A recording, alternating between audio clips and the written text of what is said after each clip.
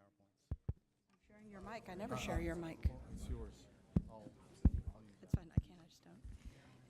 Everyone could take their seats, please. Do you want me to move this? Do you want this closer? Yeah, I do. I'll move it. It's okay. It's just, I do a lot of talking. Not that I'm that important.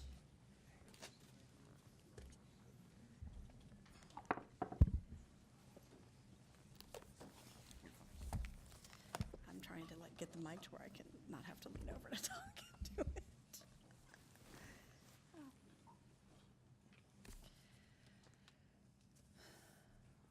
Okay. I thought I saw Jonathan. Is he here? Jonathan Edelstein? Okay. All right. I'm going to get to use my gavel, call the meeting to order. Thank you all. The meeting of the July 26th meeting of the BDAC is now called to order. And we are expecting Commissioner Carr here in a minute, but I'm going to go ahead and get started with opening remarks until he arrives. So we have a very full agenda today that we need to get through, if possible. And it's a pretty aggressive schedule.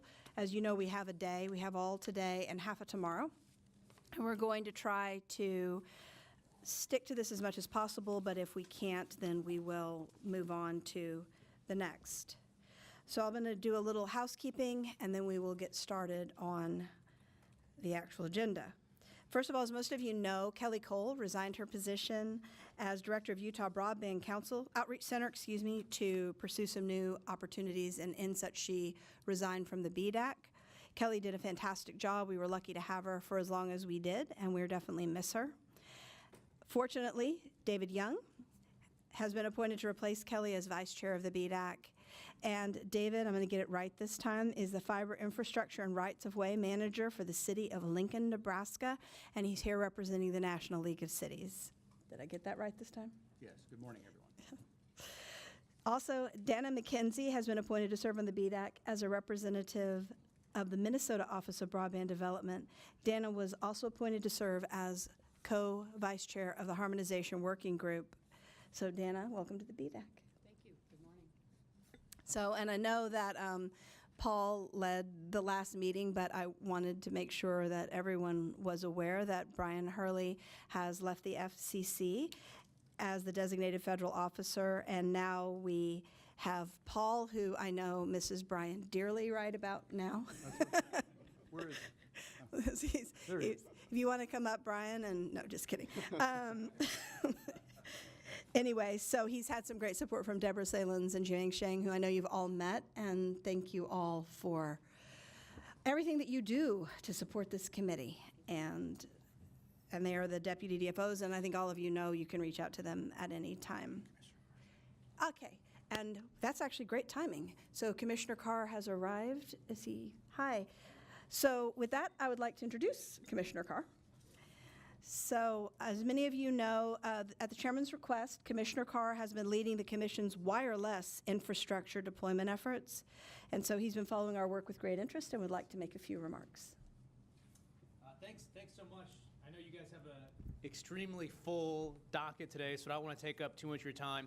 Mainly just wanted to come down again and say thank you for all your efforts on the committee. I know it's not a very well compensated job, and it's in addition to your day job. But I appreciate it. I appreciate the input you've put in. And as I've traveled around the country, I've tried to make an effort to stop in and check in with a lot of you, everyone from David Young down in Lincoln. Had a great meeting with him and some of his team. Really appreciated that. Got to spend time with Kelly and the Unity Fiber people down in Pearl, Mississippi. They put on a big party down there, which they named Pearl Jam, which was great. Brought me back to my high school days. Really enjoyed it. And obviously the team at Rocket Fiber, we saw them in Detroit. So we tried to get out and meet you all on your own home territory, home turf, whenever we can. And just want to say thank you. And I'm glad that we all are rowing in the same direction here. Whether it's local officials, governors, county officials, providers, we're all trying to get more broadband to our communities, more broadband to more Americans. Just really appreciate all your work and happy to keep working with you all on these issues. So thank you. Thank you. Thank you very much for that and for being here and for all of the support that the FCC has given to this group. I think we all Everybody here has worked very hard, and I personally am extremely grateful for all the effort that they've put in, and I'm also grateful for the support the FCC has given us in this very important work. Great, thanks. Thank you. All right. So you all have copies of the agenda in front of you. As I said earlier, this is very ambitious. We have a day and a half to discuss three things: the model code for municipalities, the model code for states, both of which have been revised through the work of the Harmonization Working Group. And then once we're done with those, we'll hear the report of rates and fees, and then we will talk about next steps. Our adjourn time is 12:30 tomorrow, so that is the only absolutely rock hard thing about this agenda, is that we will be adjourning tomorrow at 12:30 p.m.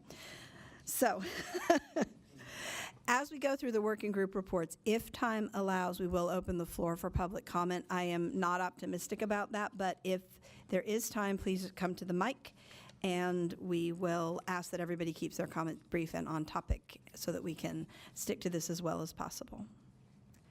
So with that, we're going to start with the overview of the process that took place in harmonizing the state and local codes. And I'm going to frame this up, and then I'm going to pass it to David to talk about sort of the process we used in this harmonization work.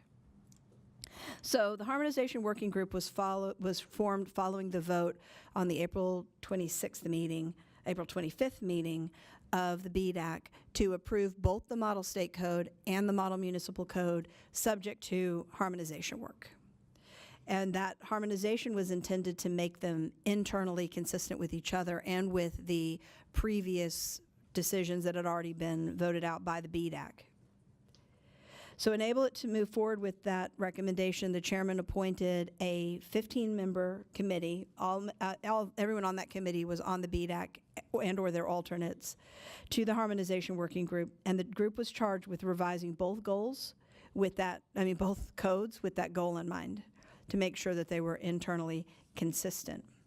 The first working group meeting was on May 18th, and the full working group held meetings at least once every week, and then there were several subgroups created to deal with various articles within the Model State Code because the Model State Code is divided up in articles, made it amenable to do it that way and make sure it was reconciled both with competitive access and with the Model Municipal Code, and vice versa.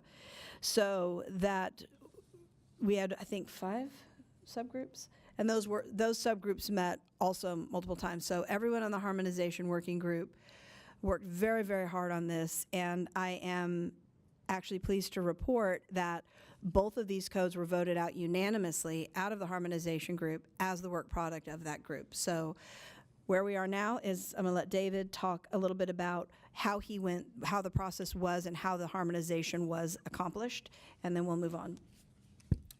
Good morning. Of the 15 members, we spent probably the first month talking about how we would actually go about the process of harmonization and what that meant.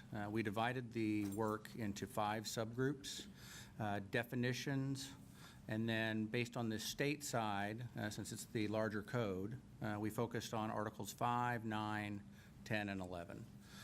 Each one of those articles, each one of those groups had 3 to 5 members, and we went through and kind of listed all of the different conflict areas, generally using Excel spreadsheets, and then had weekly meetings with the entire group to discuss the issues.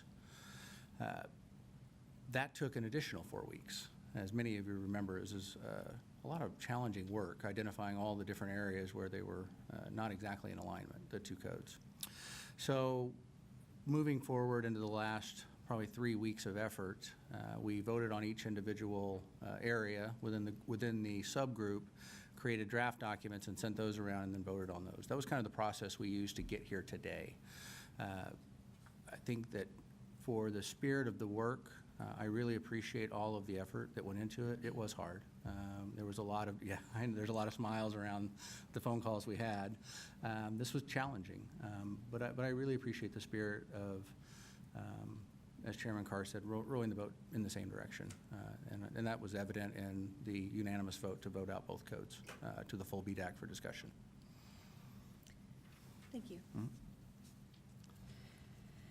So for the rest of the meeting, what we would like to do is sort of set up a framework for discussion so that everyone can make whatever comments that they would like to make to the codes, but we also are efficient in the use of everyone's time. A lot of work went into the creation of the initial drafts of the codes. A lot of work went into the creation of the harmonization codes. So this is not an opportunity to bring up new material or revisit issues that have already been settled or discussed. However, there are openings within it to make friendly amendments to what is in the code. So I wanted to put some framework around what I think is a friendly amendment, not what I think, what the leadership team has decided is a friendly amendment. So a friendly amendment is one that either improves the work product, makes it better, or produces greater harmony and consensus among the BDAC. As I said before, it's not an opportunity to relitigate issues that have already been litigated. It's not an opportunity to put new material in that was not previously considered, but it is an opportunity to make sure that we take into account everything that we need to and produce the absolute best work product we can before we have a final vote. So an amendment will be considered friendly if it's proposed and there are no objections to it, then it'll be adopted. If there are objections to a friendly amendment, we'll have a brief discussion, and then we'll have a vote on that amendment, whether that amendment gets put in or not. And depending on if it proves to be very contentious, then it's clearly not friendly, and we will just move on. So I'm open to any questions about that, but I think that that process will work, and we can hopefully, as we go forward, it'll flesh out. So, as I said, no objections, it's adopted. If there are opposition, we'll have a small discussion. There is enough time to do that, I believe. And with that, adopted amendments will be incorporated in the final code. So any vote, whether that happens this afternoon or tomorrow, any vote will include whatever friendly amendments were adopted. And I will try to take notes on that. I've also asked that the FCC help memorialize that. If the amendment is too complicated, we may be asking you to actually write it up and send it so that it can be incorporated into the document. So with that, it is our assessment, and David and I felt that the best way to start is with the model municipal code. It is the smaller of the two codes. It is in some ways the less complex of the two codes. So we're going to start with that. It's my hope that that can get done and voted on before lunch. If that's not possible, we'll go past lunch, but we're going to do that code as a whole, as one body, because it's pretty much integrated. When we come to the model state code, we will be discussing it by article. The code was written to be severable, and so the article should be discussed separately. And so we will take it article by article, and then at the end of the day, hopefully today, if not tomorrow, we will vote on the article by article of the state code. So the model state code will not have to be an up or down vote. So as you go through it, consider that you can vote differently on different articles of the model state code, although obviously if it's a friendly amendment between a yes or no vote, then please make your friendly amendment. All right, I believe that those all that I needed to say about flow and process. Okay, so with that, David Young and Doug Dimitroff are going to present the model code for municipalities. You should have two things in front of you. You should have the clean version and the red line version.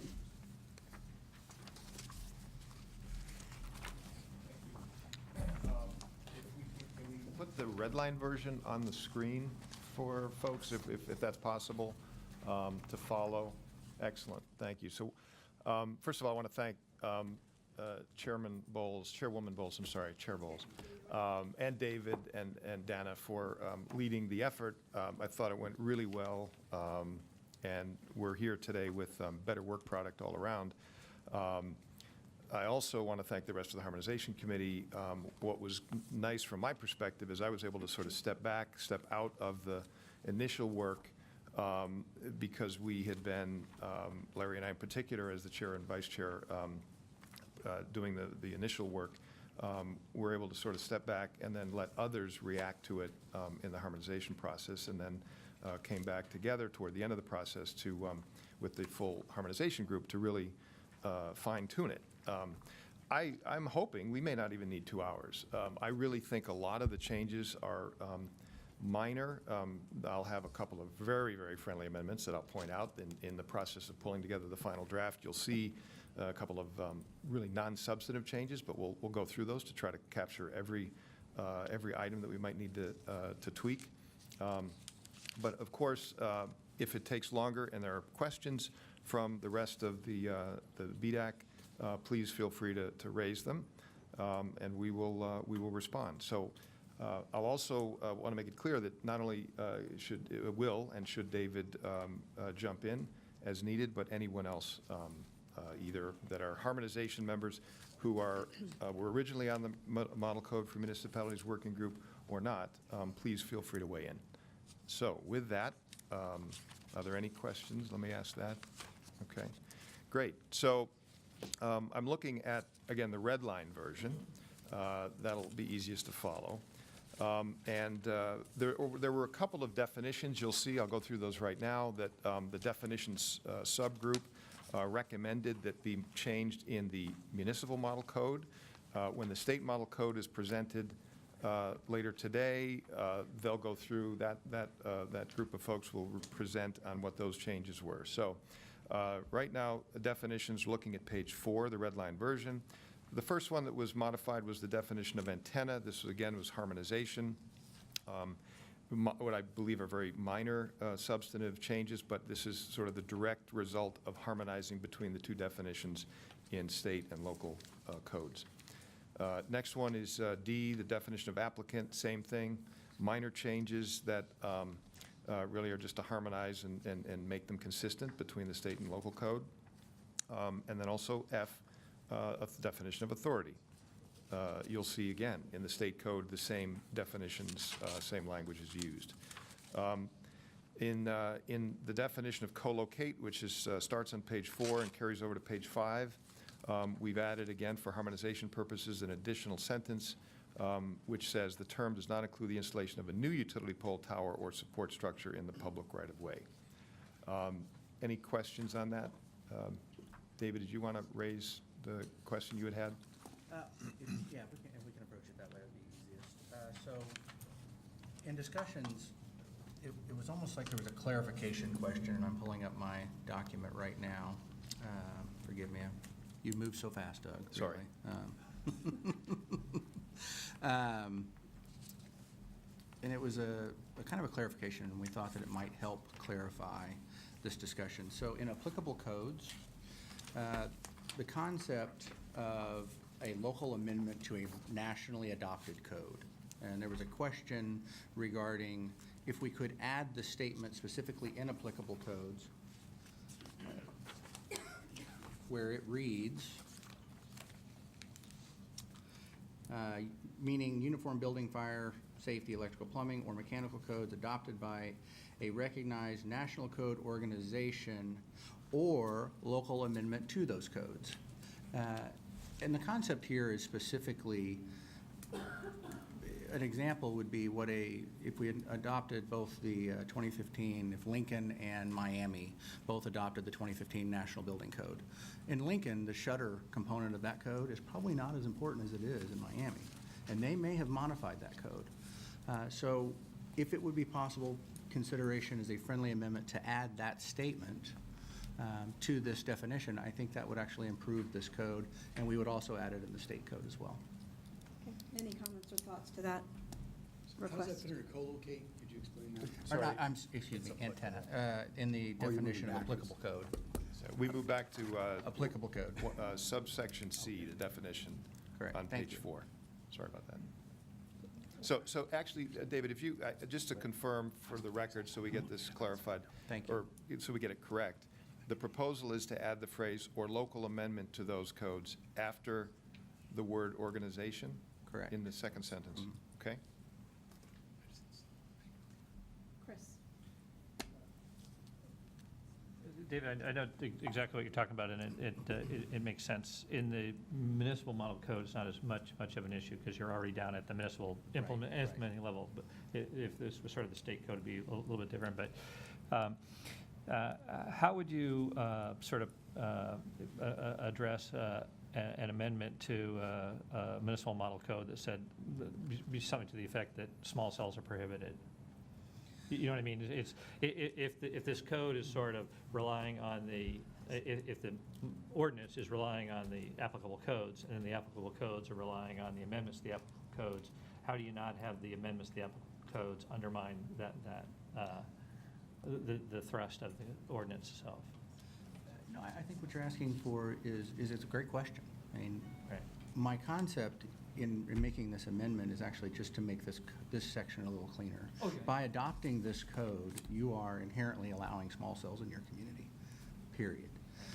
So what it allows us to do by adding this is to say, if I have adopted the National Building Code for 2015 and then locally modified it to include some variances, right now, as this is written, it doesn't allow that. Or it might not clearly, it might be implied. We're just trying to explicitly state that the local modification to the national code is allowed. Specifically, if you're adopting this code, you're not prohibiting small cells. That's good, thank you. Sure. Also, I think that it clearly says that it means uniform building, fire safety, electrical, plumbing, or mechanical codes, so it's limited to modifications to those codes, not opening it up beyond that, in my opinion. So, Yeah. all right, okay, that sounds like that amendment can be adopted unless anyone, all right. Okay.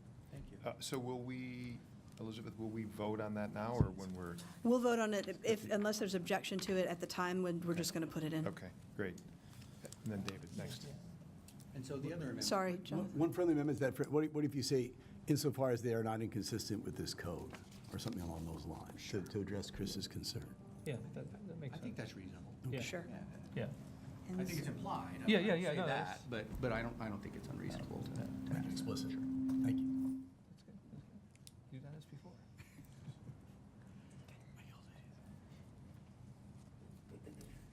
And where would you put that language specifically? It would be adopted by a recognized national code organization or local code amendment to that code insofar as not inconsistent with other provisions of this code. At the very end. Yeah. Maybe put that in a parenthetical after the Yeah. local amendment to those codes? Yeah. Yeah.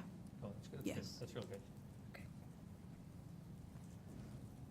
And then it would read on code, close parent, to the event such codes have been adopted by this authority or otherwise. Right. Thank you very much. I appreciate the discussion. The other one is specifically in co-locate, and what I'm trying to do in this edit is just clarify what co-location means to us. So if you will look at definition H, the bottom of page 4, top of page 5, specifically starting with the statement, or any other structure capable of supporting such. And I think what we're trying to say in co-locate, and I really want to have this discussion, I think Doug had a good idea about it. So instead of at the top of page 5, it says, other structure capable of supporting such, it would say already supporting an existing.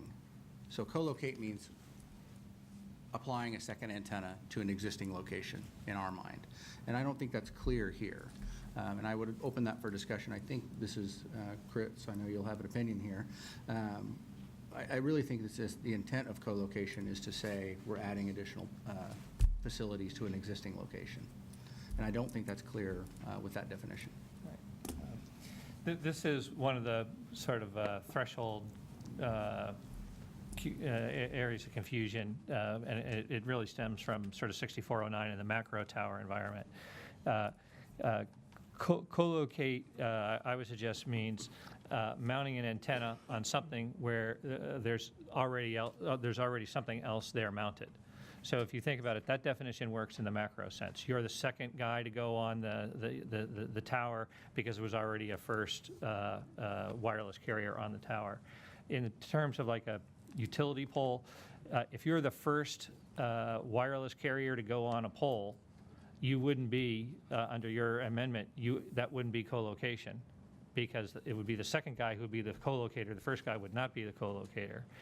And the way I think of it is when I'm the first wireless carrier on a utility pole, I'm co-locating, and I'm there with other guys that are already attached to the pole, the electric, telephone, cable. And so in the small cell context, co-location has there's sort of two definitions of co-location, if you will, and one of them works in both contexts. But it's not that you're the second wireless carrier; it's that you're the second or subsequent attacher to a vertical structure, and there was another attachment there, which might be for a wireless purpose or might be for a wired purpose.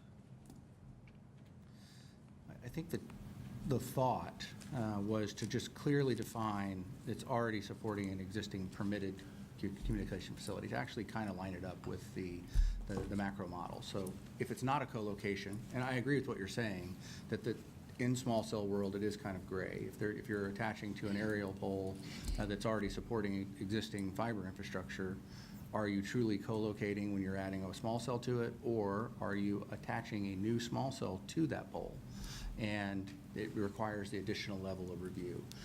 I'm not sure that under the actual how the model municipal code is written that it makes a difference, because both of them, co-location and installing a new small cell, are under the administrative review process. Right. So I'm just trying to, and I think it actually benefits the code to clear up that co-location for our definition does mean that it is it's already supporting an existing permitted network facility. You mean a wireless facility? Right. Yeah, but that,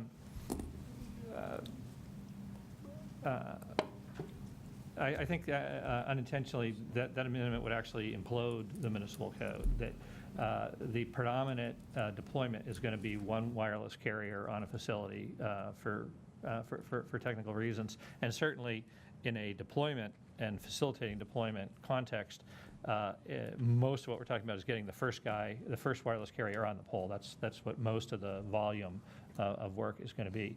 And the code is set up for co-locate to mean the first wireless carrier on a utility pole or a subsequent one, either case. If we were to say that co-locate doesn't mean the first wireless carrier, then we would need to set up a whole track for non-co-locators. And the code doesn't have a track for non-co-locators. And if you couldn't put a non-co-locator on to be the first guy, then you would never be able to have the second guy on because the first guy would never get on. So I think it actually has substantial mechanical material impacts, and I'm not sure what is the problem, what is the problem that it's solving? Where is it, why is it bad if we don't do it? What's the issue we need to address? Well, and in the spirit we discussed earlier, the amendment was, in my thought, trying to add a little clarity around this issue because there may be confusion, just like we've discussed here. The difference between what co-locate means in the macro world or what we have come to know co-location to mean in the small cell world. By the definitions we've laid out, this may not meet that bar of a friendly amendment. And so I don't know that it's going to make or break the entire discussion of the document. I wanted to bring it up because I thought it might help. Yeah, no, I mean, I get that because I've run into it a lot, Right. because, a lot of municipalities have experience with macro towers, and you say co-locate, and they think that, okay, that's the second guy who's coming on, and that's got a different approval interval, it's got a different set of standards for approval and that stuff, and we have to kind of unlearn them from that. It's like, well, that's what that means over there, but now we're talking going on a utility pole, and they're on the co-locator, on the subsequent attacher to the pole, because the electric company, the telephone company, they attached first. So can I, just to clarify for my own, make sure I understand, what I just heard you say is that if you make the change to this code, there's not a mechanism within the municipal code for the first attacher, Yeah. correct? Yeah. Okay. Well, Does that- just to clarify what that, Do you agree, Doug? I agree with Chris completely, but just that last point is what it would mean the way the code is currently drafted if we make the change, the proposed change. Then you'd have to go to discretionary review. Okay, then I And- think we're, Yeah, and I'll just point out from a structural perspective, to picking up on what Chris was saying, I don't think that clarification is a wise move, because if we can just look at 2.2 on page 11, this is the public right-of-way section, so, permitted uses that are administrative review. We spent hours, hundreds of hours collectively, maybe thousands, who knows. Being very careful about what was going to be a permitted use in the public right-of-way. And when you look here, for example, in this 2.2A, it's co-location of a small wireless facility, which again, by its definition, is a very limited set of circumstances, or co-location that qualifies as an eligible facilities request. Again, a very, federally defined, frankly, definition, so the local code can't change that anyway. You go down to, that's in A1. A2, modification of a pole, tower, support structure, replacement of a pole. 4, co-location of a communication facility that qualifies and is, again, eligible facilities or involves a small wireless facility that doesn't exceed, et cetera, et cetera. We spent so much time making sure, I think, that within this section, a subset of co-location is all we're talking about. Everything else, and Article 3, which is the public property, corresponding public property section, has the same, parallel provisions. What we've done structurally, and to Chris's point, this sort of change would really create a need for dramatic changes or substantial changes. We've said these limited co-location examples are administrative review. Everything else is discretionary. So if we make that proposed change, what effectively we'd be doing is pulling back all, for Chris's example, any small wireless facility, regardless whether it's within the tight definition or not, that would have to go to discretionary review. And another thing I'll point out, the vast majority of small wireless facilities are going to be the first. There's only one that's going to be installed on a typical pole. So we'll never get to. So every small wireless facility would need to go through a discretionary review. And so that's why I don't think it's a good idea. Okay. Keith, do you have anything to add? I've been trying to skim through and find the uses of the word co-locate as a defined term in here, and one thing, kind of going to Chris's point, is the shot clocks say the city must make its final decision to approve or deny the application within 60 days for a co-location or 90 days for any new structure. So if my small cell on a street light, it's not a new structure, the street light's there, and if it's not a co-location, then there's nothing here in the shot clock that would govern that. Okay. I don't think this meets the bar of a friendly amendment. Okay, so I we're good. appreciate the discussion. Thank you. All right. Okay. Are you- Thank you, Dave. Where are we now? All right, Back to we're you? Back to, Okay, back to that. definitions, page 5. Again, harmonization process in the definition of communication service provider added at the end of this definition, or provider of fixed wireless or other wireless services as defined in 47 U.S.C. 332C7C1. Again, that's conformed with the state model code definition. No, I don't think anybody's had any concerns about that. I'm sorry, I have a grammatical question. Sure. I just need to see if it needs a comma. Yeah, the way we've set this up, good question, there are semicolons. They should be commas. Yeah, they should be. Instead of semicolons, Yeah, and it should be provider of telecommunications as defined in 47 U.S.C., comma, a provider of fixed wireless, comma, or other wireless services defined, right? Yeah, that's right. And right above, by the way, after the reference to 47 U.S.C. 153.24, that should also be a comma. Okay. I think they all should, those are all separate. And you're putting a comma before the or of wire. Before the or provider of telecom service, right? Right. So 3 additional commas in the place of the 2 semicolons. Everybody follow that?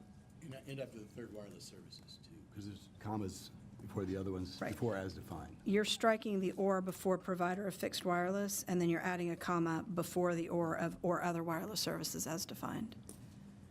Right, Right. So can you just repeat that one more time? I'm making a right. note here. I want to make sure. I got right that. here, after wireless services. Yes, okay, Be got it. consistent with the other Yep, sentences. thank you. Got it. Oxford commas. Yes, thank you. Okay. Copy of Strunk and White will be forwarded to the offices of Demetra. Great, thank you. 5, also page 5, I should say, historic property. This is not a change. This was just a formatting error or issue that came up in the red line, so no change to that definition. Now on to page 6. Definition of pole. If there's any questions, we can go through this in more detail, but this again was through the harmonization process. These changes were made and will be made, or have been made in the state model code as well. the key thing was the addition of the concept that the term includes vertical support structure for traffic lights, but doesn't include a horizontal structure to which signal lights or other traffic control devices are attached unless an authority grants a waiver for that sort of pole. And also that the term does not include electric transmission poles or structures, consistent with federal law, frankly. And then we removed the reference to decorative pole, meaning a pole does not include a tower or support structure. We don't really need a reference to decorative poles because those are treated really separately later on in the local model code. Any questions? There's a lot of moving parts here. And Doug, I'd just add that the height issue that's stricken here is picked up later in the code. So it's not that there's no height limit, it's that it's expressly done in the terms and conditions rather than the definition. Thank you. Anthony, did you have something you wanted to say? Yeah, I think it's just a minor clarification.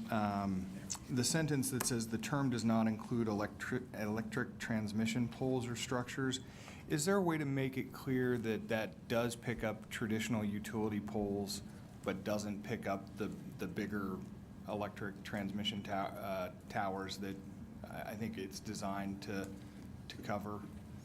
One of our folks who was reading it thought it was a bit confusing, but. It's interesting. I'm wondering, maybe, I see that now what you're saying, pole means at the very beginning, pole such as a utility, lighting, et cetera. But maybe the way to address that, I think it's a good suggestion, we could remove poles, or in that sentence it says doesn't include electric transmission. If we just said doesn't include electric transmission structures, I think that gets rid of perhaps the confusion over whether we're talking about a utility pole or not. But I leave it up to You could others. ask the electric guy. Yes, let's do that. Yeah. Is that sort of a standard? Yes, there's a definition for transmission. It's typically 46 kV up to however high you want to go. And so distribution poles are typically what's below that, and that is what you see along the streets. Right. So Yeah, we're not trying to make this any more complicated Right. than it already is, but just to the extent that it could be And I clarified. realize that would not be something familiar to the communication industry, but the electric industry would understand what you were talking about, if that matters. But I think that's who we're addressing. Just one minor point of order. The transcribers are having trouble hearing somebody, so if you can lean into the mic and make sure your mic is on before you start saying anything substantive so that they can get it down for the record. Thank you. So I think the friendly amendment is to delete poles or? Yep. Yeah, that's what I'm thinking. Yep. Anthony, is that? Yeah, I think that works. Maybe, yeah, I think that works. I think that works. No? There are transmission poles. Okay. Okay. I mean, it just have transmission on them. They're Right. big concrete, Yeah. they're poles. Yeah. What structures would encompass poles? Does it? Would Is it- that a defined term? Okay. Yeah, this is actually the defined term. This is within the defined term of pole, so.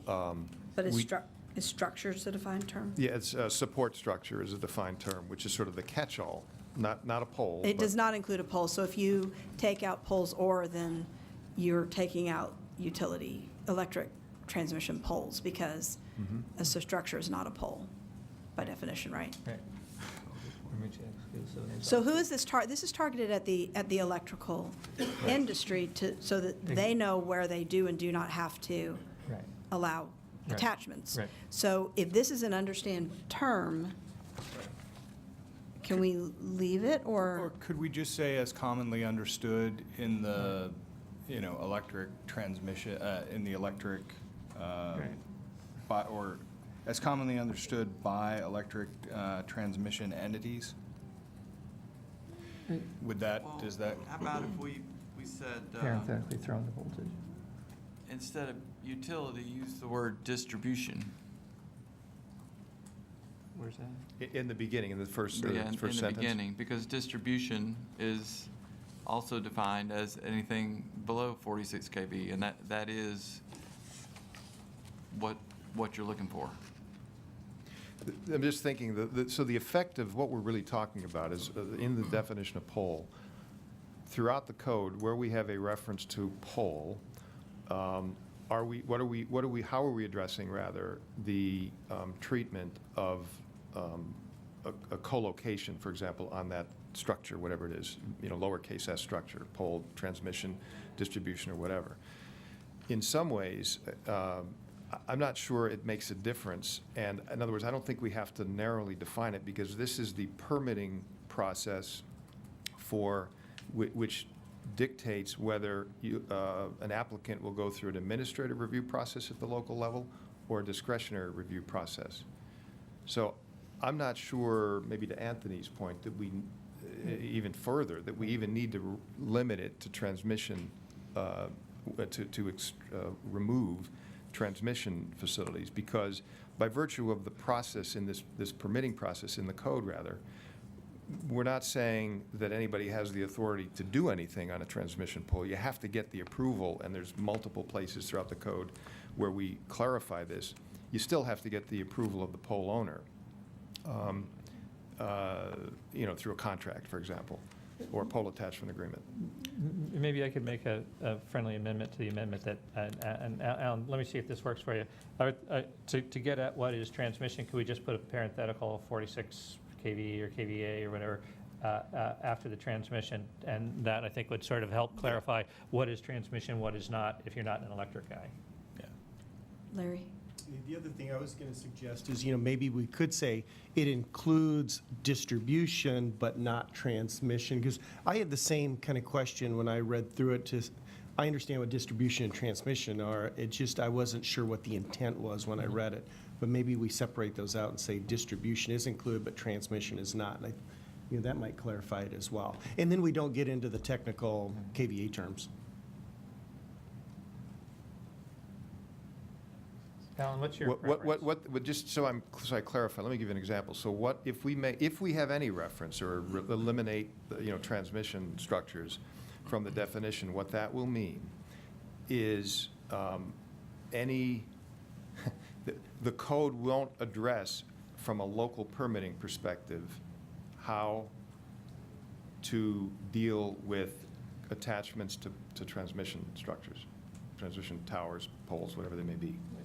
Because they'll be removed, the definition it'll be out there sort of in the gray area. But it's also in the state model code, and there was an effort to try and make the definitions the same. So what happens to, we're going to address this issue in a couple hours. Good question. This may be one where we want to pull back on the direct, the exact consistency. What I think the code does well is it tries to take transmission structures and treat them in a manner similar to towers. And I think that's the right way to look at them. So I think just as towers are excluded from the definition of pole, I do think it's appropriate for transmission structures to be excluded. And frankly, I think Larry's suggestion is a good one. I would be inclined to just add a parenthetical right after the word transmission and just say, but does include electric distribution, close parenthetical, poles. And I think that would take care of the concern and further clarify. I'm okay with that. Is everyone okay with that? Yes. Okay, so let's make sure that we've got that more memorialized. So we're now saying under, does not include electric transmission poles, open paren, but does include, please repeat? Electric distribution, close paren. Okay. Okay, it actually goes before poles here. Does not include electric transmission, open paren, but does include electric distribution, closed paren poles. Thank you. All right. Yes, sir. I had a question about the change in the first part of the sentence, removing the terminology legal conforming or otherwise legally constructed. In the development of this code, we had spent a lot of time discussing that and recognized that there are at times legal non-conforming poles which had been approved and perhaps a regulation has changed, and so those are grandfathered in, but they can't be replaced. So I'm just curious why we would take that language out. From time to time also, there's a pole that is identified that was never permitted, it was never authorized. It could have been put up by a private company in the right-of-way, it could have been an accident, whatever the case may be. So we were trying to be sure that only poles that were legal to be there could be utilized. So I'm just curious why why that language was removed and if it could be reconsidered to stay in legally conforming or otherwise legally constructed poles. Okay. So the reason why it was removed initially was we chose the state language, the definition out of the state and moved it over. We can discuss among the group whether or not we should put it back in and move it back to the state code, but that was the rationale behind it. The group felt like the state code definition better represented what we were after. So that's what the edits you're seeing actually are just pulling from the state over the language. And so that's why it was struck. I would like to suggest that as a friendly amendment. Larry, can I ask a question? How often, just so we understand the scope of the issue, do you think is illegal pole present? I mean, I think you're right. We can't perpetuate illegal poles and continue. So substantively, I don't disagree with that. I'm just curious how often you encounter illegal pole construction or improper pole placement. Not as much on the second, the otherwise legally constructed, but on legal non-conforming, I would say there is a good bit of that. What does that mean, legal non-conforming? Well, what it means is you've changed the regulation, so you rather than sort of have to pay to remove what's there, you grandfather that in for its useful life. But at the point in time that it has to be replaced, it has to be replaced with something that is legal. So legal non-conforming just grandfathers it in for its life, but it can't perpetuate itself forever.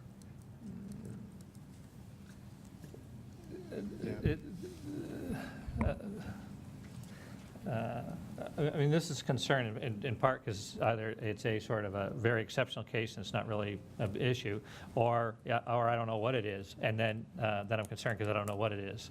I mean, if it's a problem, if it's a danger, to life and safety, then you should compel its removal. If it's not an issue of that significance, then I should be able to attach to it. I mean, as a practical matter, what my competitive concern would be if Comcast were attached to that pole, they could have readily mounted a strand-mounted micro-wireless device to that pole, and this legal conforming issue was not a bar to them, but it would be a bar to me. So that would be a material, if this is a common occurrence with lots of instances, it would be a substantial competitive detriment and an inequity. It's very difficult to tell, because it would mean before I could attach to a pole, the municipality could say, it's my burden now to prove that this is a legally conforming pole, and whatever the other criteria was, legally conforming and legally constructed. I don't know how I would necessarily prove that it was such, or how I would identify ones in advance which are not. So I would say if it's a bad pole, it's a threat to life and safety or whatever, the city should compel its removal. If not, I should go ahead and go on it. If after I go on it, a year later, the city decides this is too close to the corner, it needs to come out, or it needs to be moved on the other side of the sidewalk, I'll move with the electric company, the cable company, and the telephone company. The other thing, if you don't mind, we're talking about poles here, so it's not like we're addressing towers. And we're talking about essentially utility, lighting, traffic, and similar poles. Larry, do you think, my sense is that with respect to perhaps towers, you may be right on the legally non-conforming, but I'm not so sure that on a utility style or lighting pole, we're going to have many, or if any, non-conforming. In other words, the only people that are going to build those types of structures are utilities or cities. Okay. Or wireless or other communications providers who have gone through the code. So that will be conforming, can only be conforming, right, in that context. But I think those are the only three types of folks that can construct those poles. So I don't want to, do you want to say something? My only comment, I understand what Larry's trying to get to. Cities have been around hundreds of years, and poles have been placed all over. And sometimes a pole is just there, and as Chris, you well know, we'll have a hard time determining who actually owns that pole and who put it there. It's been there so long. And so I think what Larry's trying to do is actually put some framework around it to say if there is a pole. I think that protection is later on in the document requiring an engineering analysis. So if it's a non-conforming pole, it wouldn't pass the engineering analysis. Right. But I get what you're asking for. I'm not saying the legitimacy of what you're asking for, I think, is there.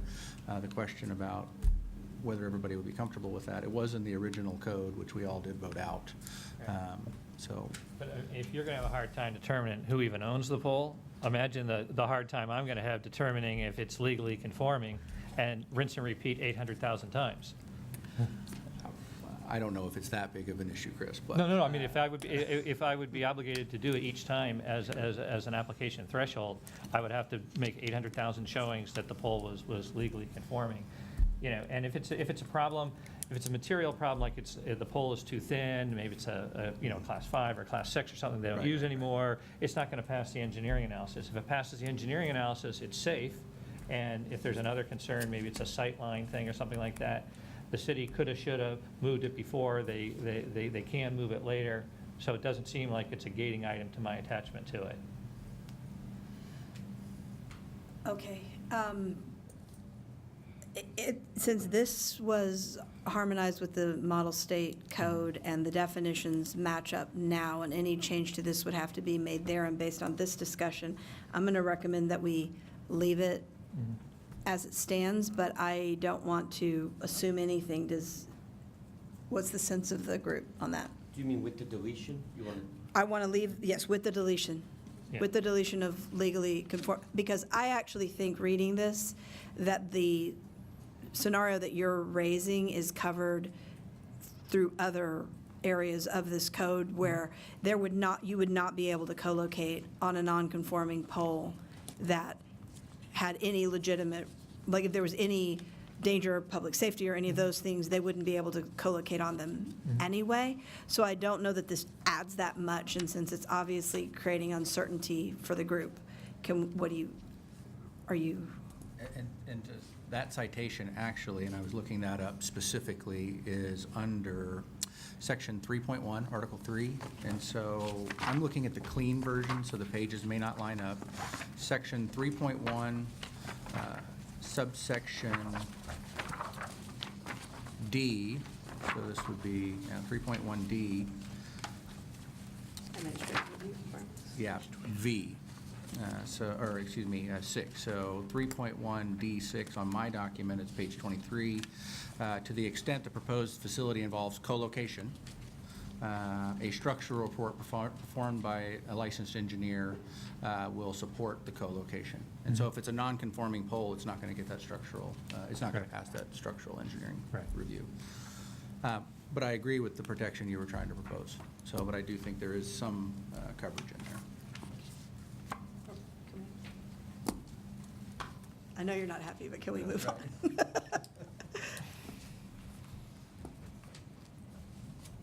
Okay. Yeah.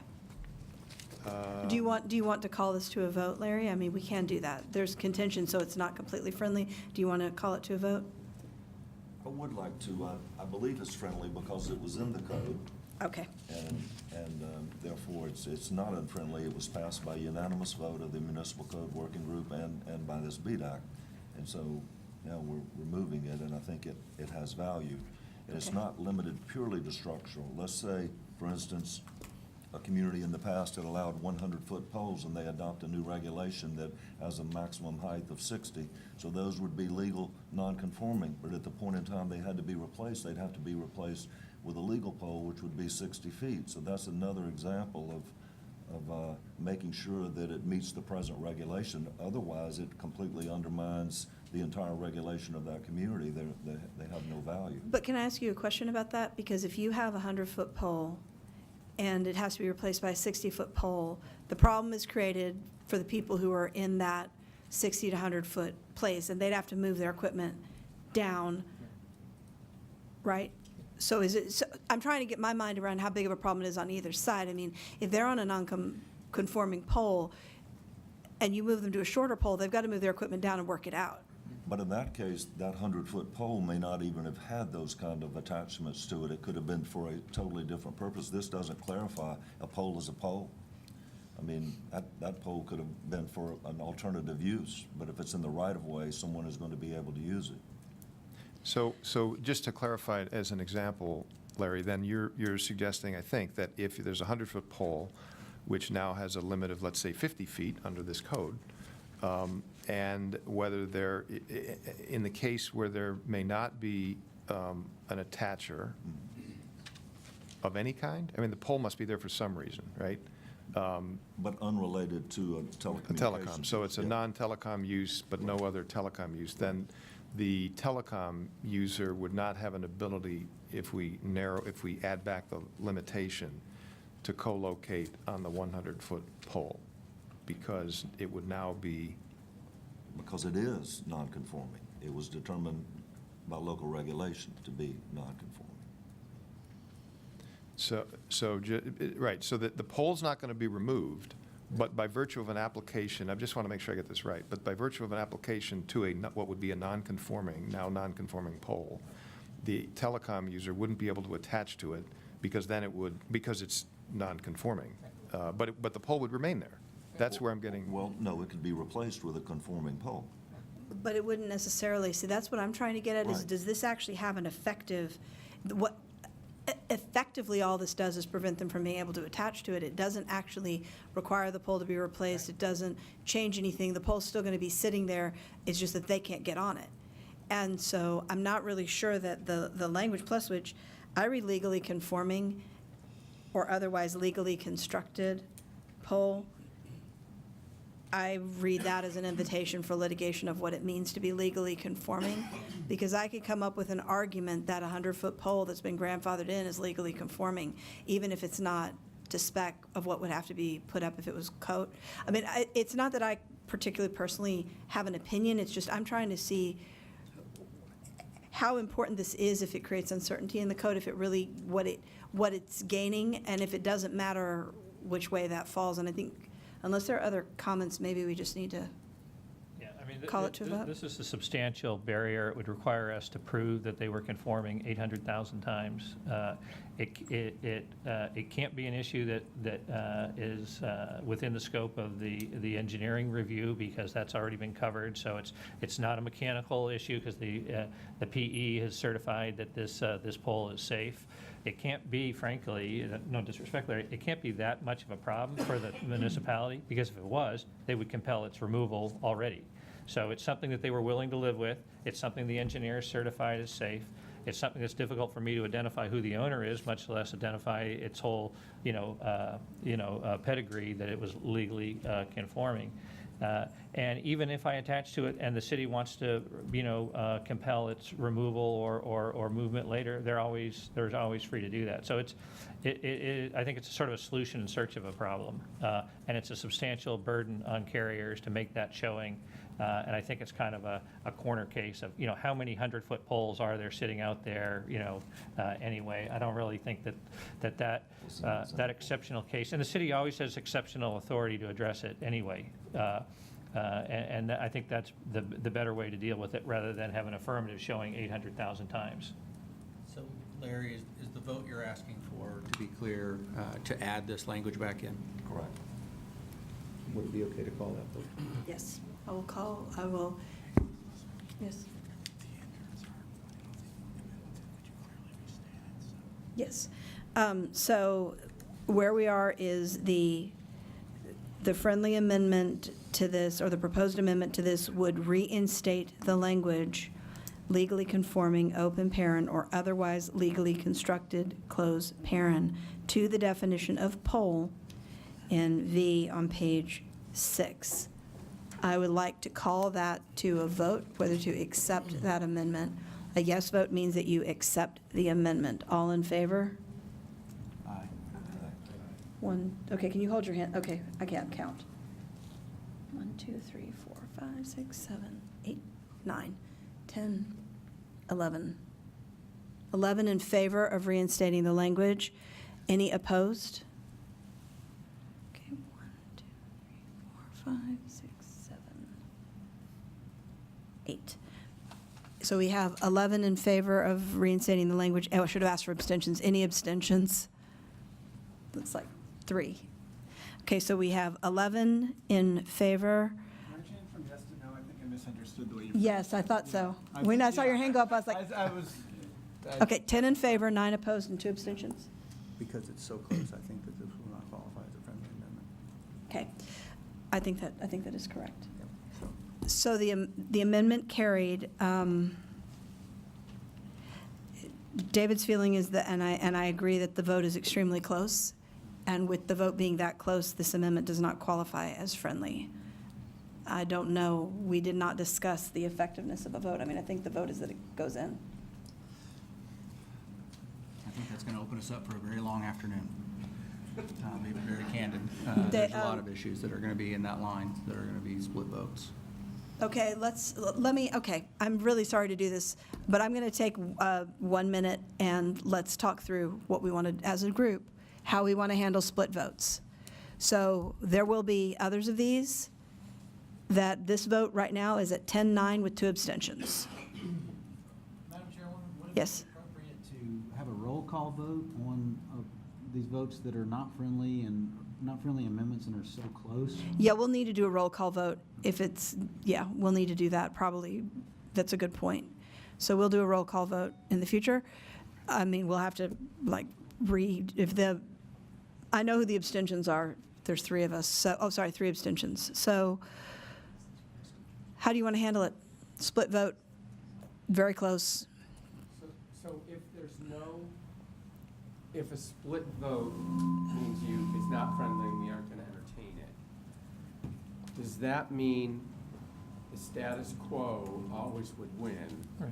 But has this BDAC voted ever on the status quo? No. How can we then have a system that doesn't allow the BDAC to vote on the final product? Okay. You will vote at the end of the day. But it would be an aggregate vote on, At least on this code, not on the other code, well, but yeah. I mean, whatever we do on this, I would assume, Well, no, we're voting by article on the state model code, but it's, okay, yeah. all right. Point of clarification, Yeah. didn't we vote to approve the municipal model code at the last meeting? Yes. So the language actually has. Subject to harmonization. Subject to So that's what harmonization. would result. Got it. Okay, just checking. And David, did you vote for or against this Abstain. amendment? Abstained. Oh, that's 4 abstentions, I'm sorry. So my question would be, if a simple majority is not going to be the standard, what is the standard going to be You're today? right.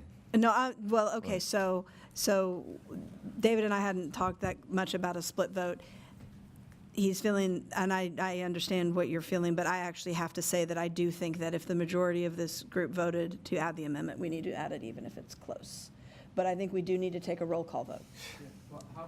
I mean, Elizabeth, I am concerned. I mean, you set the rules at the beginning of the meeting. You But took did the I vote- say- Let me finish. Yeah. You took the vote, the vote's close, and now you want to change the rules after you took the vote. That's not very good procedure. But okay. Now you guys are getting me all confused. No, I did set the rules, but I said we'd take a vote. I didn't say it had to be a supermajority. Right. I said that if the people voted in favor of the amendment, no objections, it will be adopted. If there's opposition, we'll have a short debate followed by a vote. Adopted amendments will be incorporated. It doesn't say a supermajority. No, but then you address when would it not longer qualify as a friendly amendment? Yeah, I think it was, that was under a friendly amendment, and so now we're realizing that where there's not a friendly amendment, does that same rule apply? Well, what Larry is asking for is a reinstatement of the code to the municipal code as it was voted out by the municipal working group, rather than adopting the state model code definition. And also, one of your standards was that we were not going to relitigate. This is not relitigating. This was in the code, and it was adopted not only by unanimous vote of the municipal working group, but also by the BDAC. But that's true for everything that went through harmonization by definition, right? I mean, every change we made in harmonization to the municipal code is a change post the unanimous vote. Yeah, that's fair. That's correct. You are correct, Chris. Yes, Ricken? Actually, I like to change the vote, actually, it's against, rather than abstain. You were opposed? Okay, now it is actually literally a split vote, 10-10.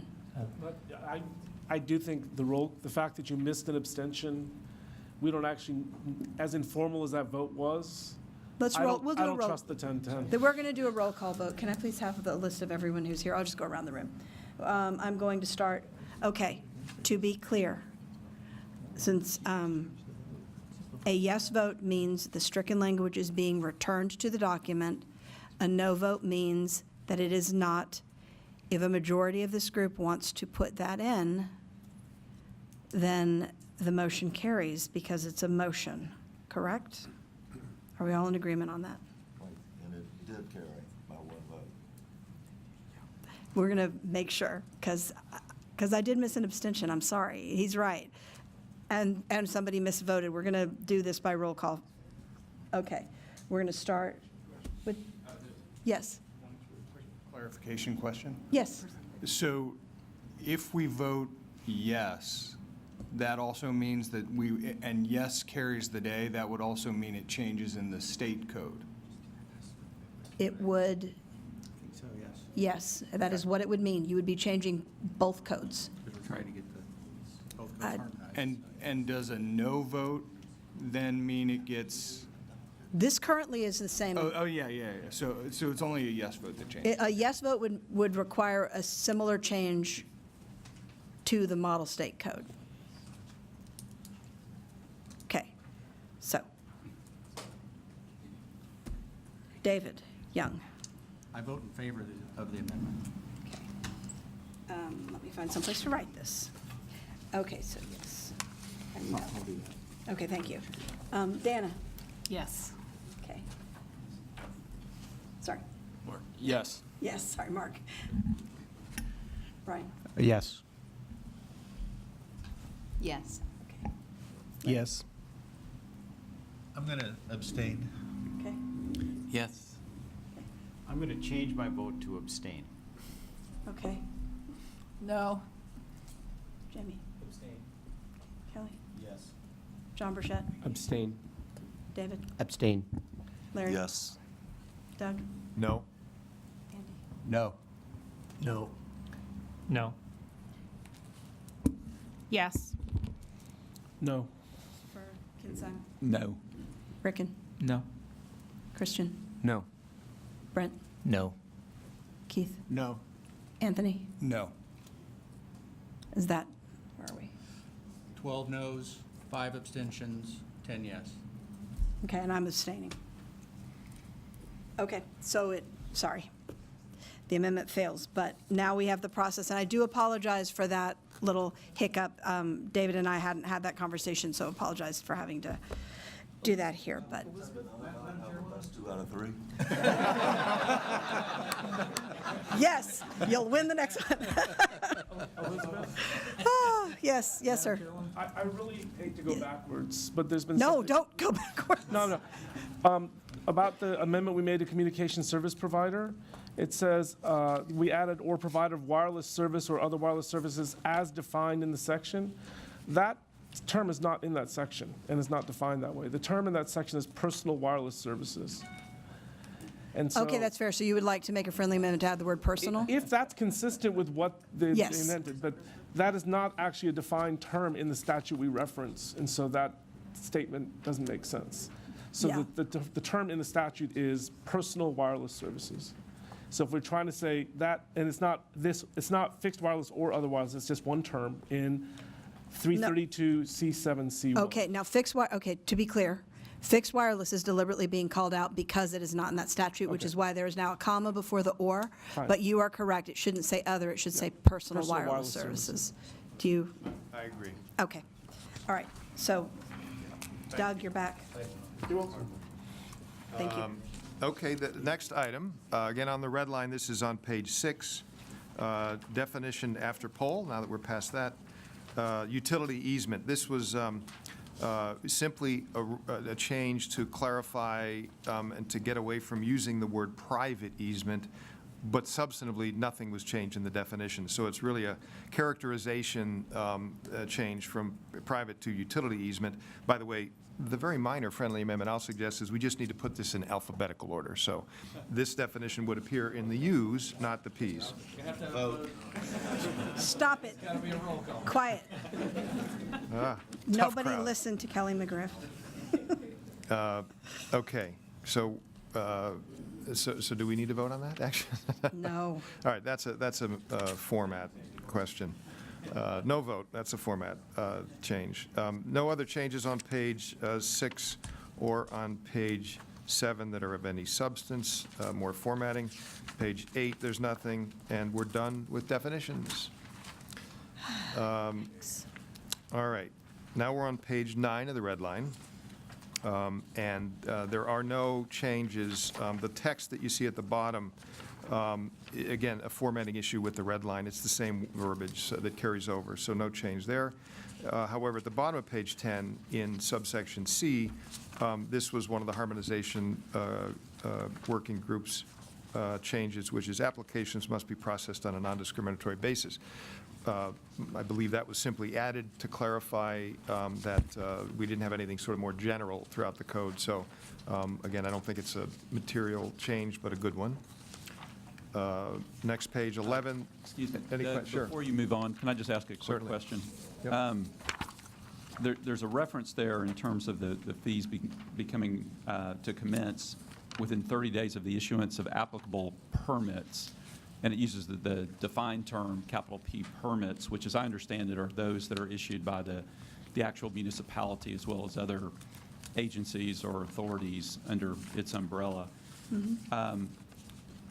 Two questions, really. One, are we saying all applicable permits? Is that the intent of the language? And then secondly, was there discussion about other kinds of permits that might be required by other types of governmental entities and whether those should also be taken into account before the commencement of those payments? Actually, excellent question, and I see exactly what you mean.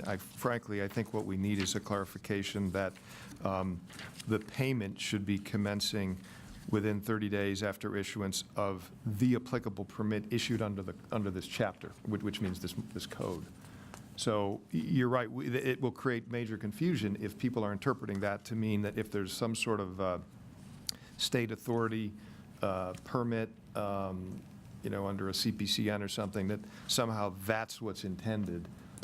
We don't want that. It really should be issuance of whatever the local permits are issued under this code. Well, I guess in part I was asking sort of the opposite, which is, did you all take into account the fact that because there may be a need for a number of additional permits that go beyond those that are required by the code, that it could be some time before you're actually able to commence service? And was the intent really to require the payment of rental even before you're able to commence construction or actually install the facility? Well, if we were to say all applicable permits required under this code, because building permits, street opening permits, and the like are required under this code, we have cross-references. Maybe that's the way to address that. It's a good question, though. We need. What if, for example, we needed some type of federal environmental type review? Yeah, I think under the code requires all federal, state, and other approvals to be granted before there's authority under a permit issued here. In other words, the permit is essentially conditioned on all other approvals being granted at whatever level of government required. So perhaps with some clarifying language, would it make sense, either through a parenthetical or otherwise, to reference including all other local, state, and federal government requirements or approvals?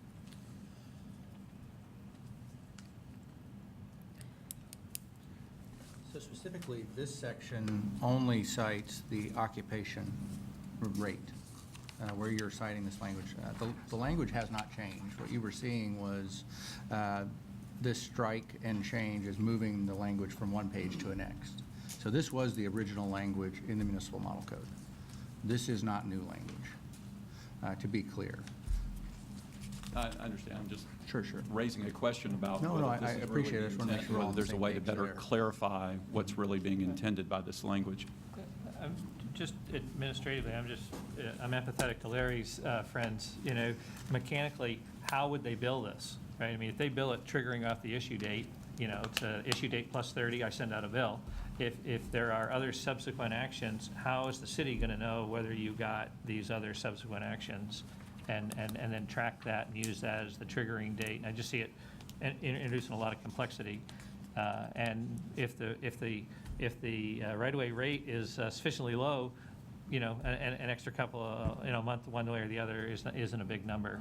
So I'm not sure that it's worth the complexity. Okay. All right. It sounds to me like since this is not a change from the original municipal model code and it's not part of harmonization, I think your comments are here. Doug has made a suggestion for clarity. I don't know if we need it at this point, but I have no problem adding required under this code. It doesn't Yeah, change. that would address my concern if we. Okay, made then that let's do that. So we're going to add permits required under this code. Okay, please. And I'll note that actually that would apply both to sub C and D, the same language, the annual attachment rate, because the same language is in both. Ken, you probably meant both, right? Yes. Yeah. Okay, gotcha. So, there. Okay, please continue, Doug. Okay. So back on page 11, no changes there. On page 12, this is in subsection, or sorry, section 2.3, action on administrative review applications. Nothing. This, again, is a formatting issue. Apologize for that. So there was no change. Okay. You see the formatting issue on page 13. Page 14, in subsection 2, there's additional text. Applicant shall provide notice to the city at least 7 days prior to beginning construction or co-location. By the way, co-location should be capitalized there, but as that's a cleanup. Pursuant to a permit issued pursuant to a deemed approved application, and such notice shall not be construed as an additional opportunity for objection by the city or other entity to the deployment.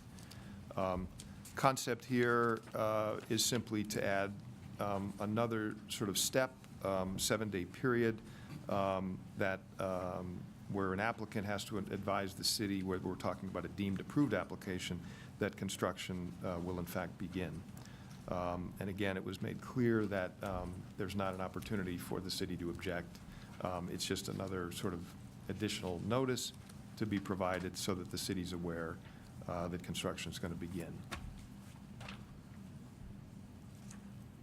Any questions?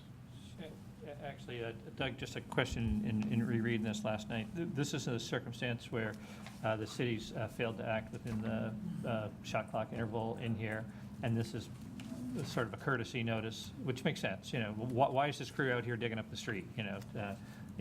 Well, not because we applied for something 2 or 3 months ago and you forgot about that. You know, here's your 7-day courtesy notice. But I was wondering about the permit issued under deemed approved. That almost seems oxymoronic because the whole point about deemed approved is that a permit wasn't issued because the decision wasn't rendered. Yeah. So I'm thinking maybe de facto a modifying permit might address that. Or That is to say, you could yeah. short-circuit the deemed That's a good approved point. mechanism if it requires the issuance of a permit, and the whole point of deemed approved was that there was not an action. Yeah, I almost think we can delete a permit issued pursuant to. It's sort of duplicative anyway, but if it says pursuant to a Same thing. deemed approved application, we could say under this section, so we're talking about exactly, this, it's probably obvious, but under this section 2.3 is what we're talking about here in terms of a deemed approved. But you're right, a permit will not be formally issued. It's a question It'd of. be like a catch-22, I guess. Yeah. So I thought maybe a de facto permit, which is really the deal, is essentially the passage of time is issuing somebody, they say, I have a de facto permit under deemed approved by passage of time. So somebody says, you have to have a permit. I do have a permit. I have a de facto permit by deemed approved passage of time. So that would be my friendly amendment, to insert the word de facto. How would you write it? I'm sorry? Specifically, how would you write it? Just a de facto permit, so add the word de facto between A and permit. So that's a simpler change, yeah. Yeah, just add one word, or maybe de facto 2 words, I don't know. We'll look that one up. Yeah, okay. So were we adding de facto? De facto notice? I'm very confused. Do you know where that's going in? I know where it's proposed to go in. Okay. I'm looking at it, it's right here.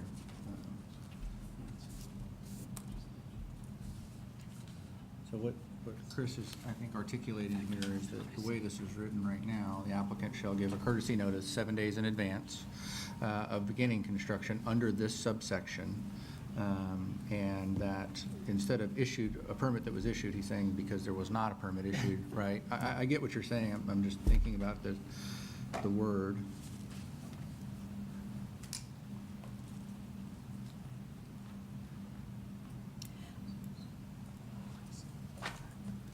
Well, it sounds like, since it already is a deemed approved application, you're basically saying it's not an official permit, it's a de facto permit. Right, they're not going to issue an approved permit because they're not taking any action at all. I see. And if, in order to exercise my deemed approved rights, I have to have a permit, then it's a catch-22. So if you're looking at this section, is it the same way to achieve it, just to strike permit issued pursuant? So it would actually read, beginning construction or co-location pursuant to a deemed approved application. I think for lawyers, yes, that would get you to the same place, but thinking like city staff, if they're saying like, hey, buddy, you can't be doing this without no permit, where's your permit?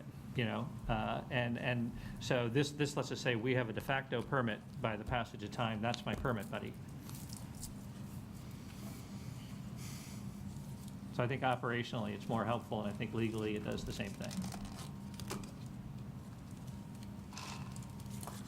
I mean, I could go either way from my perspective.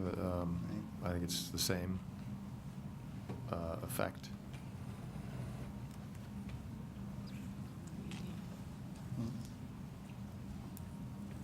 David, I'm not sure it's the same effect, actually. I'm wondering. When I start to think about what a permit defines in terms of work that's being done, the lack of a permit has the potential to not require those things to happen. So I think permit needs to stay in the language. Right.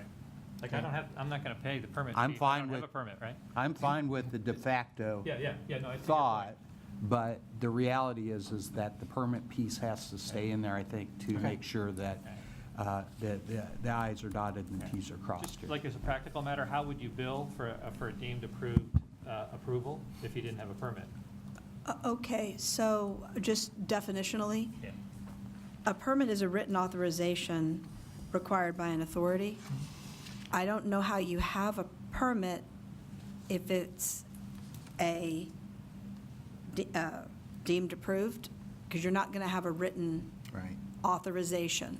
So I don't have a problem with the de facto or the concept that you need something that shows you the right to do that. I'm just concerned that with the interaction of the definition of permit, that it doesn't actually work here, because you would never have that. Right, and to me, the de facto is I am deemed to have a written permit, whether that writing exists or not. That's why it's de facto. But can you not, but with, as it being a capitalized term, does that, literally, does that actually work? Because permit's a defined term. Right. Shouldn't it be de facto authorization as opposed to a permit? Because it's not, because a permit is defined as a written piece. De facto authorization equivalent to a permit, or, The way I think, it's an interesting, it's just sort of like, English class in some ways. But I know, right? But I think pursuant to a de facto, if you just change what permit definition is, it would be saying pursuant to a de facto written authorization in electronics. So I think the de So you think it facto does cover? qualifies covered. Yeah, I think it would work. Right. Yeah, that was my question. I just didn't know how Right. that was going to play. I'm just thinking operationally, that the city's going to bill off of permits and permit approval dates. They're going to have renewals off of permit, terms. And so you want to have all the administrative efficiencies of this deemed approved one. Even though we never approved it, it's going to be treated as if we approved it for billing purposes, renewal purposes, compliance purposes. So I think administratively, it's helpful to have it be either a de facto permit or, a de facto authorization, otherwise equivalent to a permit, or something like that, that lets the billing clerks put this into the billing system and lets them put this on their renewal, 5-year renewal and that kind of thing. Because otherwise, you have to set up a billing process. What rate applies to non-permits, right? Are those free, Are we more comfortable with de facto authorization equivalent to a permit?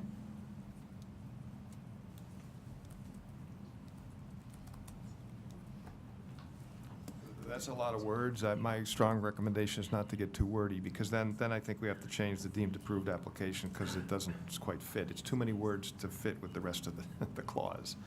I like the idea of keeping it simple. De Usually facto people are means- uncomfortable with de facto permit, I'm trying to. Yeah, de facto, I just double-checked the definition. De facto is, according to somebody's dictionary.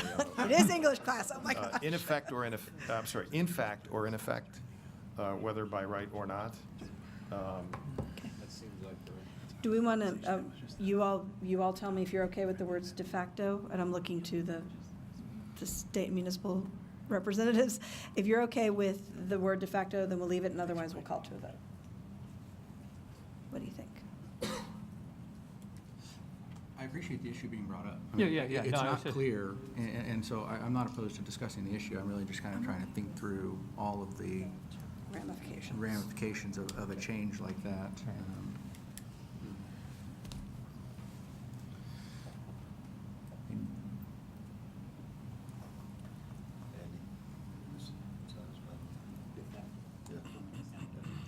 You okay with that? Yeah.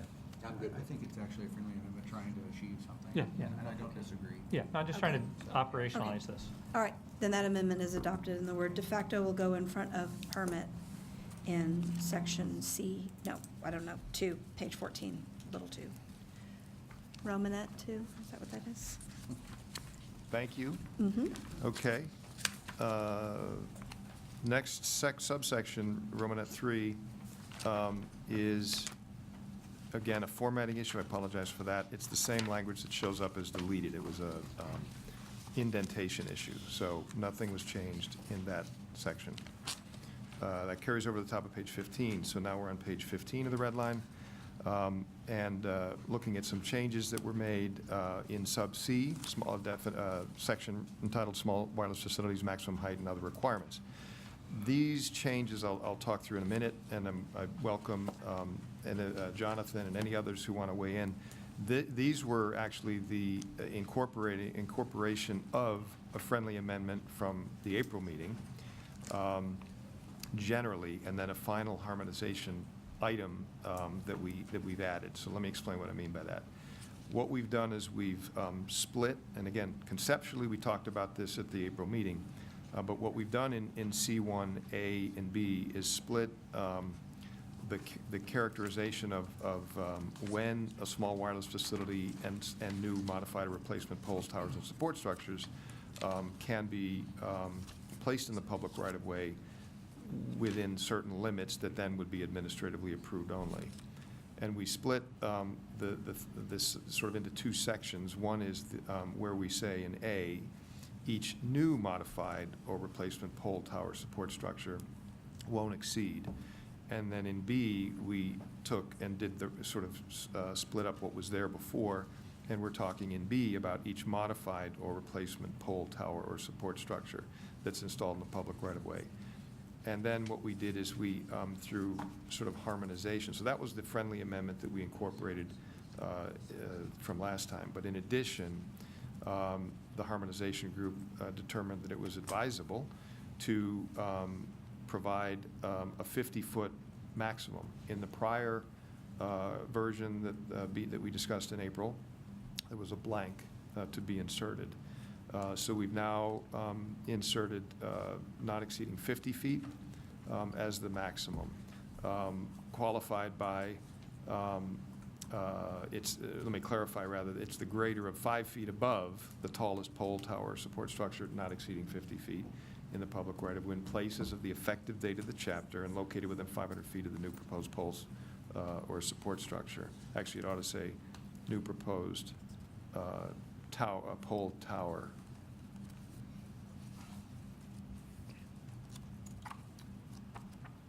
Or, no, I think we specifically, here's something I'm just catching for the first time. Tower appears in the beginning of this clause. It doesn't appear in the second part. We have to figure out now whether we want tower in here or not, and I don't know why it's inconsistent, so we'll get back to that in a minute.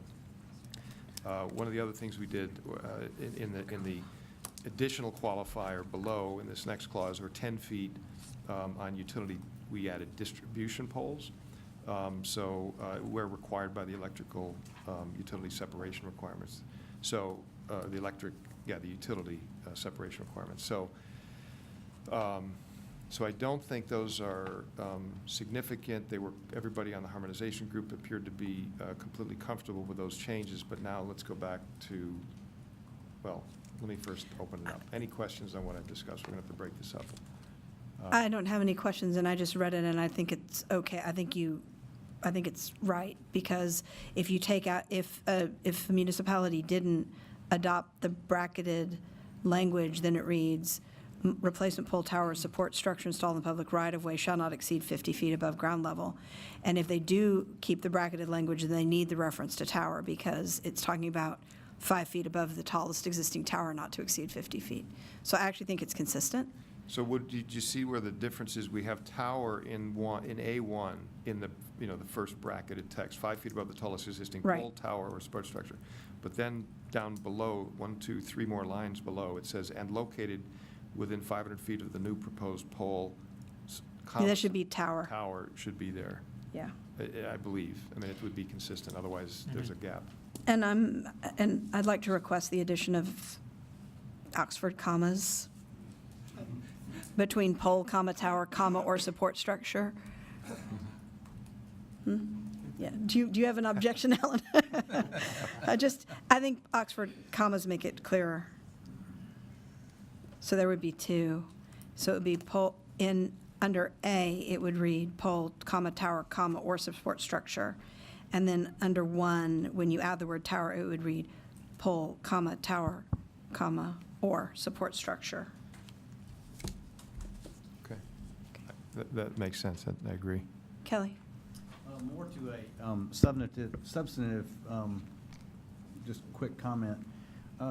As I meet with various municipalities, all over our network area, I'm seeing lots of language like this, but with 10 feet above the tallest existing pole, not to exceed 50 feet. And I would like to put that out that we consider changing that 5 feet to 10 feet. I mean, I'm seeing that as being accepted ordinances all over the place. So this, in fact, this seems like the minority. So May I ask where the 5 feet came from? I mean, where did that number come from? Yeah, that was actually debated a lot at the municipal model code level, and the feeling was, as a compromise, frankly, 5 feet was the way to go. Again, mostly, well, in part, I should say, because we hadn't made a definitive determination on what the maximum number should be, whether it's 50 feet or something else. So remember, in April, there was a blank in the 50-foot reference. And I think the feeling was, 10% is another thing we've seen, and we discussed, for example, that, it could be 10%. And what we sort of felt was, as a middle ground compromise, 10% of 50 is 5, and we sort of settled on that. But I defer to everybody else that was on that, in those discussions, to weigh in. Chris and then David. David and I went hammer and tong on this, so I can assure you the municipalities were robustly represented, news reports notwithstanding. I would have preferred 10 feet, and I think, that's common in a lot of other forums.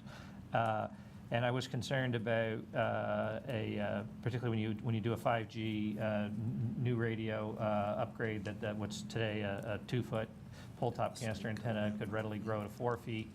And in some places, the electric company may have a clearance from the top of on the top of the pole. They may want you to be 4 feet from 40 inches or 60 inches from the electric distribution lines. And so if you needed to be 3.5 feet above the electric lines, and your antenna was 4 feet, you'd be at 7.5. And so David and I worked out this compromise, which actually comes from the electric public power guys in Nebraska, and we worked this out with them, and they said, the 5 feet, but 10, up to 10 feet if it's necessary to achieve the electrical safety distribution. And I thought that was workable, and so I agreed to that. Okay, all right. Oh, sorry, David Don. More of a point of clarification. On the state model code, I think we handle this differently. So Kelly, I think that's where the 10 feet is in the state code, maybe? So was there an edit there? So we're going to be going through the edit there to codify, match it here? Yes. Okay. And my only comment to that is, yeah, I'm aware of that, but, you know, for example, Larry in Georgia, I mean, a lot of places in Georgia, I mean, their ordinances say 10 feet above the tallest existing pole, not exceeding, actually, sometimes it's less than 50 feet, but I'm just seeing that in a lot of places, and I would not, you know, want the work we're doing to be looked at by, you know, a lot of communities and say, well, you're kind of behind the curve on this. We've already adopted ordinances and that are you know, maybe more progressive than what you're proposing, or a little bit different. Obviously, if it's different, it's different. But you know, there's again, I spend most of my week meeting with city attorneys and municipal leaders like Larry and David, and I don't see 5 feet a lot. I do see 10 feet, but just a comment. David, you want to say something? I think this really goes to the challenge of how to create a national model code. When you are looking in an urban environment, like a large percentage of the cities that small cells are being deployed in, you're talking about antennas that may be 25 or 50 feet apart. And so an existing structure that is 35 foot tall, and now you're proposing a 45 foot tall pole right next to it, that's a significant change in the landscape. And aesthetically, that's challenging to a lot of communities. This is a model code, and so the recommendation that we're making is trying to cover the most area, but includes exemptions where we think are reasonable on electrical distribution where it's required. Let's make it 10 feet. Okay, no problem. But for the vast majority of what we're trying to do, and as technology is ever increasing, it's getting closer. So having a 10-foot pole actually isn't going to benefit us as much as a 5-foot pole change. In the municipal code, it was 5 feet. That was very vigorously debated. In the state code, it was 10 feet. And so the harmonization group voted to adopt the 5 feet in both codes. I appreciate you bringing it up for discussion, Kelly, but that's where it came from. Sure. I just say, my point is, I just don't want us to, and this appears to be different than the reality on the ground, from what I'm seeing, in a majority of places, or a lot of places where I go, and that is, you know, Northeast, Midwest, and all over the South. And so I would hesitate to, for us to put something out that, you know, municipal people around the country who already have a code like this look at and say, well, that's more restrictive than what we passed last year. That's my only thing. It's between 5 and 10, right? Right. You know, so I could live with that. I mean, it's, if you're going to take 40 inches, then you take a 2 foot, you know, so you take 3.5 feet, you take a 2 foot antenna, that's 5.5. If the antenna's a little taller, you're going to be 6, 6.5, 7. So to me, it's right in there, and, you know, the difference is probably a foot or two down from 10. I thought it was to split the difference, but it operationally addressed the electric clearances if we need it. It allow us to do 5G deployments and 5G upgrades of 4G pole top antennas. So I thought it was a fair compromise. Okay. To Kelly's point, I think if there are local communities that are allowing this, perhaps a compromise way to address it would be to say 5 feet or not to exceed 10 feet if allowed by local code or ordinance. But this is a local ordinance. Right. That's. I think, sorry, I was thinking along the same lines as Larry, but done in a little different way.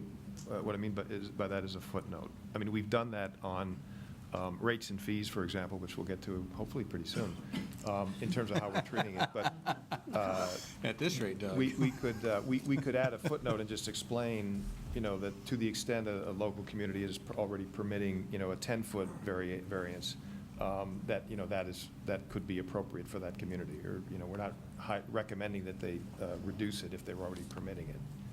But again, this is all left to the local community to make a determination. So if we just simply reference, you know, the options in a footnote, may be a little easier from a grammatical and document perspective.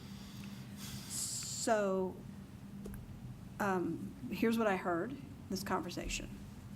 Kelly asked a question but did not propose an amendment, but the question raised the idea that we may need to drop a footnote that says, if you've already settled this, then I don't know what the footnote says exactly, but something along the lines of communities that have already made this determination, we're not telling you got to change what you already did. Yeah. But I would need to, would that be the friendly amendment, or do we even need an amendment? I'm now a little. Yeah, well, as I'm now looking at the detail, if we can put this on, if the staff can add, put page 15 on, there already is a footnote. So we must have already thought about this. What the footnote says is bolded text in this section is an option, subsection C, is an option for local governments that want to encourage co-location on existing poles that may otherwise not be able to accommodate co-location without extending the height of the existing pole. We could simply add another sentence that references that, 10 feet may be an alternative. It may be an appropriate alternative, but it's a local option. And again, we did identify, apparently, as I look back at this, that this is something that needs for a little bit more background. But wouldn't the footnote be for municipalities that have already adopted 10 feet? That is an acceptable alternative? Because you're not saying. Yeah, I think what Kelly's suggesting is there may be plenty of places that around the country that look at 10 feet as okay. Right. I don't think, my own personal view of this is that's a local decision. They'll figure it out, what's appropriate for them. And just identifying that, 10 feet may be appropriate, that's a local decision. In a footnote is, an indication that others may do something different.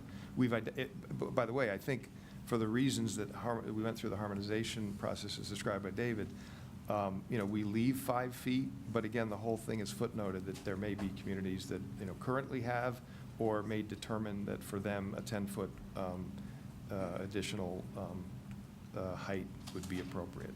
Does anyone have yes?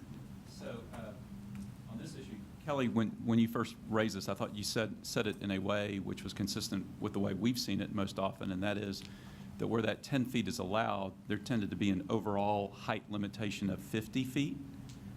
The two went hand in hand. In other words, it could be up to 10 feet greater as long as the overall height did not exceed 50 feet.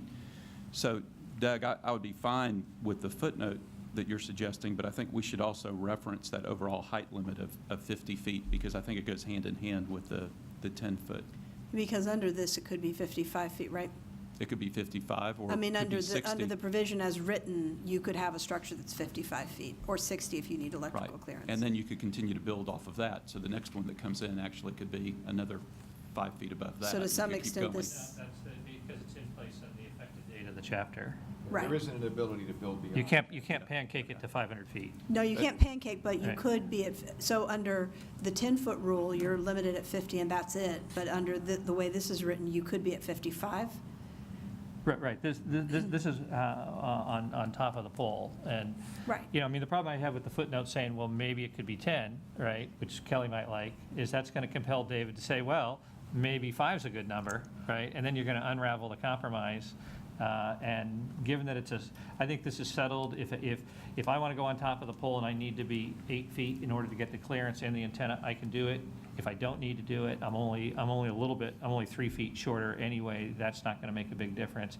I think this is a good, compromise settlement that lets me go up to 10 if I have to, and lets me go to 5 if I'm not driven by safety.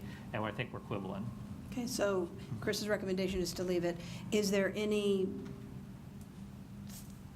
I'm fine to leave it. Is there any thought that we need? Doug, are you comfortable? I'm comfortable. Yeah. Okay. It is 10:54. We were going to take a break at 10:45. I would like to take just a brief break. If we can, keep it to 10 minutes. Actually, 10 minutes, and be back in our seats before 11:05, please. Thank you.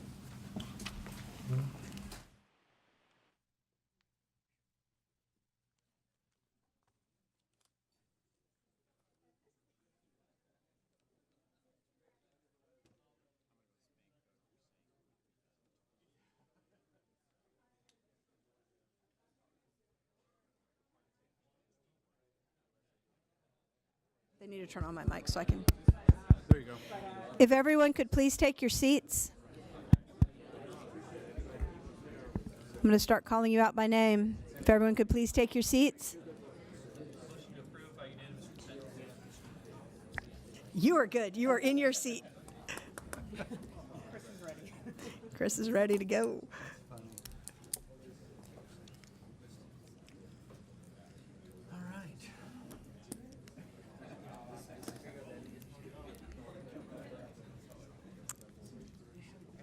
right.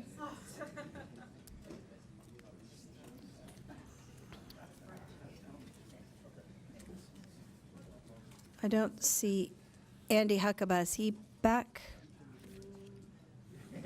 Well, let's go ahead and get started because we're tight on time.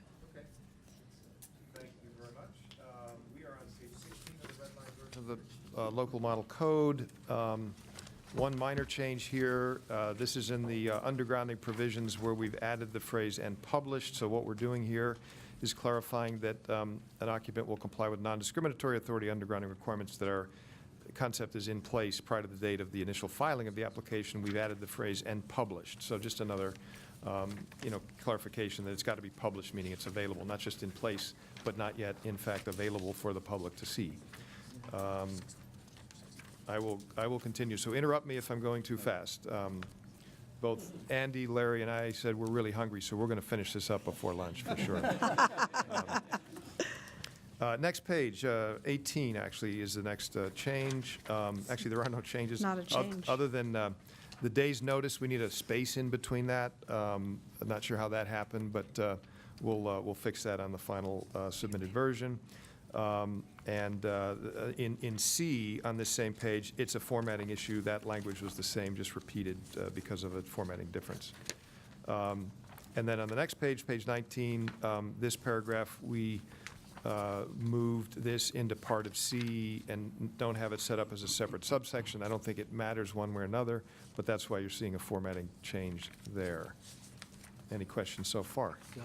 Yes. I actually think that formatting error is an error. Yeah. I think it should be Should be D. We'll Yes. put D back in. I looked at this last night and thought it could go either way, but, yeah, okay. I think So we caught this. we'll separate out, as it was prior to this latest version, D into its own separate subparagraph. The concept makes sense, David, I think, because it really is repair work as opposed to replacement work, so I agree with that. Looking at page 20, this again is a formatting issue, so no change there. Same thing with the bottom of page 21. Language just carries over and repeated. So now we're on page 25. Near the top, this is a new subsection E that has been added. And this section, subsection E, relates to relocation of existing facilities.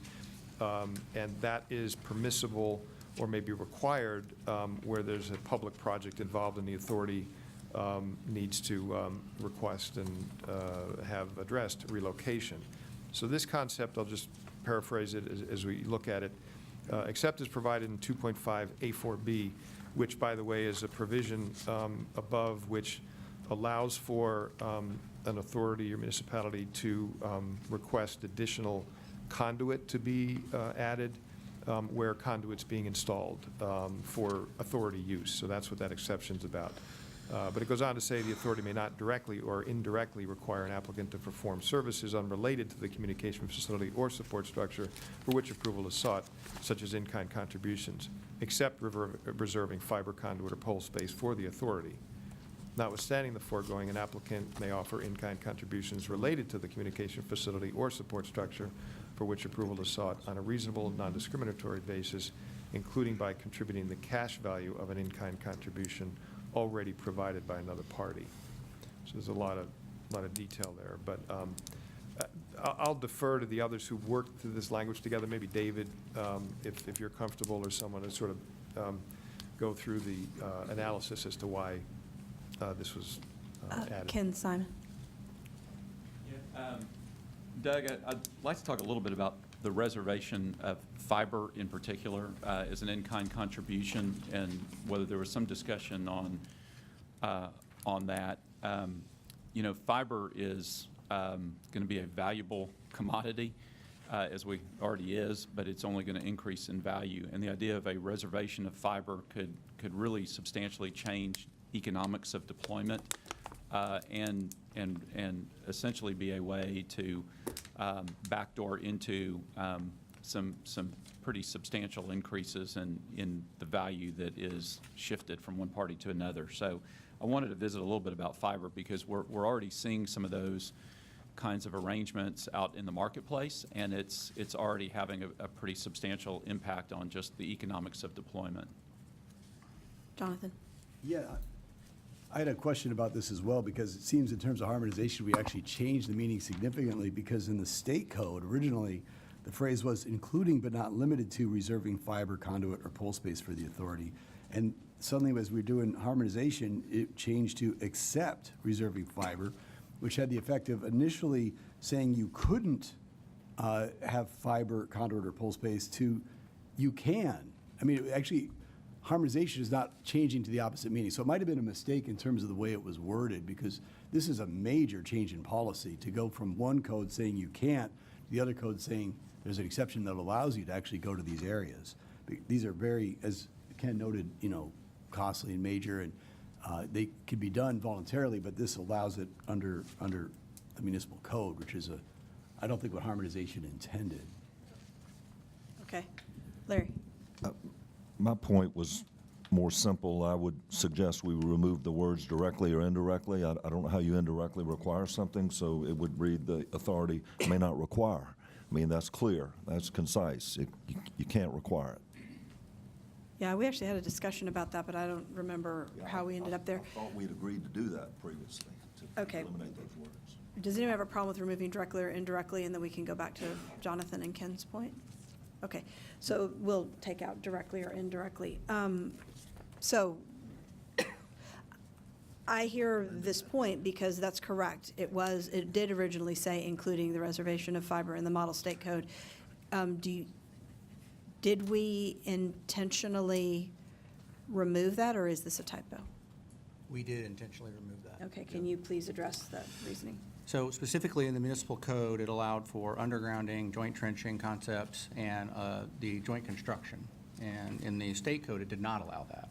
Oftentimes, the fastest way to get through the process is to jointly build something through capital projects where a city is tearing up a road or a mile section, and they can do a joint trench, or an undergrounding electrical conversion process where you're doing a joint trench. So adding this language in specifically and clarifying that cities may not require anything except fiber, conduit, or pole space when they're building something was intentional.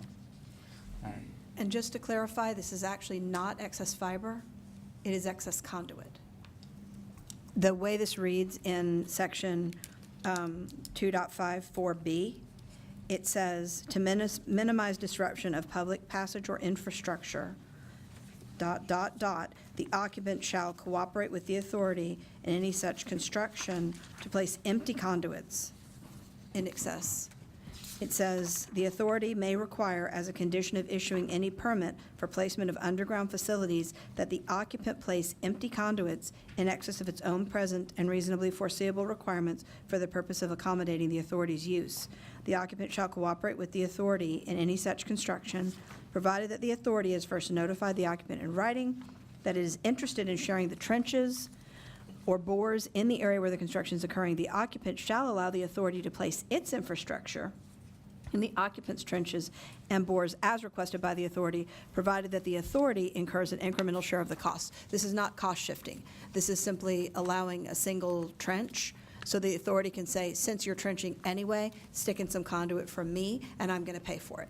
And that concept we're fine with? Yeah. The part I'm objecting to is the reservation of fiber, which is the language that's used there in subparagraph F on page 25, because it goes beyond just reserving conduit or pole space. It's actually talking about reserving fiber. Okay, it should actually, I think I think the word fiber, that's correct. It's conduit or pole space is what's actually addressed in 2.5, is it not? But isn't this going the other way? It says, except as provided in the place that allows you to reserve conduit, the authority may not require the applicant to provide in-kind contributions. I see, except reserving fiber, conduit, or pole space for the authority. So we have a mismatch between this and 2.4B. Right, that's what I'm saying. I think fiber doesn't belong. I think the word fiber is wrong. Is I that right? also think, though, that we don't need, sorry to interrupt, but as you've read that, we have an exception, the rule, and then another exception. And that's we've got to redraft this in a way that makes sense. So, what that- can we say, is it a reasonable redraft to say communications facility or support structure for which approval is sought, strike the rest of that language, period, notwithstanding the foregoing the applicant may offer? I mean, do you need that since you've already referenced the exception? And That's the question. Substantively, what do we want to agree to? What are the exceptions to the rule that there can't be a requirement to perform services?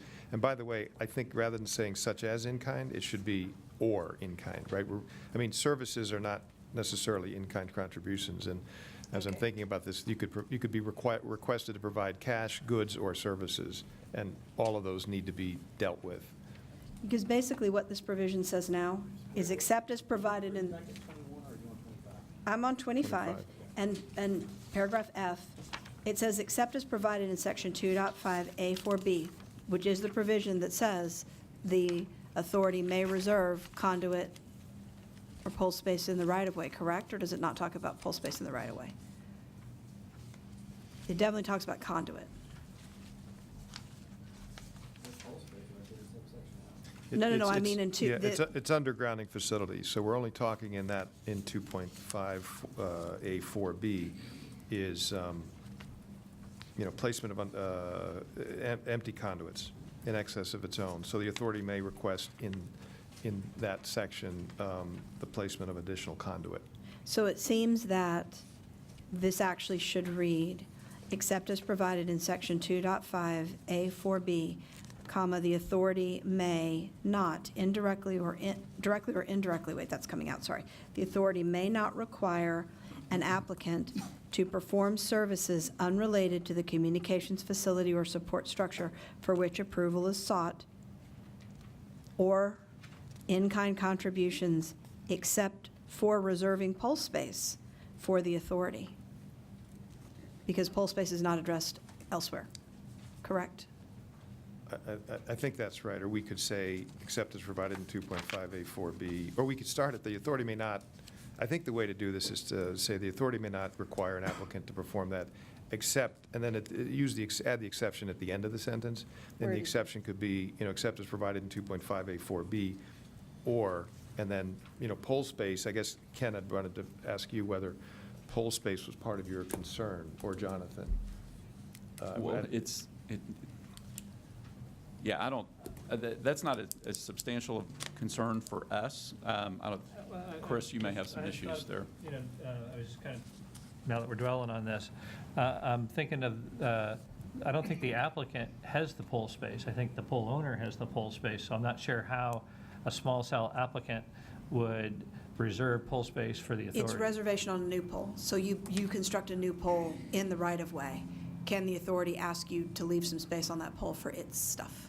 Yeah, and again, keep in mind, this is all under relocation of existing facilities. So we're only talking not in any application scenario, but in the scenario where we're talking about relocation of existing facilities that are driven by a public project that the authority deems, appropriate to request a relocation.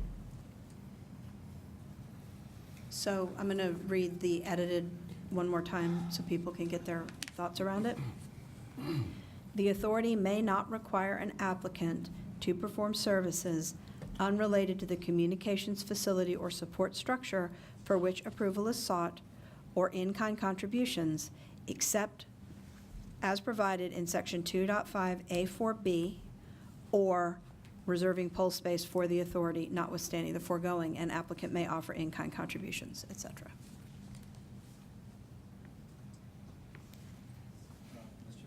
Yes. Two things. So the first scenario would be if we are relocating on if we're relocating and placing a permanent pole within the right of way. Is the way I'm reading this would mean that a provider would have to place a pole in the right of way that has sufficient space reserved, or to allow for the reservation of space for the municipality? That's my first question. If the municipality requests it, if the authority requests it, and they give you notice, and they're paying their part of it, then yes. Okay, so that's my point on that. So if we are, because typically, the provider may be placing the pole in the right-of-way, and a lot of times municipalities want us to place a pole that's unobtrusive, that's smaller, that only meets our needs. But if the city is going to require the provider to put a set a pole in the right-of-way that's taller to reserve space for them, well, that's going to be more expensive. So is there language that specifies that if that's the case, then the municipality will pay for their share of that pole? As in, look, I have to put a replacement pole, it's going to cost this amount of money. But if the city is going to require a pole that reserves space for them, instead of it being $7,000, it's going to be $15,000. So is there language specific that says in such an instance, the city shall pay or reimburse the provider for the expense of the reservation, to the purchase of the pole? So that's my first issue. I have another one, but that's the first. Let Chris answer that one. Okay. I think that's a good point. I was just kind of studying this now. The mechanics are, on page 22, you've got the concept that, that David put in, and I was fine with, that the authority, pays its incremental cost. So if I'm trenching and they want me to do a second conduit or an interduct, and they're going to pay the incremental cost, no bother, that's no harm to me. So sure, that makes sense. But this is the sharing. This has an obligation for the authority to share the incremental cost of the conduit. But looking over here at the fiber and the pole space, it doesn't address the fiber and the pole space. So I think that would be subject to interpretation that the applicant would have to eat fiber or pole space, although they would get compensated for the conduit. It's back to Ken's point and Chris's point.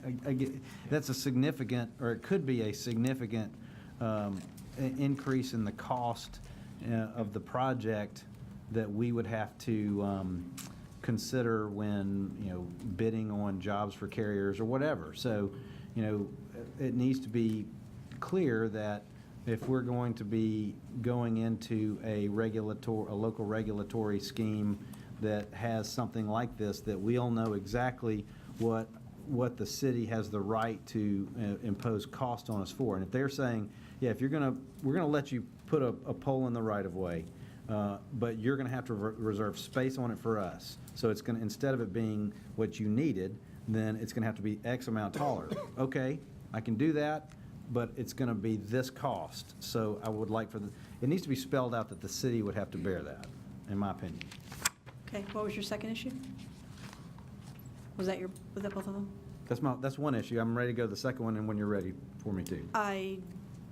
Yes, we're ready. All right. So the second half of subparagraph F on page 25, notwithstanding the foregoing, an applicant may offer in-kind contributions related to communications facility or support structure for which approval is sought on a reasonable and non-discriminatory basis, including contributing the cash value of an in-kind contribution already provided by another party. What is the reason for setting that out? Because my concern there is,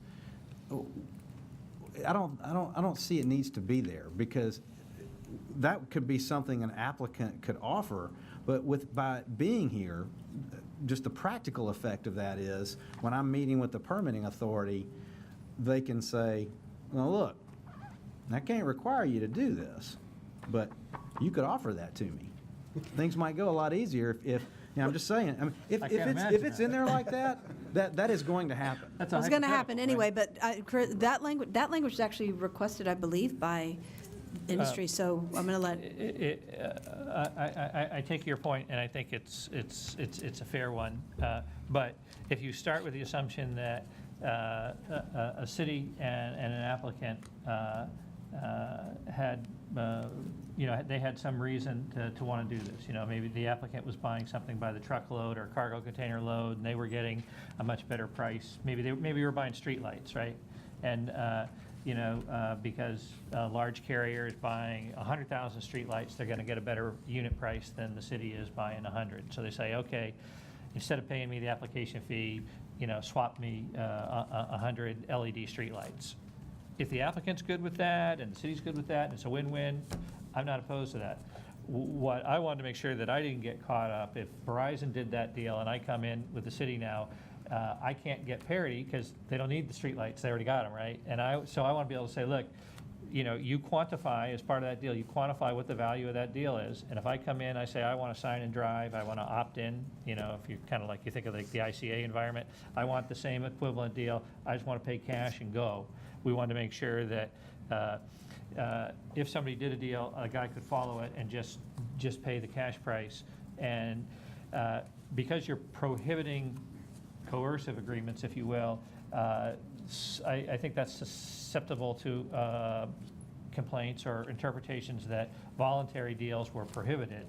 And so that's why we expressly said that voluntary deals were allowable, so that people wouldn't say, well, if swaps or in-kind contributions are barred under a coercive regime, some people might think that means that they're barred in all circumstances. So we wanted to expressly allow it, but then we wanted to make sure that if you didn't want to get into a negotiation about a swap, you just wanted to pay cash and move on, you had the avenue for that. Well, I agree with, I think that's good reasoning.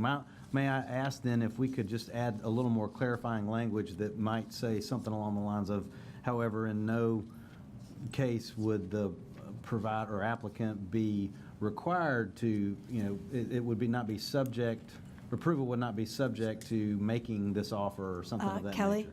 that is where the directly and indirectly language came from, that we just removed. There you The go. reason it said directly and indirectly was to avoid the circumstance that you just raised, which is somebody saying, I can't make you do this, but that's an indirect requirement. That's one way. But we removed the directly or indirectly Yeah. language. Would you like to put it back, and would that address your concern? That is what that was to address. I see what Chris is saying. It just seems to be left.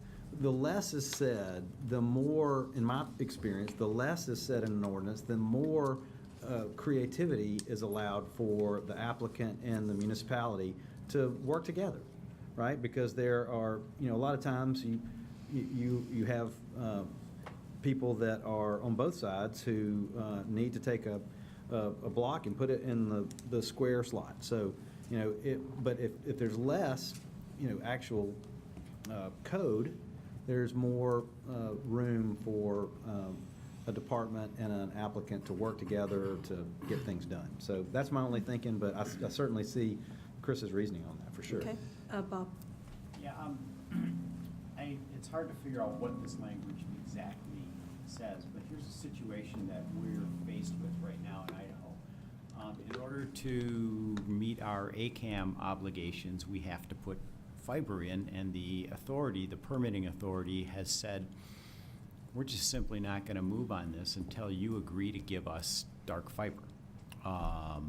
And so they could easily couch that and say, well, we're not requiring you to do it because your options are to not build. So this is a voluntary thing on your part. But the reality is it's the only way that it's going to get done, and that increases the cost to us substantially. So I don't know how tweaking this language would allow us to go back and say you can't do that. You have to allow us to build this, but that's a real situation to sort of test this out with. Well, my response to that, I'm sorry, and then I'll let David, my response to that is this language in this provision might not, but other things in the municipal code would make that not okay, or at least they'd have to pay for it. And that's fine. So I think that the concept of what industry is saying is legitimate. You don't want unreasonable expectations put on your construction project, correct? The challenge from a municipality's perspective is they have congested right-of-ways in many areas. They've repaved streets. And so if one provider is to go in and cut that street to put in new infrastructure, great. We should look at the incremental cost of including fiber or conduit or pole space when that project is done. The language as it's being modified now doesn't encourage that kind of creative thinking. And that's a challenge for many of us. Some of the best agreements that I have seen involve entire city build-outs where one provider will offer X pair of dark fiber to the municipality in order for a bulk permit. So how do we chart the line here where we encourage that kind of creative thinking and partnership between municipalities, states, and providers, and don't expressly eliminate that option? So the intent of putting in language of allowing the reservation of fiber or conduit, in my mind, was a subset to including the incremental cost return. So if the municipality is paying for the incremental cost of putting in that additional fiber, great. The incremental cost of upsizing a cable is much cheaper than buying multiple cables. And so I think that this is where we're trying to chart the line and create something that is clear that municipalities have the right and obligation to manage their right-of-way in a manner that treats everyone equally, but also looks out for the public good. If we're going to cut the pavement, if we're going to put in infrastructure, let's do it one time and let's do it right. And if the public can buy into that construction project and say, okay, the incremental cost of going from a 144 to a 288 or whatever, a 48 to a 96 count fiber, great. The public may be interested in paying that incremental cost. And so that's the challenge. David? But this provision isn't really about the efficiency point. This is about in-kind contributions. Mm-hmm. And in-kind contributions are often unrelated to the broadband deployment, and that's what we're trying to address a little bit of. And they raise the cost of broadband deployment, and therefore barriers that this agency has asked us to look at and try to minimize or eliminate. So the examples we've talked about in the past are when you are doing construction on a street and the community requires you to build curb cuts that were not your responsibility, have nothing to do with the broadband deployment, and that the city should have conducted years earlier. Or I think Chris gave the example of converting lights to LED lights, unrelated to broadband deployment. And these are in-kind contributions. Cities often ask of communications companies, like the cable companies and the phone companies. And what we're trying to do is minimize those and define them, make sure they're non-discriminatory when they do occur, make sure others have the opportunity and they don't thwart deployment by the next guy, and that we even prohibit them. The language in the first sentence is really they're prohibited, but when they do occur, they should be non-discriminatory. These are all raising the cost of broadband deployment, so we really want to minimize these. And I think the first sentence is even more important maybe than the second sentence. But to your point, David, efficient deployment of broadband, of course, cutting ones, allowing excess capacity for the municipality. The issues earlier in this code is very legitimate. This is separate. This is extra burdens and costs put on companies trying to deploy broadband. Ken? Yeah, first, just responding to David's point, I think I'm in complete agreement with the concept that we want parties to think creatively and innovatively and try to negotiate deals that make sense, especially if they're more cost-effective and efficient for deployment. Those are all positives. But those should be on a voluntary basis. There should be a way to do that without requiring these types of in-kind contributions. And so one of the things that all of this conversation has really brought me to the conclusion of is, Elizabeth, to your point earlier, we need that directly or indirectly back in. I would be very supportive of putting the directly or indirectly back in. I'm fine either way with the second sentence. I can literally go either way on that. I think it's one of those things where it is voluntary. As long as we've got the directly or indirectly language in there, I think we've got something to point to if there's a feeling that there's excess coercion that's going on. But I'm certainly all in favor of creative deal making as long as it's a voluntary negotiation among the parties. Okay, Chris?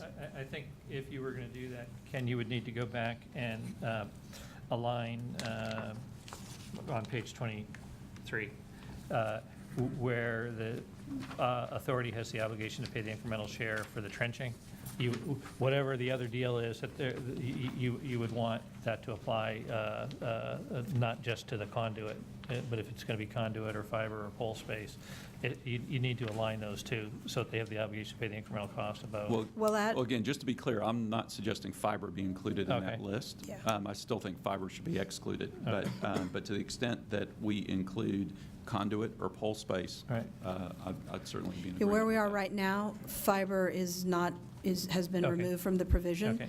and the authority would have to compensate for the additional run of conduit. And I read this provision as allowing exactly the scenario that David brought up, which is, you know, the municipality wants fiber. They talk to Crown Castle and say, you know, while you're trenching, put me some fiber in there. They're either going to pay for that, or Crown Castle can turn around and say, you know what, I'll do that in exchange for blah, blah, blah. It actually gives the flexibility for, not for the city to say, I'm not going to let you trench unless you give me fiber, but it does leave the flexibility for the provider to come back and say, you know what, I'll just give you some fiber in exchange for this other thing that I want related to the communication deployment. And I think the framework in which this, I'm thinking that this works is, if you, at the end of the program here, we get there, and the permit application is X dollars, so, we'll just take X dollars. If the city wants to say, hey, instead of doing 100 applications and pay me 100X, I'd rather swap that out to something that, basically costs you less than 100X, that's okay. But we want to make sure that this isn't X plus, the free fiber, and then the price gets to be 2X or 3X or 4X. And that's why the reimbursement for the incremental share was key. Jonathan? Maybe there's a way to resolve this.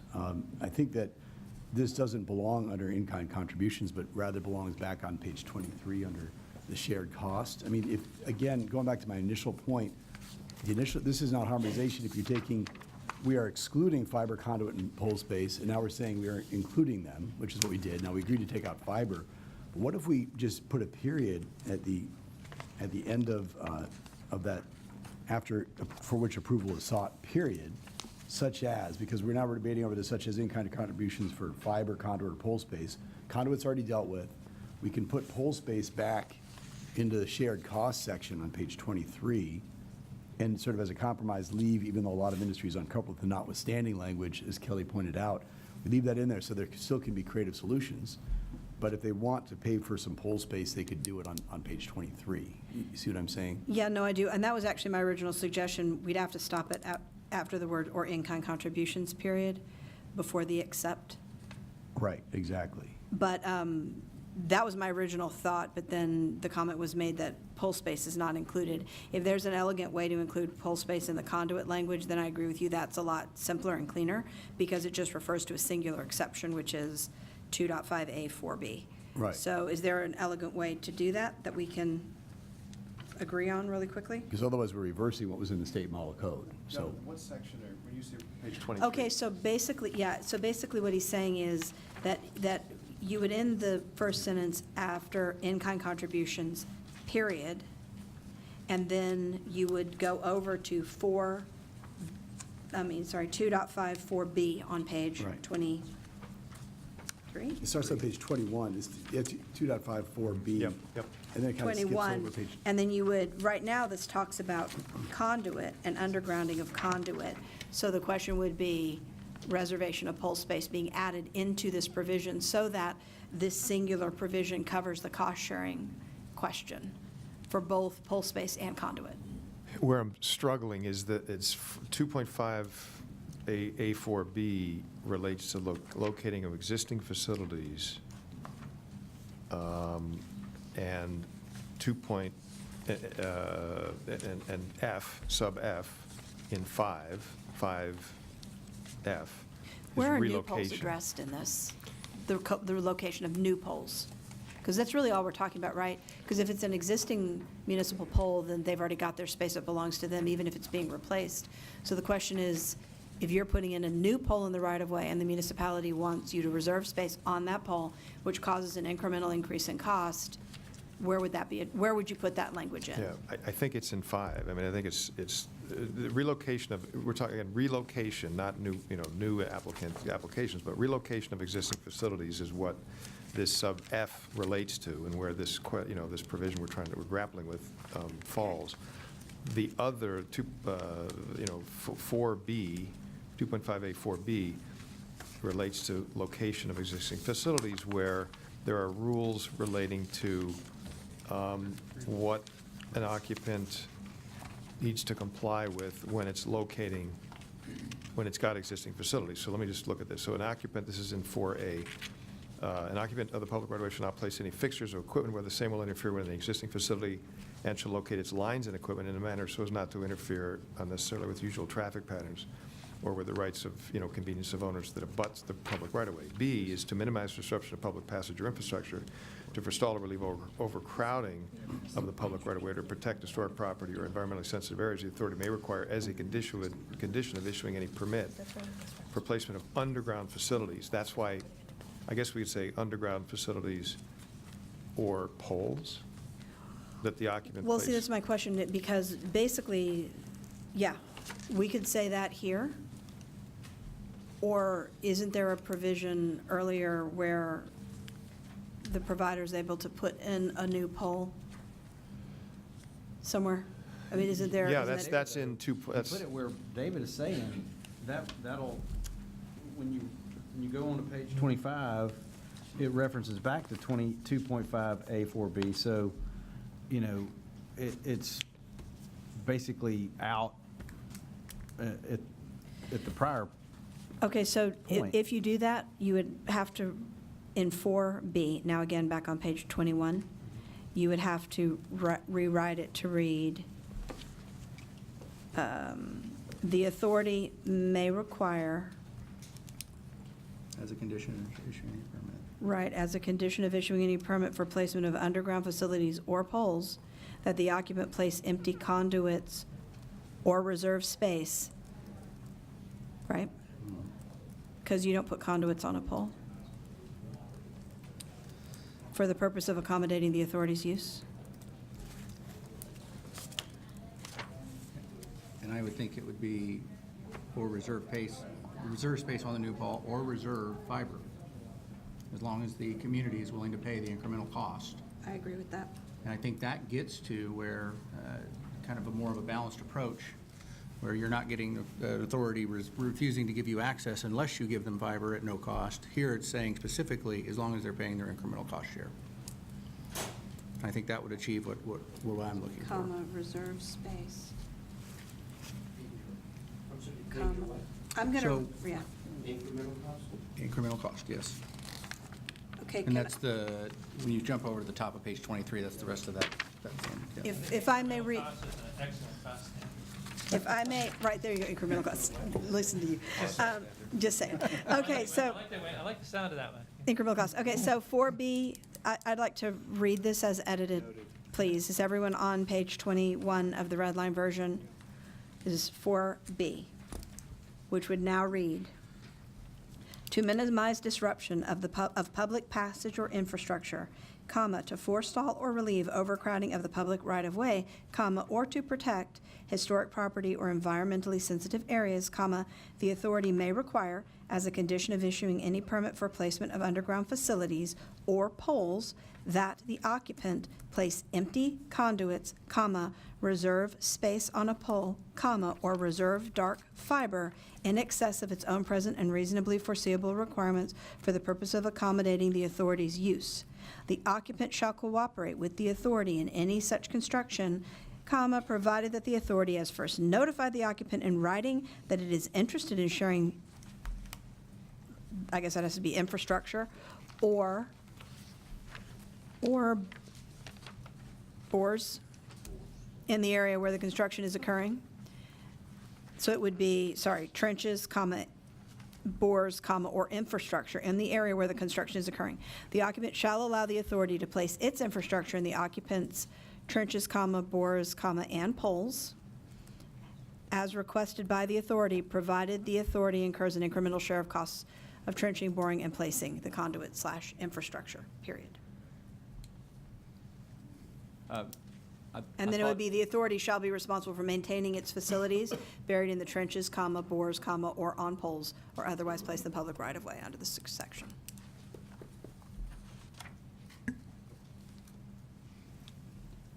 Sorry. Capture this correctly, I think.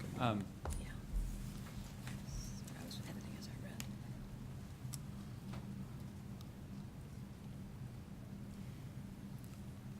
Should there be some qualification on poles that that relate to the engineering capability? Do what? Should there be some qualification on, I'm thinking about reservation of rights for, on a pole. They can reserve space and install facilities on a pole so long as it's structurally capable. I mean, we're leaving. Isn't that taken care of somewhere else?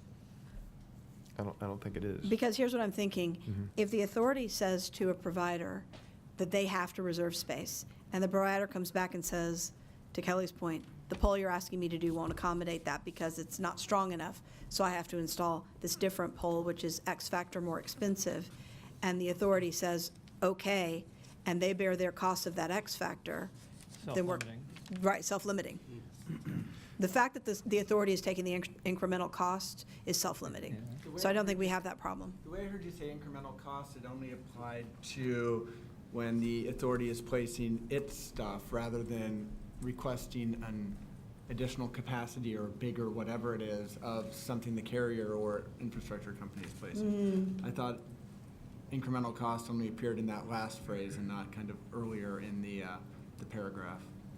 Well, it says, provided that the authority incurs an incremental share of the cost of trenching, boring, and placing the conduit infrastructure. So if there is an incremental cost increase in placing a pole, the authority would have to pay that. If there's an incremental cost in putting additional conduit or dark fiber, the authority would have to pay for that. How about this larger pole that you just postulated? That doesn't I think that would be Yeah. covered Yeah, here absolutely. personally. Yeah. And I just think the article "and" should be so it's the incremental share. Not its? Well, there's one incremental share, whatever the increment is caused by the action. Oh, the instead of and. He's talking about this. Be the. The grammar police. Hey, Dave- you and me both, Ben. The reference to poles, though, in this edition, are we limiting that to authority-owned poles? No, it'd be any pole that the provider puts in your right-of-way. So this would be actually this is the point I was making earlier. This actually wouldn't impact authority-owned poles because you already own that pole, you already have your space. This would be AT&T coming in with a new pole and you saying, hey, you know what, I'd like to put a street light there, or I'd like to run my whatever over there. So since you're putting that up anyway, give me some space on your pole. And then him saying, you know what, it structurally can't support that, it's going to be $100 more to do it, and the municipality can then pay that $100 or choose not to. Or AT&T can say, you know what, I'll do it as an in-kind in exchange for a waiving of the whatabada, which is a technical term for What something. if the city says AT&T, you do that, or, let me rephrase that, you could reserve space, use Sprint for AT&T to come along? Is that as part of that too, or is it only if the city wants to? No, put it's some only the stuff? authority, but then, yeah, it's only the authority. They couldn't, I don't believe that this document would not, correct me if I'm wrong, anybody, this document would not allow the municipality to tell AT&T to let Sprint on. It would allow, but the municipality couldn't discriminate against Sprint in favor of AT&T. So if AT&T did the in-kind in exchange. I think what he's getting at, I've seen this in some places, is once the authority gets that foot on the pole, can they then turn around and give it to Sprint and say, you know, you guys are struggling. Let me give you free space on 1,000 poles. That's, oh, wow, that's a wormhole. I don't know Well, if I because it's the authority's, property right? Isn't it their right to then do what they want with it? Or even if it's at That- market rates? Not if Right. that's, well, but wait, they can't be discriminatory. So if they want to give their space, and I put that in air quotes, Right. their space on the pole to Sprint, Sprint would presumably have to Right. pay for that in a fair and equal way with any other provider I think who's the paying. point he's getting at, I've seen some places where this kind of authority use is limited to the authority's non-commercial use. Well, it actually We- says we- the authority's infrastructure. It doesn't say competitive infrastructure We in could this say, in provision. the the first sentence of B, I think you could address it by adding the word own at the very end of the sentence between. Sorry, what authorities provision and are you use. in? B4. Okay, you're in the exception. 4B, in the first sentence on page 21, at the very end of the first sentence, which establishes what we're concerned about here. To minimize disruption of public passage, an authority may require as a condition to issuing a permit for place of underground or now poles, in excess of its own present and reasonably foreseeable requirements for the purpose of accommodating the authority's own use, if we just add the word own use, Right. I think that Or, protects. But is Sprint okay with that? Is that what you wanted out of that? That's what I'm debating, is what does this mean? in the Right now, I believe the way it's written, it's the authority's use. So if the authority's use is to rent their space to Sprint, under the way it's written now, that could happen. If you put the word own in there, then the authority would not be able to rent its space to anyone else because it only could be used for its own stuff. Well, Ms. Bowles, couldn't you, Yes. two things, couldn't you clarify it to say city exclusively for city purposes? Right. I mean, that'd be a way to Right. specify that. Right. So it couldn't then be turned around Right. and in support of, for example, David, I see what you're doing, but like if a municipality wanted to thereafter create a municipal network to compete with another provider, and now they've got all this space on poles that are not theirs, but they did pay a proportionate share of, then they could turn around and put their municipal network infrastructure that they then are marketing out to, other citizens, entities in the community. I have a problem with that.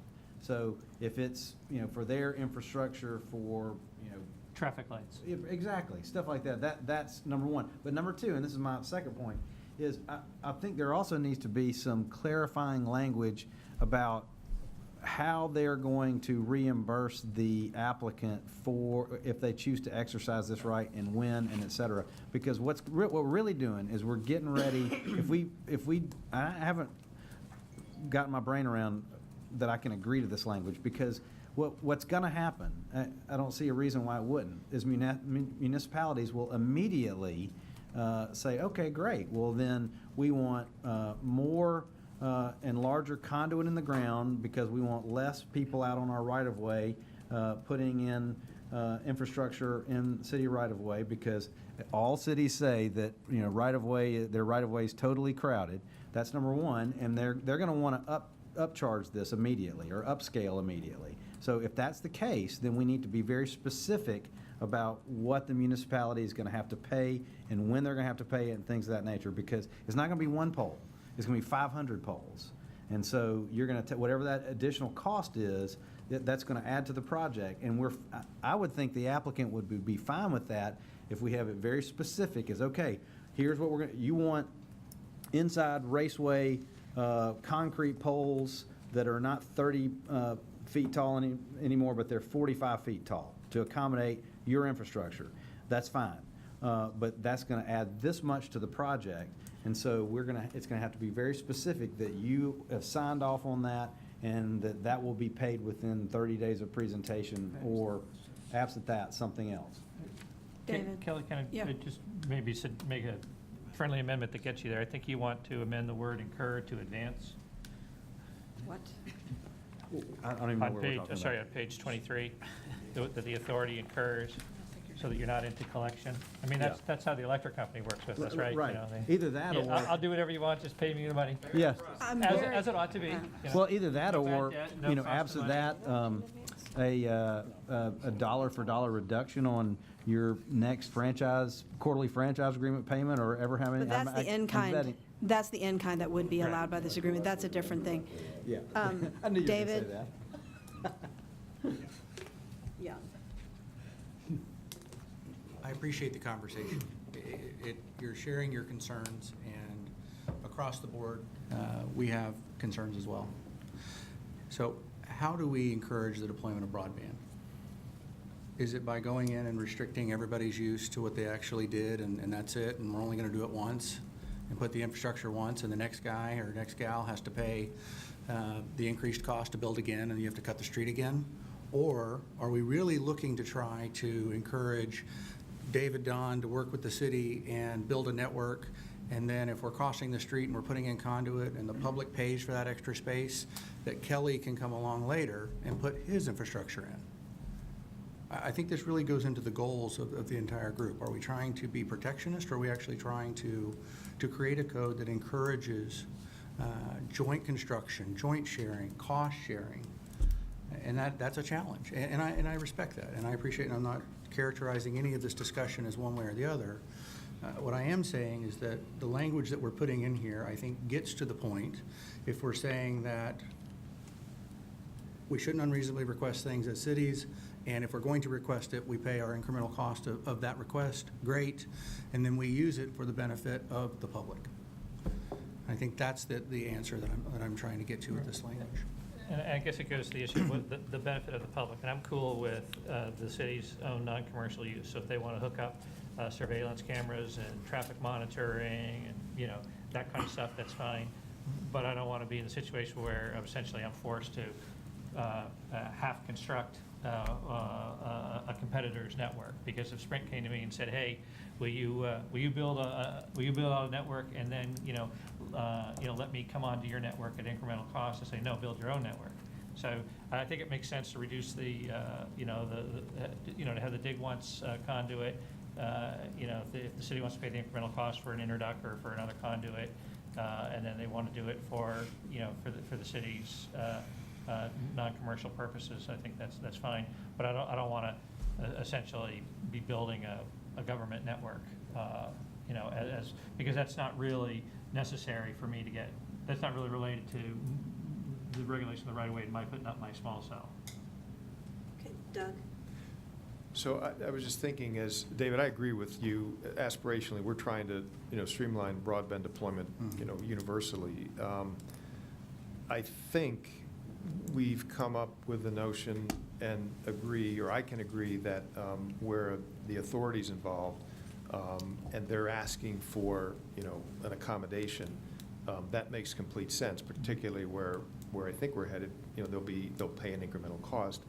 The difficulty with the aspiration that you first mentioned, which is, everybody can share and be more efficient, where it gets much more difficult is among other providers. So I think it would be very difficult to, I think we've concluded in a number of indirect ways, maybe direct too, I don't know, but in a number of ways that we can't really direct in a local code or dictate the sharing of cost and expense, and whether it's operational or capital expense, among the private enterprises that may be involved. I think that's although it'd be great if we could do it, I don't think we can do that in a local code. So I'm just suggesting, I agree with what you said up front, or initially, which is we're trying to do this in a way that's most efficient for society, but I think we have to limit what we're doing in terms of these efficiencies to between the authority and the applicant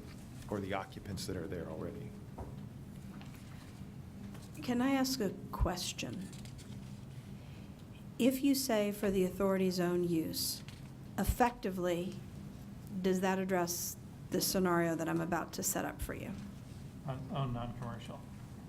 The City of Little Rock Police Department, CID, Criminal Investigations Division, is in a building, they need a fiber run. The city has leased fiber through a fiber provider who is not in this room, and that fiber provider's 100-year lease with the city does not allow the city to use that fiber for anything other than its own use. Right.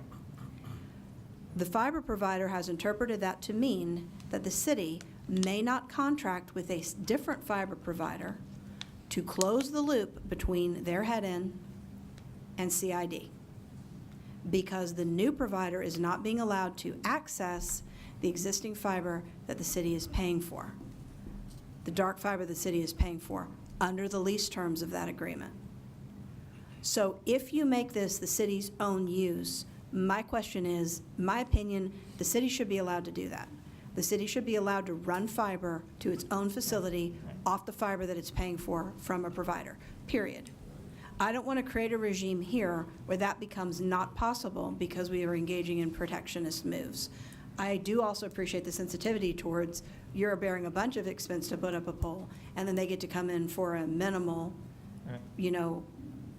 whatever fee to then attach to the stuff that you paid a lot of money to be on. I get that. So I'm trying to find the balance in my own mind between ensuring that the city's own use is not locked down to the extent that it becomes not useful.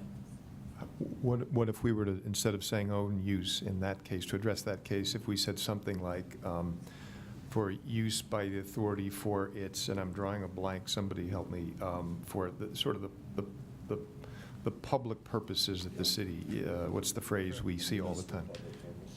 Yeah, I mean, the governmental purpose. I see what you're trying to go to, I'm thinking. Yeah. Governmental versus proprietary is what we see in the Northeast all the time. So the governmental purpose is separate from the proprietary purpose, which is the government-operated. Could you do that? Change the word use to government purpose? Would that work in that 4B, where it says may require blah, blah, blah, own present and reasonably foreseeable requirements for the purpose of accommodating the authorities' public purposes? Or we say governmental but not proprietary purposes? That's wordy. Use, or governmental but not proprietary use? Well, governmental use would not allow them to allow a competitor to get in the infrastructure, because it would allow them to do the police department scenario, but it would not allow them to allow another provider to get on. So I'm personally comfortable with I'm thinking like maybe non-commercial. non-commercial, that's okay. Yeah. But, and non-commercial, right, because even though they're paying a third-party provider to do it, it still wouldn't be commercial. Right, 'cause it's I just don't want to be going over to, a big business and then meeting the city saying, hey, I got this cheap fiber, Yeah. and I'm going to use your own fiber against you, which seems unfair. Well, non-commercial is the least words, the authority's non-commercial use. I don't know, what is wrong with non-commercial? So a couple of examples, specifically, and I'm just talking through the discussion here. On dark fiber, I'm not necessarily disagreeing with you, but on the conduit space, oftentimes when you're trenching in additional conduit under a roadway, it's to prevent the cutting of the street. That's why the city actually pays for that additional conduit. It's to prevent the next person's cutting it. It's not competitive advantage, it's really to protect the infrastructure investment. So, and I would ask you, if AT&T puts a 4-pack in instead of a 2-pack, right? So 4 conduits instead of 2, the public pays the additional upsizing of the bore and the additional conduit. Would it then be reasonable to allow Comcast to pull their cable through that conduit? Would you consider that non-commercial use? Because the public's goal in buying that additional conduit space was to not cut the street again, to degrade the pavement. Right, you're talking about dig once concept. Right. So, and that's where I'm trying to get to and thinking through this discussion. Again, thinking out loud on that, if that's the goal here, Little, then it seems like incremental cost may not be the right charge, right? You're essentially saying the first builder bears all the cost, and new commercial entrants who follow behind only have to pay the incremental cost. Well, that's what we're saying, right? And by only charging incremental cost to the municipality. You expect commercial, and I agree with the principle that we shouldn't open the street 4 times, that's for sure. No one disagrees with that. But maybe the issue comes to the cost, that the first guy is incurring a disproportionate share of the cost. Well, I think you could self-regulate this, David, if you would allow, and I think we're going to get into this, the concept of market rates and fees. So if the city were to charge market rates and fees, then it would be self-regulating. Yeah. Okay, so, Of course, the response to that is it a market rate when you are the only person that controls the? well, and that's the debate for another day, but I think. Not only the permits, And but the I did actual like how right-of-way. how this basically got punted back to rates and fees. Yes, Throw Christopher? one more complicated question. No. What about muni broadband? How would that That's fall? dealt with in this No, state. but would that be considered a public use under this provision? In other words, if a municipality wanted to start doing muni broadband, Right. instead of not just servicing their buildings but selling it, would that fall within or outside this provision? Ostensibly, and my answer to that would be ostensibly, the way, assuming this holds, the state model code is written, a provider who was already providing broadband in a community, there would be, you wouldn't have, I mean, speaking personally, a municipality should never be competing directly with a private entity because the competitive playing field is not level. So if a municipality is going to build, it's because they are unserved or underserved for some reason or in some way. So no, I mean, that would be a commercial use if a municipality is planning to sell broadband contrary to existing providers. In my opinion, it would be a commercial use. Now, policy, whether we want to allow it, different question, but for me, if that rule would apply to Sprint, it would apply to the municipality because at that point, they're a competitor, not a right-of-way holder. I think we need some clarifying language that sets that out. I agree with the professor, but I think that needs to be in there. Well, I think where we are right now is that that would not be appropriate in this local code to address that. That's not a this code issue, municipal ownership, I don't think. But back to the non-commercial question. If the city pays to reserve additional conduit, which then can be leased or given a franchise for use of to a third party, does that present, because for me, I'm seeing, in my mind, this is splitting up into two things. I see conduit one way, because conduit is basically a tube that the city paid to have put in, so you don't have to trench twice. Somebody has already made the business decision to trench and lay fiber, and that was a business decision they made, and they would be doing that whether or not they have to reserve additional conduit. So there are both benefits and costs to being the first comer. Oftentimes the benefit outweigh the cost, and that decision has already been made by whoever's decided to go trench there in the first place.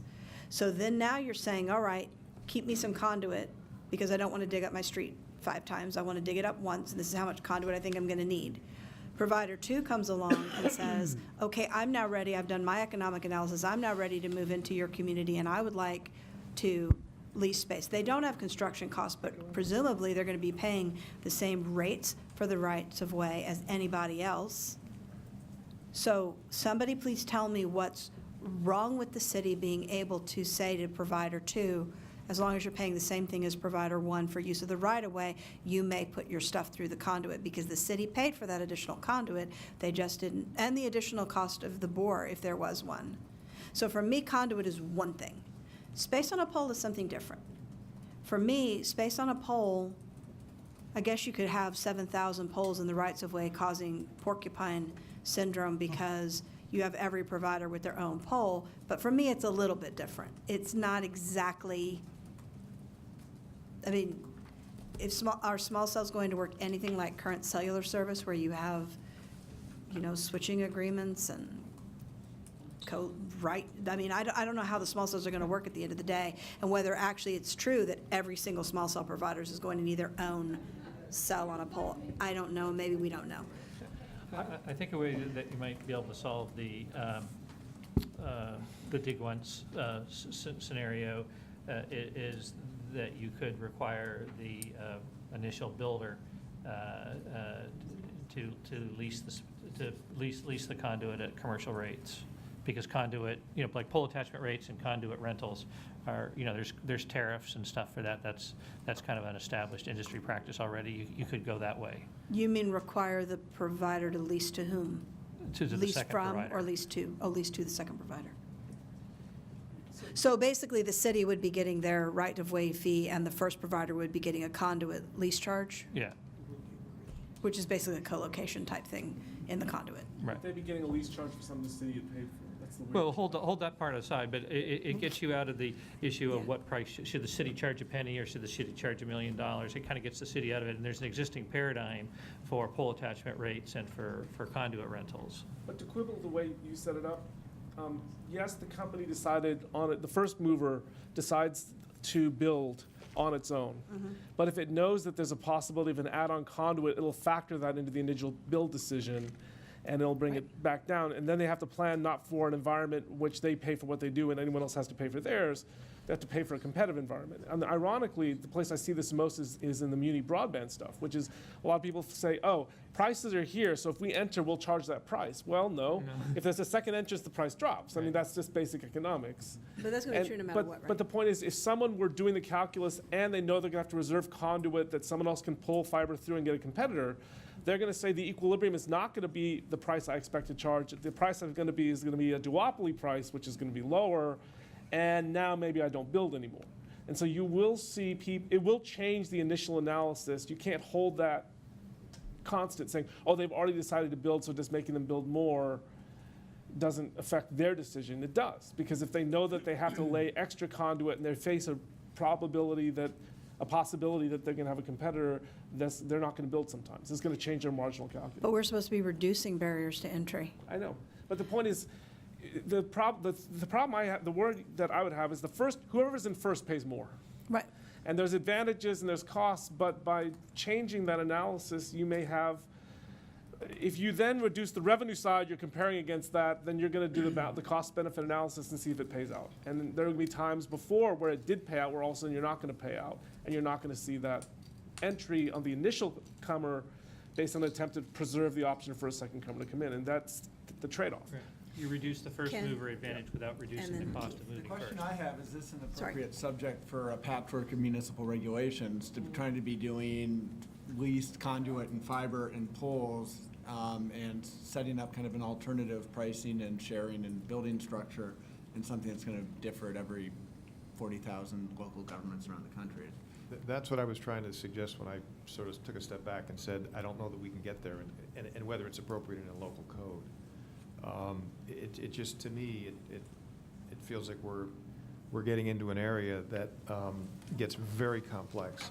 And the other thing, and I hate to say this, but what I'm concerned about now, back to rates and fees, the provision that we have on rates and fees in the public right-of-way simply says an applicant won't be subject to any municipal fees or rates other than those expressly provided. Remember, we laid out options. Or as may otherwise be negotiated between the applicant and the municipality, which is fine to have that, other than they may want to negotiate. But I think we need to be clear that we're also talking about no other, not just fees or rates, which are defined terms, but other compensation. Because there's a gap now. This entire discussion is making me realize the way we've structured the code, this limitation, Chris used to, your point was always, it's got to be upfront, it's got to be clear. We can't have, unanticipated or hidden fees or rates. Well, what we're talking about here is compensation to be paid in one form or another, which we have to, I think, make clear. And in this section, what I'm going to suggest is that we say, not only will they not pay any more fees and rates other than those that are expressly set forth or as otherwise may be negotiated, but they won't pay anything else. Or else, we've got the open ability of a municipality to say, well, we're going to do something a little creative. So this entire thing is I'm sorry, Ken, you wanted to.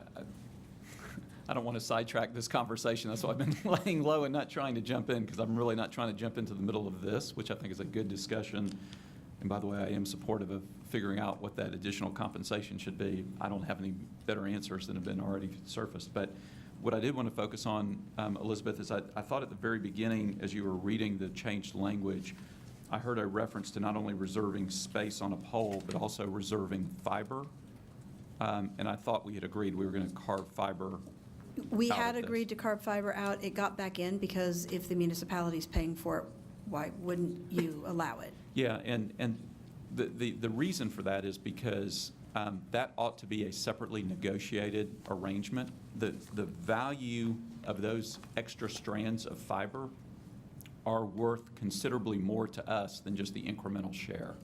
That's right. That's a huge value shift. Okay. And so if the answer is, yeah, we can just ask for a couple of extra and pay this incremental cost, that does not at all reflect the value that ends up essentially being taken away from the company that's deploying the fiber. So I'm all in favor of an arm's length negotiation, and I have no problem with the idea of reserving space in a conduit and allowing for dig once types of concepts, but that takes it a step beyond, which is a real value shift. Okay. David? So, Ken, to your point, if you're opposed or potentially opposed to reserving dark fiber in a single cable, do you have a problem if I request you to pull a second cable in for me and pay the incremental cost? No, as long as it's your fiber and you own the fiber, you control it. If that's how you want to utilize the conduit, that's up to you. Okay, so what brought all this up was the fact that there is a prohibition against in-kind, which then begs the question of 4B, which actually wasn't changed from the original code, and so technically is, the edits we're trying to bring in to that, or I guess to some extent, technically out of order, except to the extent that we need them to deal with section F on page 25. So I think that if we have a couple of options before us. One, strike section F and do this modification that Doug is talking about in the earlier part of the code where it puts in-kind fees earlier in the code along with the other fees being charged. That's option one.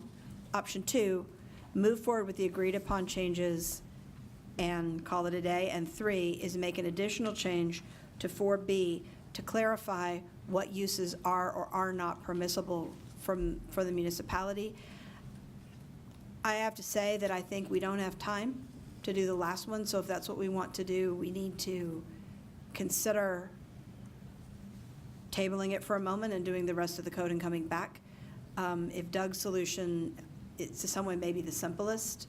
We do have agreement up to now, with the exception of the dark fiber point that Ken just raised, on everything that's in here, and the only thing that I understand we're talking about now is in the end of the first sentence of 4B, where it says, for the purpose of accommodating the authority's use. That is what we're discussing. Correct? Okay. So if it is for the purpose of accommodating the authority's use, personally, I would prefer to leave that alone because I think it gets really complicated very quickly. I do not mind putting in non-commercial necessarily because if the authority's renting it, we can argue whether that's actually non-commercial use. I think that we don't want the municipality saying, I demand that you reserve conduit for me that I'm going to pay the incremental cost so that I can now go offer cheaper municipal broadband, which is a commercial use. I think everything else the municipality would use it for, tell me if you disagree with this, including leasing it, would be non-commercial from the municipality's point of view. Do you think leasing it would be a commercial use, Chris? Yeah, because I think you could set up a sham where they would essentially, have an affiliate or a partner do what they were not allowed to do. So how would you create the universe where the municipality has its conduit with the intent so it doesn't have to dig up the streets again because they know a year or two from now somebody else is going to ask for it, and their option is allowing their streets to be redug or having conduit so they can lease that conduit? We need language that allows that. Right, so you get sort of the two issues. The one is the dig once, and I think you set up an obligation to lease the conduit at, the commercial conduit leasing rates, which are already established. With what does the city do with this conduit, where they get it? I think if you go with the non-commercial, to me, that's the governmental activities, that's traffic lights, street lights, that kind of stuff. But if they're getting into either services that they sell directly or services that they sell indirectly, or they lease it to somebody who uses it as an input to sell in competition with the provider who was forced to provide it, I think that's what triggers the non-commercial. So how does the city say to company one, you need to put in additional conduit that I'm going to pay for? Mm-hmm. And then company two comes along and says, I want to lease the conduit. Isn't the city supposed to get paid for that conduit lease rate that's on the books? Mm-hmm. Not the other provider, not company one. Right. That's the issue I was raising about the incremental cost problem, right? Right. I mean, it's unfair whoever went first assumed all the costs. The city was able to negotiate an incremental cost instead of a pro rata cost. The city then is selling those rights at what rate, who knows? And, leaving the first mover at a significant disadvantage. And it's worse Potentially. It's worse than just the cost. It's what we call a moral hazard problem. You don't know whether it's going to pay out. Right. And so you have to do that up front. And once it's validated, yeah, everyone's going to pull fiber, but you're going to hold 100% of the losses on the ones that don't pay out. And so you wait until someone else figure out which ones are going to work and which ones aren't. And that skews the decision as well. That's the world these guys live in. It is. It is. The practical application of this problem is you're crossing right-of-way or building segments in the right-of-way. You're not building an entire system. I don't think anybody's proposing that you're going to go into a community and overbuild the entire thing. You're looking at section by section. Great, when we're doing relocation where you're crossing a road, great, let's put in a conduit and move on. So for some of this concern that David Don has expressed, I appreciate. You don't want to come in and overbuild an entire community and the city pays the incremental cost and then the city leases it out. I don't think that's a practical application of this section of the ordinance. And what we're saying is when you cross the road, the city can ask to put in conduit and they'll reimburse you for that incremental cost. And if Sprint is building down the right of way and they get to that point, great, it's one spot, one crossing that does help Sprint out. I understand that, but when Sprint is doing their build out, just for an example, David Don, you would also get the same benefit because where they're crossing, they're putting in additional conduits and the city is paying them back as well, the incremental cost. So I think there is some balance here. I know there's concern about creating a system where you're disincentivizing the first mover. I don't think that's what we're talking about here. We're talking about practical application. These are 3 and 5 locations at a time and a shot. Go ahead. I'm sorry. Sorry, the poles are different. Maybe if I go and put new poles all over a city at $30,000 a piece, but the incremental cost to a pole that supports 2 carriers is an extra $3,000. Second guy comes in and gets a huge deal. So, I mean, you're right, the road crossings may be one-offs, but some of the other things we're talking about here are not one-off type of things. Kelly?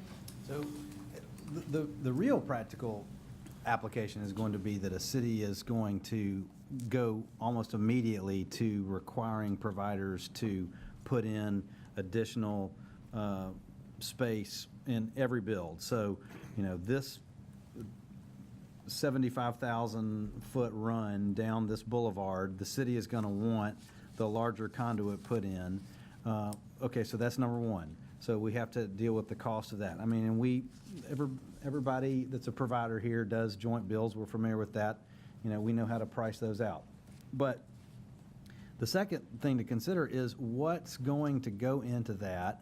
If we're going to build it and we're building it larger for the city, then I would want some assurances that the city is not going to be using that space in there to do anything that's ever going to compete with us. And so that would mean, you know, I would not want to see the city thereafter try to build out a municipal network where they are then competing for enterprise customers in the city against the provider who built the conduit. That wouldn't work, number one. And then back to Ken's point, what we're really not focusing on is the value of the dark fiber. That is a completely separate basket, and that cannot be, in my opinion, part of this discussion because if we bring that into this discussion, it totally discounts the value of that because I mean that is a very high value. So we'd have to,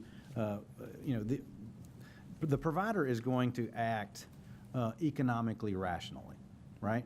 And that oftentimes is different from the way a municipality may act, especially when the municipality is entirely in control of the right-of-way. So, you know, those are considered, and that back to what Elizabeth was talking about in your city with the police department, et cetera. I mean, I can see your point because it's the police department and the CID, but you can also see the point of the provider there, right?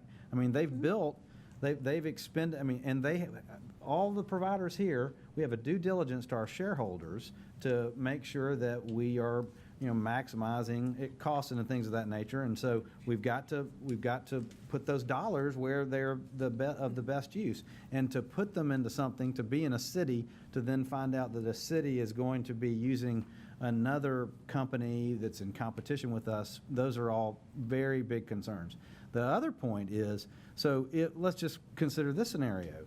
AT&T arrives first. They put in the conduit with the agreement of the city, and then Sprint comes in, and now Sprint's being told, well, you're going to have to go through AT&T's conduit. So you need to get with Chris and work that out. Well, that's also could be a problem.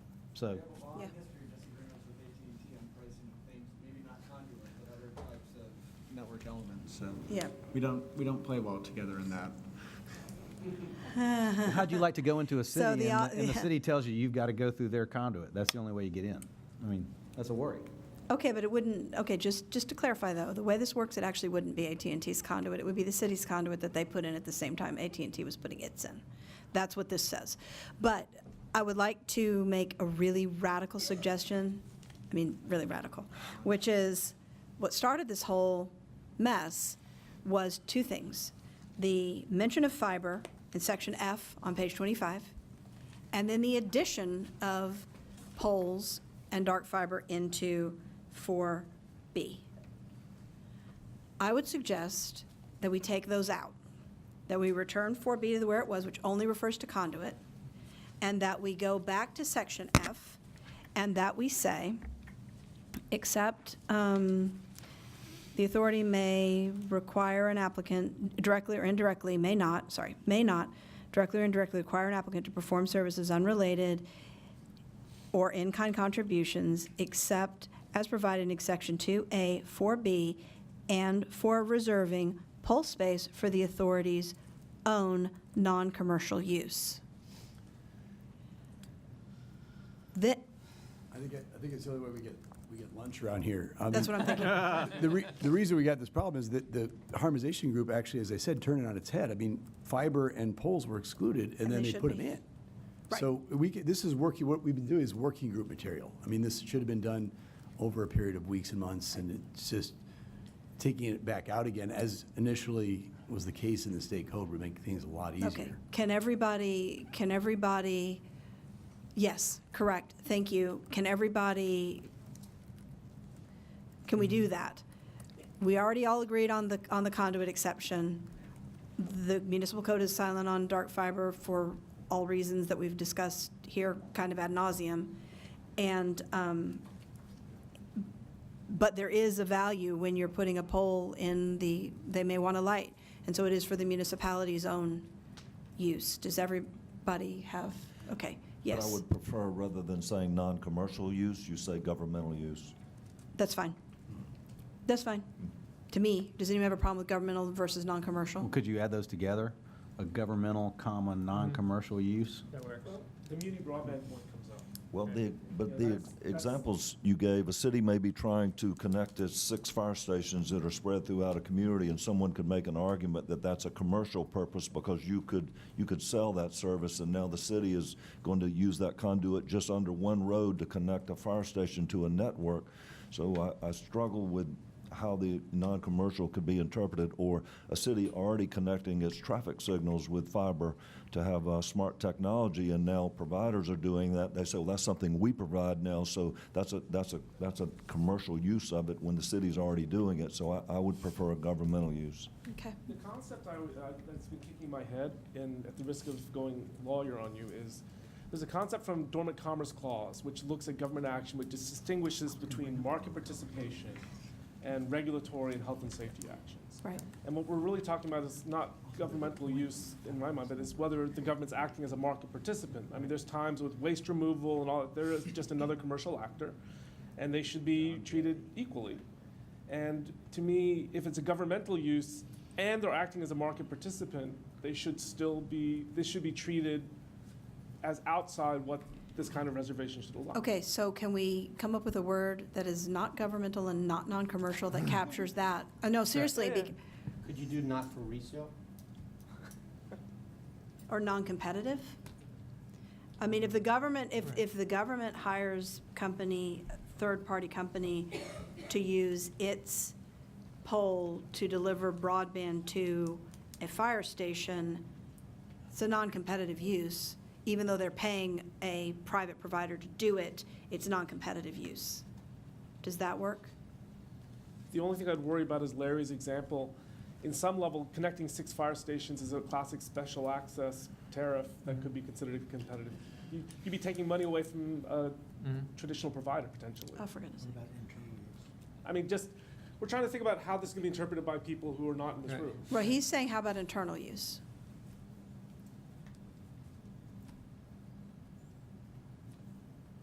That's fine with me. Own internal use. Lunch is calling. Well, the question I'd go back to, if you're okay with that, because the thing that you said is, suppose that you want to use it to get to the third party to connect a facility that's connecting to a fiber you're already doing, would that be considered internal? Yes. I mean, It's I think it is because they're serving a police station. I think it wouldn't be if they were trying to sell it to another party, but would you agree, Chris? I would, but I'm thinking in a world where we let this language out in the world, is someone going to sue on it who is not in this room? Well, that's what I'm trying to avoid. Almost no matter what. Yeah.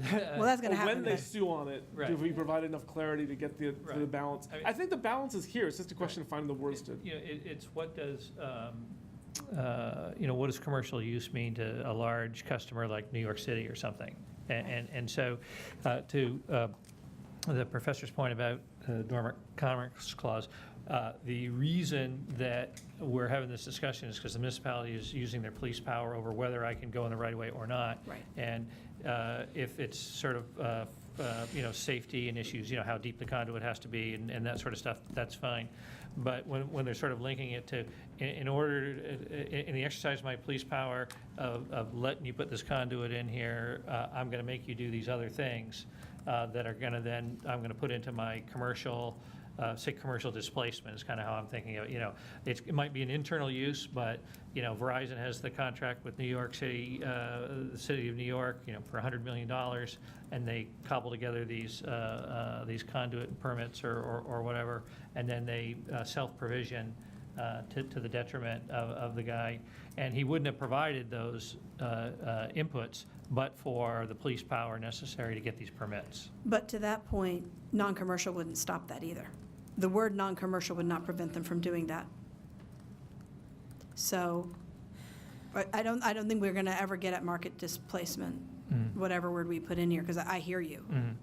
But I don't see, I mean, the city of Little Rock did that to us. We had their whole Wi-Fi for the downtown market, and they went and did it themselves. That stuff happens. So I don't see how that, I mean, it's annoying, but I don't consider it Oh, I don't mind if they do it on their own. I just unfair. don't want, I just don't want to give them the bullets to shoot me with. Right, okay.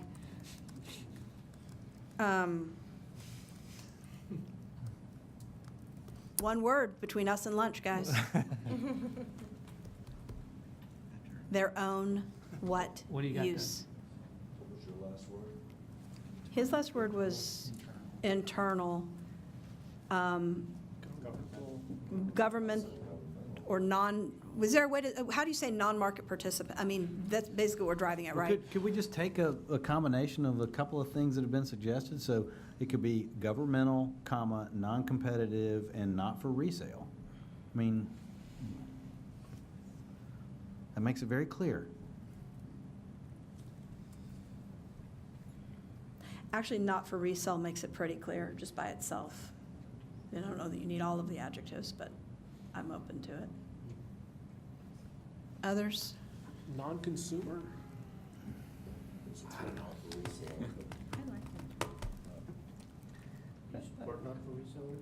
I mean, I thought Kelly's belt and suspenders approach was probably good enough to get us to lunch. Yeah.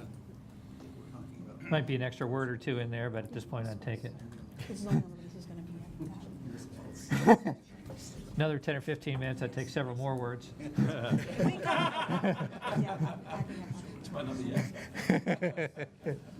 Just saying, John, you go to lunch? You're standing up.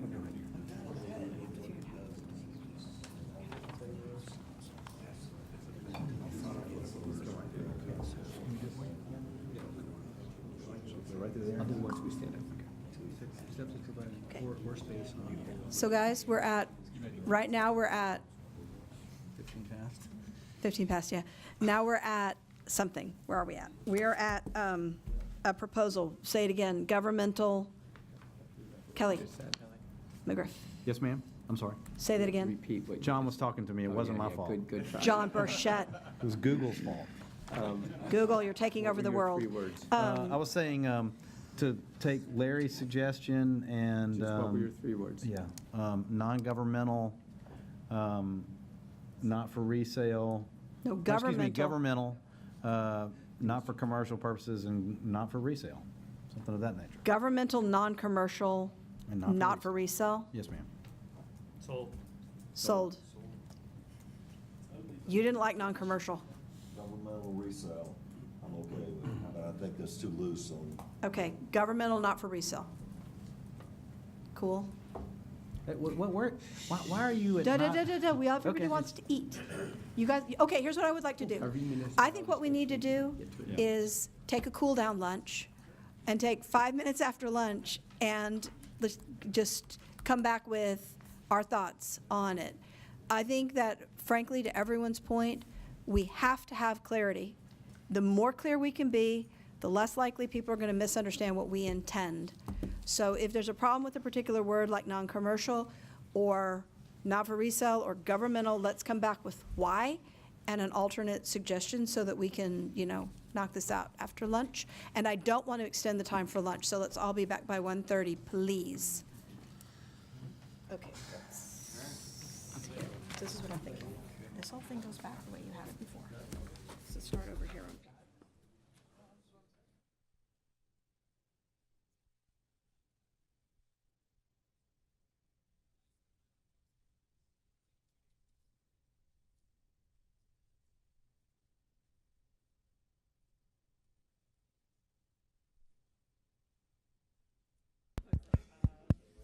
Is this mic on?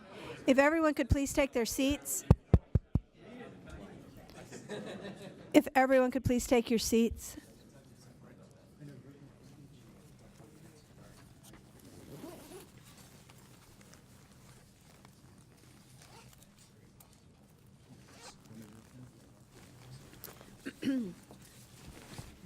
Okay. We're going to pick up where we left off in the discussion of section F on page 25. And the proposal, as we left it, was to change the way this reads. And do you have your computer? Okay, good. To read, okay, to read, the authority may not directly or indirectly require an applicant to perform services unrelated to the communications facility or support structure for which approval is sought, or in-kind contributions, except for reserving pole space for governmental, not for retail authority use, or as provided in section 2.5A4B. So the words governmental, not-for-profit, are we good with those words? Not for profit or not for retail? Not for retail. Ah, my bad. Sorry. Yeah, sorry, my bad. Not for retail. Resale? Resale? Resale, I think is. I think it's resale. Yeah. Is it resale? Okay, we had gotten retail in there somehow. That makes a lot more sense, too. I'm like, what? Okay, if that's the word they want. So governmental, not for resale. Good? One point on that I'm just trying to work out in my mind is one problem we've been having, not to name names, but the city in which we are currently sitting has requested that carriers build out a local Wi-Fi network as part of small cell deployment. And this, as I see it, I don't know if they sell it or if it's free for anybody who happens to log in. And that's been a bone of contention for all the carriers negotiating with the district, is whether or not we have to basically build that out for them. Unless I'm mistaken, that would not be allowed by this provision. Well, I think I understand the issue. I feel your pain. But I think the issue is that in Washington, they do it as a condition of the permit. They make you do it for free. And under this, they would have to pay, which would probably temper their appetite. It may go under the in-kind restriction. That's what I mean. It's an in-kind restriction if they're forcing you to do it, or they're paying for it, in which case, okay. Right. This is about when they build their own facility, what can they do with their own facility? The language. Correct. The governmental, not for resale, would allow that use if they pay for it, but they would, as long as they're not selling it. But if they don't pay for it, they can't make you do it on your dime. That's how this provision would work. Okay, so can we move, I would, Back to what I mentioned before we broke for lunch, then, I think to be abundantly clear, we need to change or add in the section 2.2, I'm sorry, 2.1A section regarding fees and rates. This is 2.1A1 F as in Frank, where it says an applicant shall not be subject to any municipal fees or rates other than those expressly cited above, or as may be negotiated between the parties, or required pursuant to, and then cites to a specific city, section, or town. I think we need to build in here, not only that no rates and fees, which are defined, pretty narrowly, or they shouldn't be required to pay any other compensation, or, we got to tie it to F. And go ahead, Andy, you've got a comment, I think, or David, sorry. And I think we need to, the question is what, if we don't sort of tie this down, then this provision, I think F, could be construed to mean there can be other types of compensation required. I think that the other F on page 25 would make that not possible. This doesn't say that.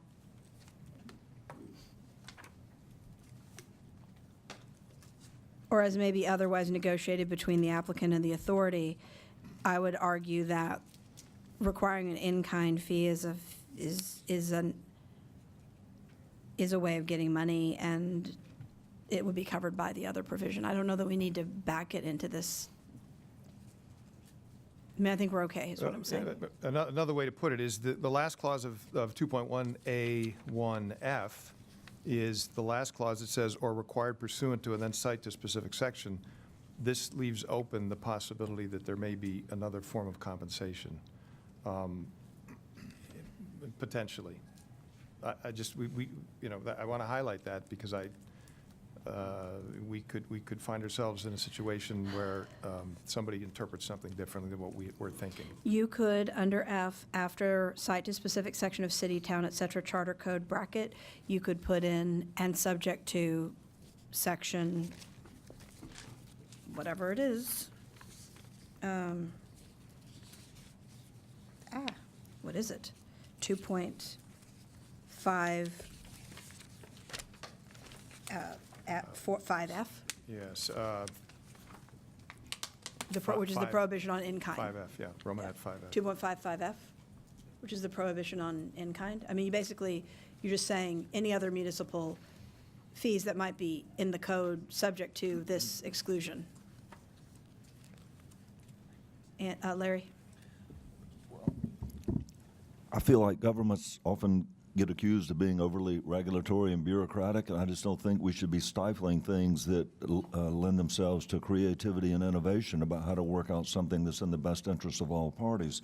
I mean, that's a voluntary negotiation and agreement between two parties. I don't know why we wouldn't want to encourage that.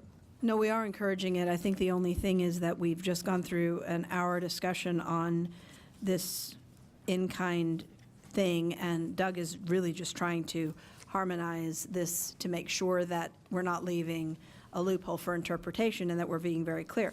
Because that F, 2.1AF, A1F, specifically says, as otherwise negotiated is allowed, and then it says, or required pursuant to additional whatever, and he's just trying to make clear that the or pursuant to these other codes that may exist doesn't backdoor the ability to do in-kind requirements.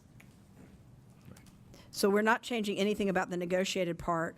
We're just adding or required pursuant to cite to specific section of city, town, et cetera, charter code as limited by whatever that provision is.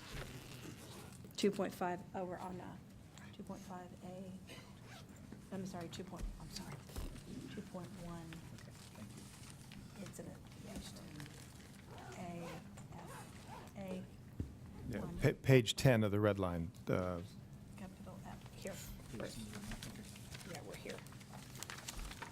Trying to keep our edits in the clean version. Okay, too. does anyone, let's try to move super fast. I'd just like to see it first by show of hands. Does anyone have a problem with harmonizing the 2.1A to F on page 10 with 2.5 something 5F on page 25, so that it's clear that we are not meaning to say in the what a city may charge section that they may backdoor in-kind fees. Basically, just the reference I was suggesting where it references that F on page 25. Does anyone have a problem with that? Okay, okay, Doug, okay, go. Next, so we're moving on? Yes. To page 26 of the red line version. This is a harmonization group added in design standards, the additional text in Romanet 2D and E. A couple of items that were in the state code with some minor revisions, basically adding the word reasonable. So what we're doing here is we're talking about above-ground communication facilities in the public right-of-way requiring administrative review will conform to the following non-discriminatory design guidelines generally applicable to all facilities in the public right-of-way. And then there's a note here that the government that's adopting this has to, through a public process, provide definitive objective design guidelines. And then we identify, initially we had 4 items, A, B, C, and D was other. What we've now done is added 2 more design guidelines, and the first of the new ones is reasonable public safety standards. The second one is reasonable stealth and concealment requirements that are consistent, set forth in writing, provided that those standards may be weighed by the authority upon showing that those design standards are not reasonably compatible for the particular location of a small wireless facility, or that the design standards impose an excessive expense. Okay. Can we in subsection D, can we just make it clear that the reasonable public safety standards does not include regulation with respect to RF other than as otherwise set forth by the commission? I think that's, I don't know. Since the commission has the Yeah, no, exclusive authority to regulate. That's a good point a lot of times. And in my experience, it's been actually very helpful to local officials if that firewall is present for them, because they get a lot of public complaints, a lot of public requests. We want you to do something about RF. Cell phones are going to give us cancer, and it's easy for them to say, sorry, the FCC has exclusive jurisdiction on that. I hear you. I'd like to do something, but my hands are tied and I can't. And that is helpful to them. So do you, okay, right, but do you need the language, though, because isn't that just the state of play? It is, but I think it can be helpful. I mean, if you're a telecom expert, you know that it is so. But, if you're a non-telecom expert lawyer in a smaller town, I think it's helpful if you either have the site or you say, excluding, RF, or you can enforce the FCC safety regulate standards, but you can't set your own. Okay. So I think something that goes to that effect would be helpful. It is helpful also for the public, because the public's going to read this and go, oh, safety standards, that must be RF. And then That's they're going fine, to yeah. think, it's going to be an invitation for that. So what is the proposed language? Well, you have to reference 332, but it'd be good if we went beyond just referencing 332 and explain that it was RF. So if we can take some language out of 332 that basically preempts localities on RF standards. Do we have, this came out of the model state code, right? Is this a straight lift out of the model state code? Okay, these are the exactly language of the model state code, so I'd like to defer this and because we're going to have to backwards reconcile it anyway, so it says the same.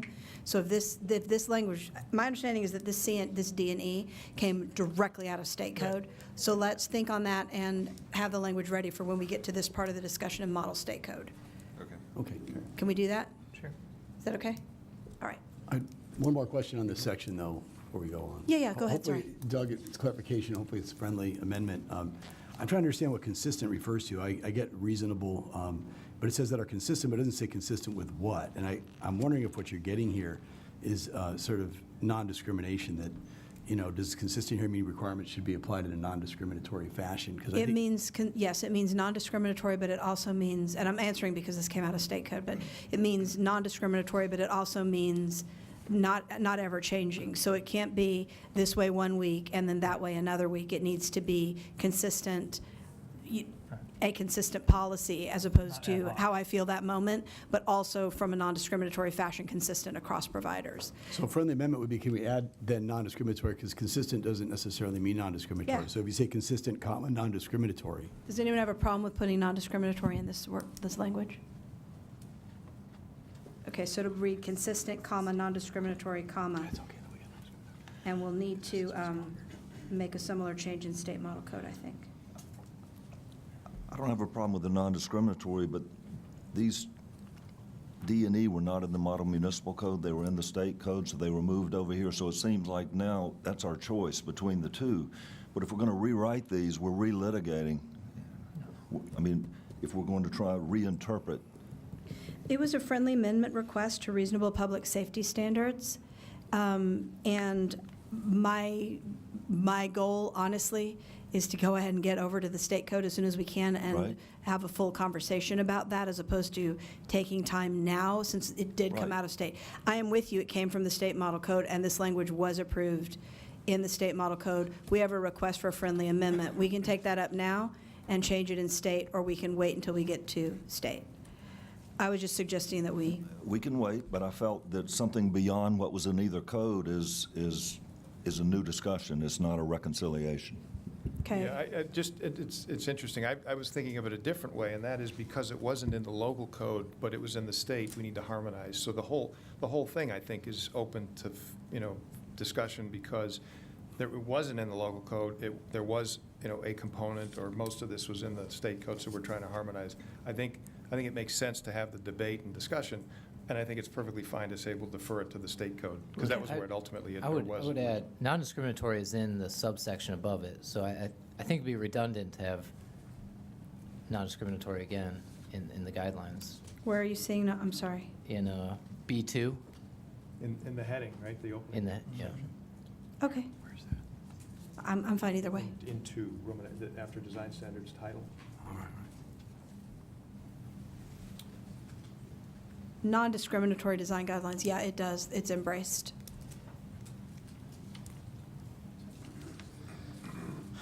Okay, Okay. yep. There's only two more items. Anything else you're seeing, and I'll highlight those. If we go to the next, the additional permits is again a formatting issue, just repeating what was there already. Next, page 27 on the red line, section 2.7 on batch applications. This was, during the harmonization process, a recommendation to incorporate specific numbers in the batch applications section. I think my description of the harmonization discussion was this was relatively or quite straightforward and not controversial. So the proposal is to add these qualifications to batch applications. 25 applications for a network of multiple facilities that are adjacent and related geographical areas of the city if the population of the city is 100,000 or more, or not more than 5 applications if the population of the city is less than 100,000. So it's a way to define a little bit more tightly what the number of batch applications that can be treated under this section would be appropriate. Did I say that right? Yes. So Doug, can you help us understand a little bit what the significance of these numbers is and why those should be the right numbers? Part of what I'm struggling with is if we want to go deploy 300 nodes in a city at one time, what is this suggesting that we need to go do in order to submit applications for the 300 nodes? Are we saying we've got to go do 12 separate batch applications and we have to submit them at 12 different times, 5 minutes apart? Or how do we deal with a situation where we've got that kind of a deployment that we're doing? It almost seemed to me to be a little counterproductive to be limiting the number, and that what we should do is encourage batch applications because it typically results in more efficient processing. So are your 300 applications in adjacent related geographic areas or all over the city? No, I think in my mind, it should be, if you're submitting to the same jurisdiction, it doesn't really matter what the geographic location is, as long as it's the same authority that's considering it. I would think you would gain those efficiencies. Because the original approved language out of the Model Municipal Code was an applicant may submit simultaneously not more than blank applications for a network of multiple communication facilities within adjacent related geographic areas of the city. So basically, you were already required, your batch application had to be related and adjacent geographic areas, so you wouldn't have already, under the original way it was written, been able to do all 300 at once. You would have had to only been able to do the adjacent areas. So I guess I'll let somebody else address how we ended up at 25, but it's basically, you would have to be adjacent anyway, so you would have not at any point been able to do 300 all over a city. You would have to at least group them by where Well, they that's fine. are. There's a lot of cities where we can easily do 300 in adjacent related areas as well. So I'm really trying to just figure out why isn't it more efficient to do it in a single application? Putting aside the issue of sort of batch applications versus single applications, the concept that the municipalities persuasively advocated, and I can see the logic to it, is that smaller cities are worried, I think maybe from a lack of experience, lack of empirical experience, that they're afraid that they're going to get 500 applications in a town of 5,000. Now, everybody here knows that's not going to happen, but how do you tell them, don't worry about what you're afraid of, it's not going to happen, but I'm afraid of it. But, so it recognizes that you're going to have more applications in bigger population centers than in smaller. Now, 100,000 cutoff and 5 on a batch, those are arbitrary numbers. They could be different numbers. But I think if you look at, how many applications are you going to need to do in Manhattan, New York, and how many are you going to need to do in Manhattan, Kansas, you'd have to concede that you're going to have smaller numbers in smaller population centers. And so I think some tiered structure provides comfort to the smaller municipalities without providing an operational impairment. Because this would let me, do 25 at a shot in a larger city. Is that the right number? Maybe, maybe not. But I think the sort of the high-low. I mean, you could do high-low medium. But I think something that recognizes a bigger quantity for bigger municipalities, a smaller one, provides them a lot of value, and if we get the numbers right, doesn't choke the industry.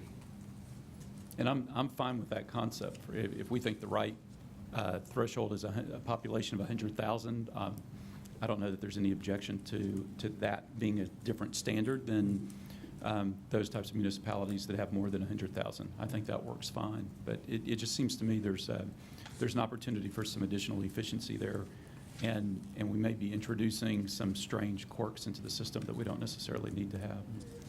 I actually, now that I look at it, Davis, I think the 5 applications is missing the time element. That was 5 applications per unit of time. Well, I think the issue here is that batch, we define batch, but we don't define what it means to be in a batch. Does that mean that you get a discount on fees, or does it mean you can't submit more than that number, or the city gets more time? So the concept of batching without a positive or negative outcome from batching is kind of immaterial. And as Ken suggested, okay, if there's a limit on simultaneous, we'll do it every 5 minutes if that is a limitation. If it's your first application is X dollars and subsequent ones are much cheaper, then we'll want to put as many in a batch as possible. So until we define what it means to be batched, I don't know what we're getting here. I'm going to let Andy speak, but my understanding of that is that the city has a certain amount of time to determine whether your application is complete and to approve the application, or it is deemed approved. Because I searched for the word batch in here, and It's not, but this has to do with, if you batch an application, it says it'll be treated as a single application. So if I go into a community and I have 5 locations and I submit them as a single application, that community has the requisite number of days to act on my application as if I had applied for a single site. So this has to do with how long is it going to take that community to do that? And then they don't get extra time. I don't get a discount for it necessarily, but it's a single application, so I'm paying once for my 5 sites. For processing the application of my 5 sites, I'm paying once because it's a single application, 1 application fee, and they have the same number of days as if it was 1 site to get it approved or not approved, or it's deemed approved. And if they don't do it in time, then I get to deploy all 5 sites.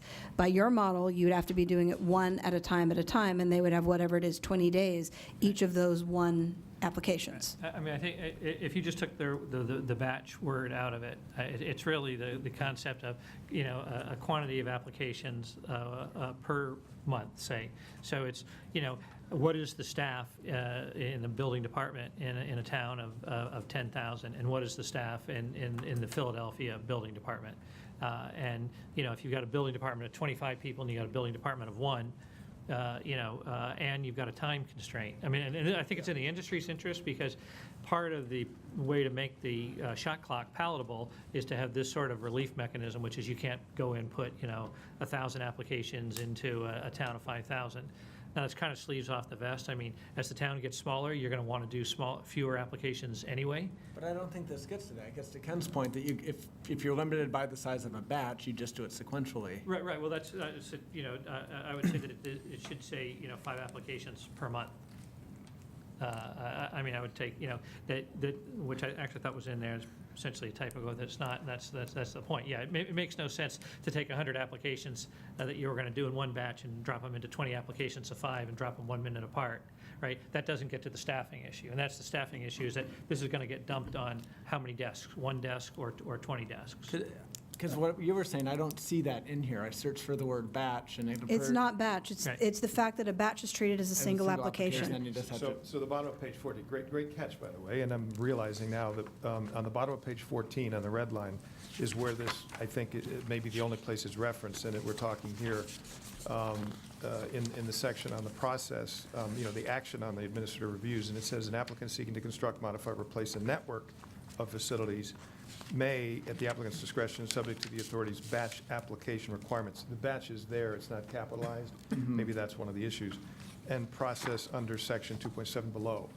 Their file a consolidated application, receive a single permit for multiple communications facilities or multiple permits. So the applicant can decide, but that's where it's referenced in this section. And then it goes on to say the authority's denial of any site or sites within a consolidated application won't affect other sites submitted in the same application. The authority will grant a permit for any and all sites in a consolidated application that doesn't otherwise deny, subject to the requirements of this section. So this is the attempted tie-in. We may need to tweak it a little bit, though.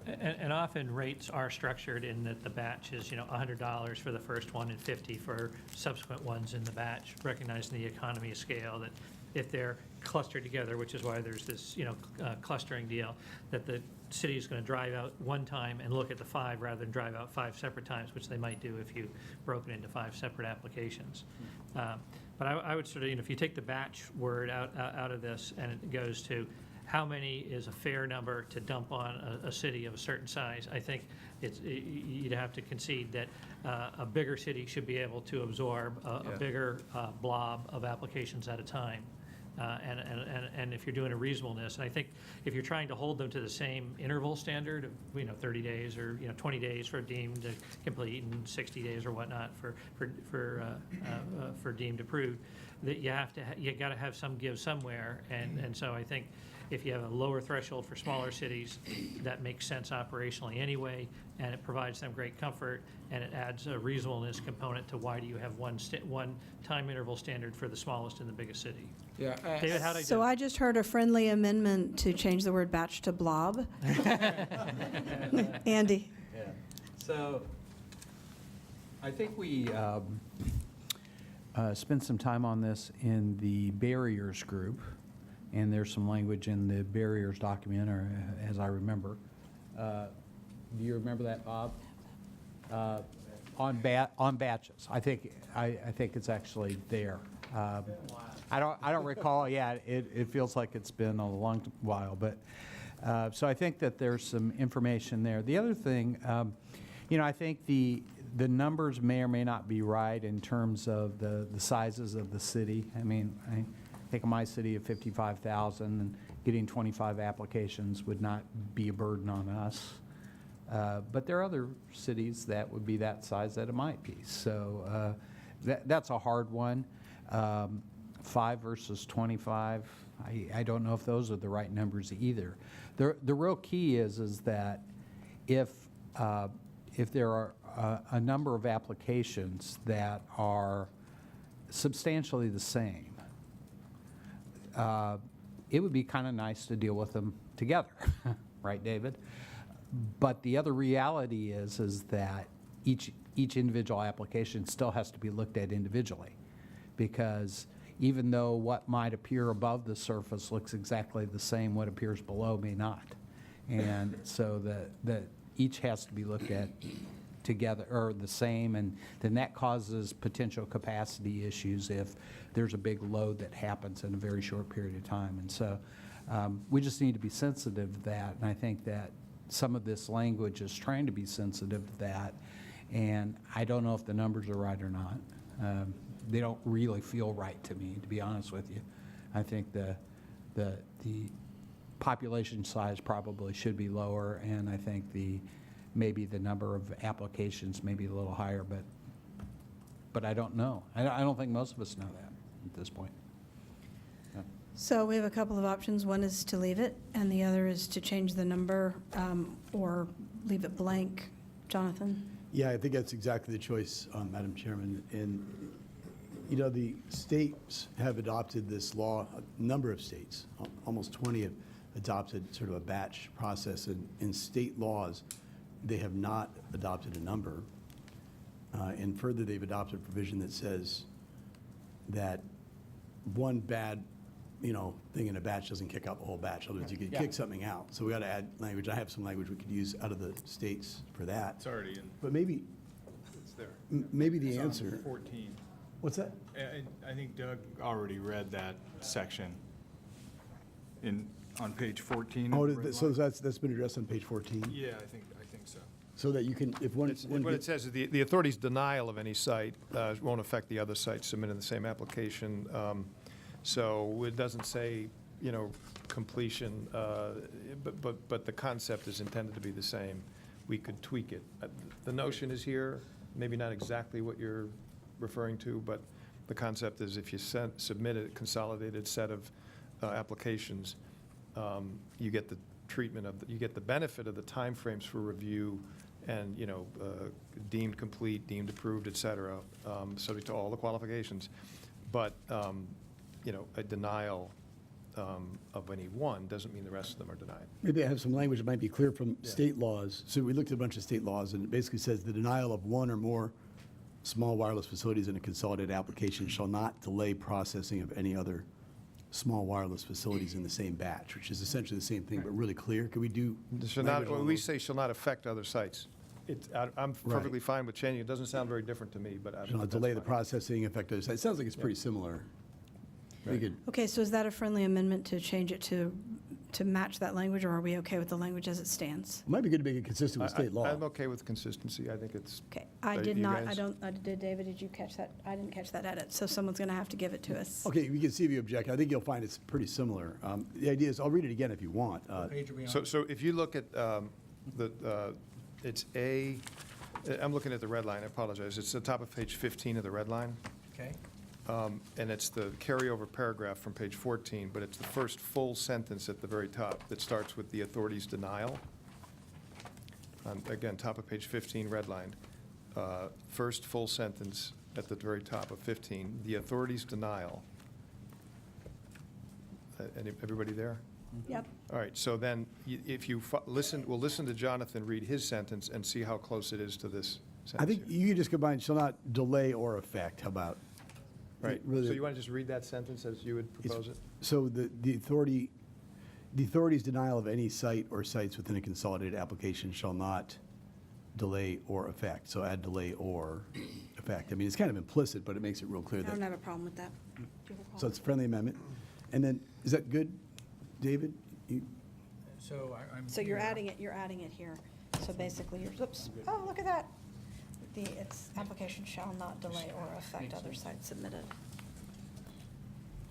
And for the record, I want to give Andy, Hold on, wait till your mic comes on. hello. For the record, I want to give Andy the memory award for the day. the barriers committee dealt with this in ordinance, and it said exactly what we're talking about. Use batch permitting for small cell antenna structures in the right-of-way. Installations within the batch should be on the same kind of structure in areas with similar characteristics. Localities should have the ability to pull troublesome installations that might be caused by a number of things, including right-of-way uses that are more complicated out of the batch, thus allowing the rest of the conforming batch to proceed forward. So going back to that point, I mean, generally speaking, there isn't in state law and there isn't in that group a limit. And I think we've conceded that it's okay to have a limit, but these numbers look low. But if we sit here and try to debate what the numbers are, we'll be here, and again, we'll miss dinner, which is worse than lunch. Perhaps we go back to where it was, which is leaving it blank. I mean, so that each community, Lenexa can handle 25, another community might want 5, larger communities might want more. I mean, you're almost essentially shackling a locality if they want to do larger batches and they've got the capability to do it, if they have to especially sequentially go through an extensive deliberation. Could we take a friendly amendment to say unless the municipality allows for larger batches? Or unless the authority allows larger batches? Aren't they just going to plug in their own number anyway based on their size? I mean, they're not going to adopt it with the smaller than X thousand, larger than Y thousand. They're going to say, we're this big and we're going to plug in this number and go it through city council. I think, as David and I discussed, I think this goes to who is the target beneficiary of this, right? This is not going to help New York City. They don't need the help, and they probably wouldn't take it. And a town of 1,000 isn't probably going to get small cells anytime soon, so they don't need to bother. But probably between city 500 and 5,000. And as you're moving down that list in rank order, the law department in the city's getting smaller, and then it's getting one guy, and then it's getting an outside contractor and stuff. And so I think if we can leave the breadcrumbs so that somebody who's maybe not a telecom expert, but he's doing slip and falls and vehicles and, building schools and fixing water mains and stuff, he comes to us, he says, okay, what would be a reasonable number? If we have a number down there, he goes, yeah, okay, that looks okay to me, and a bunch of other people put a lot of time into suggesting that, he can go. If we just say, it's a mystery, you guess, and maybe you'll get sued because you're way out of bounds and you don't know, that's just not really helpful. And so, Andy, maybe we could impose on you if the 100,000 and the 5 and the 25, if you think, that there's, kind of a better structure. I think probably 2-tier, maybe 3-tier. I don't think you need more complicated than that. You want to throw a couple of numbers out that you think, better get at it, that, would make Jonathan more comfortable and, would make sense to cities. I think that'd be helpful. I think any number I would pull out would be just that. Yeah. A number that I would pull out. Yeah. And there's nothing wrong with that. So, I'm okay leaving it where it is, but my intuition tells me that the ability to deal with certain sizes of batches, there may be some correlation to city size, but it really has more to do with the capacity of the staff and what that city's working on at any given point in time. And you've got the same planning department working with building permits as you have working with telecom and everything else. And so it's really hard to put a number on it to say 100,000 is your break point because you don't know. So I guess my suggestion is if you want to send it out there for a model, just keep it where it is. But my intuition says it's not completely correlated. Okay, so we need, sorry, I didn't mean to, Alan, and then I think Larry, and then Angie, right? I was going to say that the issue really isn't the number of applications, it's what's inside the application, as Kim was pointing out earlier. And in the poll attachment rules, they just, when you get to a certain point, they just allow more time for large applications. So we shouldn't be trying to figure out how many applications we're supposed to be coming up with. We should be trying to figure out what is the number of polls in each application, and is there a point where a city needs more time to process those applications? That's been the precedent with Make Ready in the FCC rules. But that's rewriting the code.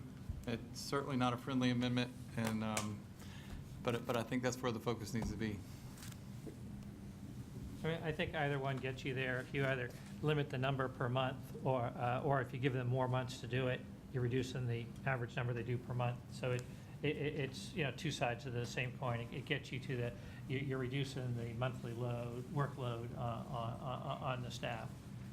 If you actually think about it, when a city goes to approve this, I guess a city is going to be, either under 100 or below, right? So they're going to pick one or two of the numbers, because both numbers aren't going to apply to them, right?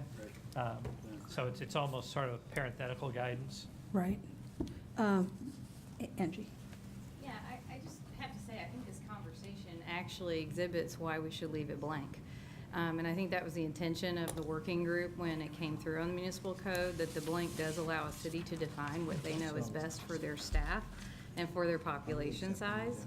And so from my perspective, I think going back to the blank gives that flexibility, whether it's defining the tiers on population, defining the batch applications that can be handled. And to Jonathan's point, the state legislation that's been passed in the 20 states, the average batch application runs from 20 to 25, but that was arbitrarily defined. There's no science behind whether we know that actually works well for a city or not. So I think that's the point of a model code, is to provide recommendations that let them fill in the blank based on what their expertise is and what they feel they can accommodate. And it also allows flexibility if they need to go back and amend that based on their experience. So I would support putting those blanks back in place, just at the very cause of this conversation that we've been on for 10, 15 minutes.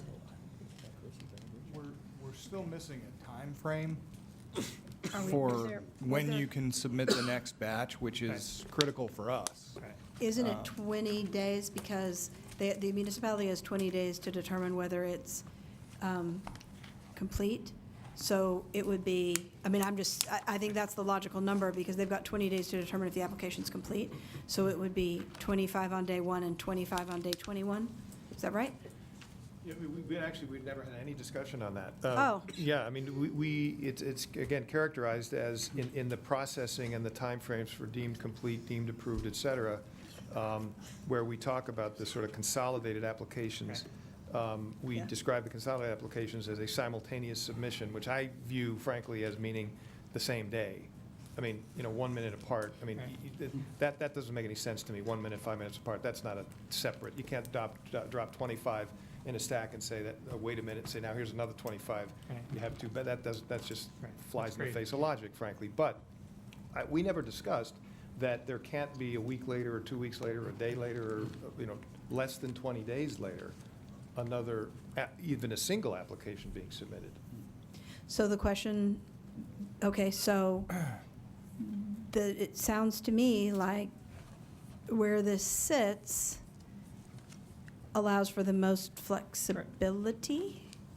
Well, Or do you want, or does industry want a time I think you need a frame? per unit of time, whether it's per week or per month, Otherwise, any of the limits are meaningless. If you can just pancake them, a minute apart, you can file 1,000. Or a day apart. Yeah, you can file them 1,000. But I mean, if they can be, 1 minute apart, you can file 1,000 in a day.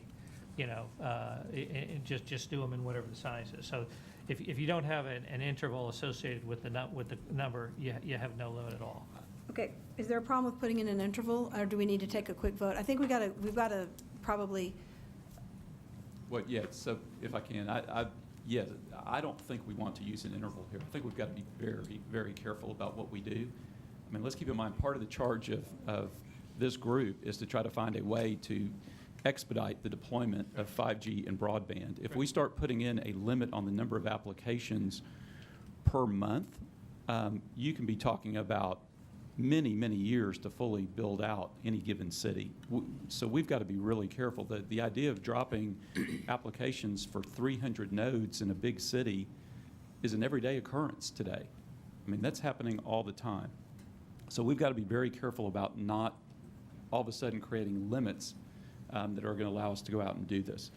So what I would encourage us to do, what I read this section as doing, is trying to create a means of efficiently processing applications in a single batch. Mm-hmm. And I think what we ought to do is exactly what's been suggested, which is leave blanks for the time frames, let each municipality figure out what they think they can handle to most efficiently deal with this in a batch application, but otherwise not change the provision. And certainly not introduce units of time, which may come back and prove incredibly burdensome and really will almost immediately upon enactment. And I'm definitely not trying to argue or prolonged discussion, but I do think that if you leave it blank, you may end up with no batches, because the municipality could say, well, I can only handle one of these things at a time. And if look, that's a risk that you're willing to take, that's the risk of leaving it blank. I don't really have a dog in this fight, so you guys Yeah. figure it out. You know, my view is most municipalities are going to figure out that this is a really helpful provision. It is efficient. It's not trying to force something that is inefficient on municipalities. They would stand to benefit as much as anyone. So I think there will be sort of a natural incentive to go ahead and make sure they reach the right conclusion on that. So the friendly amendment is to take out the numbers. Does anyone have a problem with taking out the numbers? Okay. So reverting? So we will revert. Reverting back to. Well, actually, I think, yeah, maybe, yeah. Back to language. We're reverting back to the original language as approved out of the model municipal code. Okay, Doug? No, I don't think this exists in the state code at all. Does batch applications exist in the It's state in code? the state code, and it's got the same language. The language is slightly different, but the numbers are there. But it got put, that's a change, correct? It's a change from the original, but it's in the current red No, line. no, well, version. it will be, because they were harmonized together. But my point is, this language did not end up in the model municipal code because of state code. It ended up in the state code because of this. Yes. So it'll come out of both. Yep. Okay. All right, drum roll, we have only one more Yay! item to talk about. All the other changes, until we get to page 35, are formatting. They're just repeats of existing language, again, a format issue on the red line. So now we're looking at 3.8, violation of this chapter on page 35 of the red line. This change was the result of a friendly amendment made at the last meeting on April 25th, so this is not new. What this does is just provided essentially a notice period before which a violation would be deemed to have commenced. So I'll just read it quickly. Paraphrasing, violation of any of the provisions of this chapter shall be a simple citation, punishable with a civil penalty of blank dollars for each violation, and the additional language is which continues more than blank days after written notice of such violation is provided to the applicant. Each day after such notice that a violation occurs or is permitted to exist constitutes a separate offense. Okay. And this was a friendly amendment from last time. So I would like to poll the group as to whether you want to, I don't know if we can vote, actually, take it back. We got that one hanging out thing, which is that.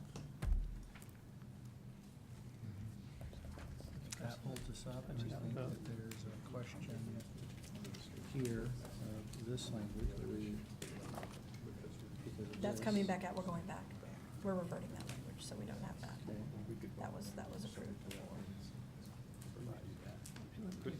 Could we vote on, well, propose maybe the vote on everything subject to that one item? Okay, or so yeah, what, huh? Yes. Could we vote on the code, I'm thinking, vote on the code, subject to, potential revisiting of that item? Is it one or two items that we left Yes, over? we can do that. It's actually just, it's two items, but we're just correcting the language on the provision that we were reverting, so we're just talking about that, but. Subject to reharmonization. Reharmonization before the end of tomorrow. Stay back, no. So the question that we're dealing with, the outstanding issue, is why are these so long, your provisions? This is why I don't like to do code work, holy cow. Okay, section 2.5B2, design standards, D and E, which were imported over from the model code. That is the only provision that we tabled for discussion in the state model code. If you like, we can take 10 minutes and resolve this now and take whatever we decide and move it over there. You want to do that? Chris is giving me thumbs up. Go. Design standards, reasonable safety standards. The question was raised. What was the question? It was raised by you, Anthony. Yeah, so the problem I was trying to solve for is indicating to the municipalities that they're not allowed to regulate RF radiation except as permitted by the FCC's rules. So the friendly amendment, or the proposed amendment, is to say, D, reasonable public safety standards, comma, compliant with section 332? For RF, because you had wanted to specifically mention radio frequency, right? Yeah. Consistent with, is that what you? You might just say under federal, under federal law, applicable federal law, because there's regulations that fall under, I think tying it to 332C7 might be a little bit limiting. Well, 332C7 just exempts RF from local consideration. So the only idea is to put this there to remind people and protect localities from people coming up to them and saying, what about this exemption? So we're digging up 332 real quick just to see if we can take some language out of that. Okay. Yeah. It makes it easier for everybody if it's clear that that's not. And the full site, right, 47 USC. Pressure. Back in the day, they would have had it like that. Yeah, because it would, yeah, Chris, you know why? Because paper was faster than Google search, right? Okay, we got it. So These are intended to be reasonable public safety standards in local communities. Yeah, but the concern, okay, here's the specific concern, reasonable or not reasonable on the part of the general public. The concern that's being raised by Anthony is that somebody might pick up the phone and call the city and say, I don't want that thing outside my house because we all know that RF frequency causes brain cancer, and I want you to take it down and make enough noise or get a citizen's petition going. And the city or the municipality needs to be able to say, I really appreciate it. Please send your letters to the FCC because that is not a reasonable public safety standard that I can address because I'm barred by Section 332, which I said, isn't that just state of play, which the answer is yes, it is state of play, but the idea of putting it in this code is to make it clear to municipalities that they have this cover for these devices and that they're actually not authorized to regulate this, so they don't have to deal with the blowback from a public safety standards perspective. It's basically just stating the obvious. Well said. Thank you. So the language from 332 is on the basis of the environmental effects of radio frequency emissions. So states and localities are basically preempted from considering the environmental effects of radio frequency emissions. So that's what we want, right? That's the right provision. Just to remind people of that. Yeah. So do you just want to say reasonable public safety standards, comma, subject to 47 USC 332? Is that how you But say then it? when a member of the public reads it, they're not going to know what that means because they won't be able to. So what do you want me to say? Which shall not include standards based for radio frequency emissions pursuant to section as. Which will not include David- consideration of the environmental effects of radio frequency emissions. Which may not. Consistent with section. Yeah, which. David is suggesting that that sort of begs the question of creating a problem that may not, calling it out, it sort of might create its own problem, and that the citation is cleaner because the city can look it up, the people can look it up, the city can send people to it. Yeah, that works. Okay. Give me the citation. 47 USC 332 sub C sub 7? 332, is that right? 47? Yeah, just RF. Roman numeral 4. Capitals? C7, small c. Here, you do, you. 7. I nearly got beaten by a computer. Sorry about that. All right, guys, with that change, which we will harmonize into the state model code, when we get there, I would like to entertain a motion to approve the model municipal code. Who was that? Michael Hain. Earlier, you said we were going to wait to the state model code because Yes. I was also bringing up under E, the last two words, standards impose an excessive expense. I wanted to get a definition under E, just below D, of excessive. What page is this? I'm sorry. The same page, 26, E. Okay, E, okay. The next one, reasonable stealth and concealed requirements, then the very last words say, standards impose an excessive expense. I was hoping to get a definition of what an excessive expense would be. Ken. Not on Larry's issue, but I also want to revisit a little bit the concept that Jonathan raised earlier about the word consistent, because I still think there is some ambiguity here just by leaving the word unmodified. When we just say consistent, when I read it, I wasn't clear on whether we're talking about consistent with what's already there. You raised an issue I hadn't even thought about, which is consistently applied over time. I just think we need a little bit more explanation of what we mean by consistent. Okay, so those are two different things in the same provision. Let's start with excessive expense. Or who's going to make the determination is probably a more important question. If it's the authority, then okay. Well, I doubt the authority is going to make the determination of whether a design standard is an excessive expense, because by definition, they won't think it is. I'm just, because they're not the ones, I'm just. We need clarification of what excessive is. So then the question is, I'm going to look to you all, Keith, Chris? Maybe the state Kelly? model code folks who talked about this, because we didn't discuss this at the local code. Kelly, this is excessive expense for design standards. Do we have flesh around those bones? Or a way to get? Let me cogitate on that. Okay, you cogitate on that while we move on to the other issue, which is, So I wasn't part of this, but just reading it, it's the authority determines whether the expense is excessive in the first instance. And then if someone's going to challenge that determination, it would be fall under whatever administrative law applies, which I assume would give extreme deference to the admitted agency as long as what is done is reasonable. I think that what this does is put the city in the first instance to this right to decide what's excessive and what's not. And I'm fine with that. Especially because it's a waiver. I think that's fine, and this is a real. oh, I see what you're saying. Because the city can waive the requirement if the city feels it's too expensive, or it would be okay. Yes. And what gives me comfort on it is consistent can be consistently bad, so that might not, and non-discrimination can be bad for everybody. So those two aren't necessarily all that great. But it's up in Romanet 2, the generally applicable to all facilities in the public right-of-way.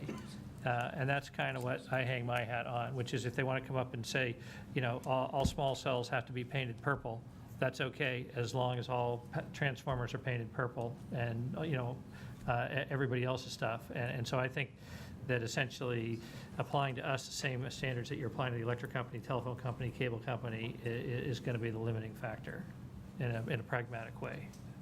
Does that answer your concern, Ken? Well, I still think it would just be helpful to say something like consistently applied or something to that effect. Right. Just instead of saying consistent, it just begs the Now, question. in fairness to the state model code and why this isn't, that language under B Romanet 2 does not in fact exist in the state model code that I'm aware of. We don't have that qualifying language. So it may be that it's okay as written here because of that qualifying language, but we may need to put a pin on that when we get to it in the state model code and look at how we integrate the qualifying language in the state model code. But you're thinking like if it said consistently applied over time and across applicants? Yes. You want to say Is that? that your amendment? I am perfectly in favor of what you just proposed, Chris. Consistently applied across time and Or across over time. applicants, isn't that the same thing as said above?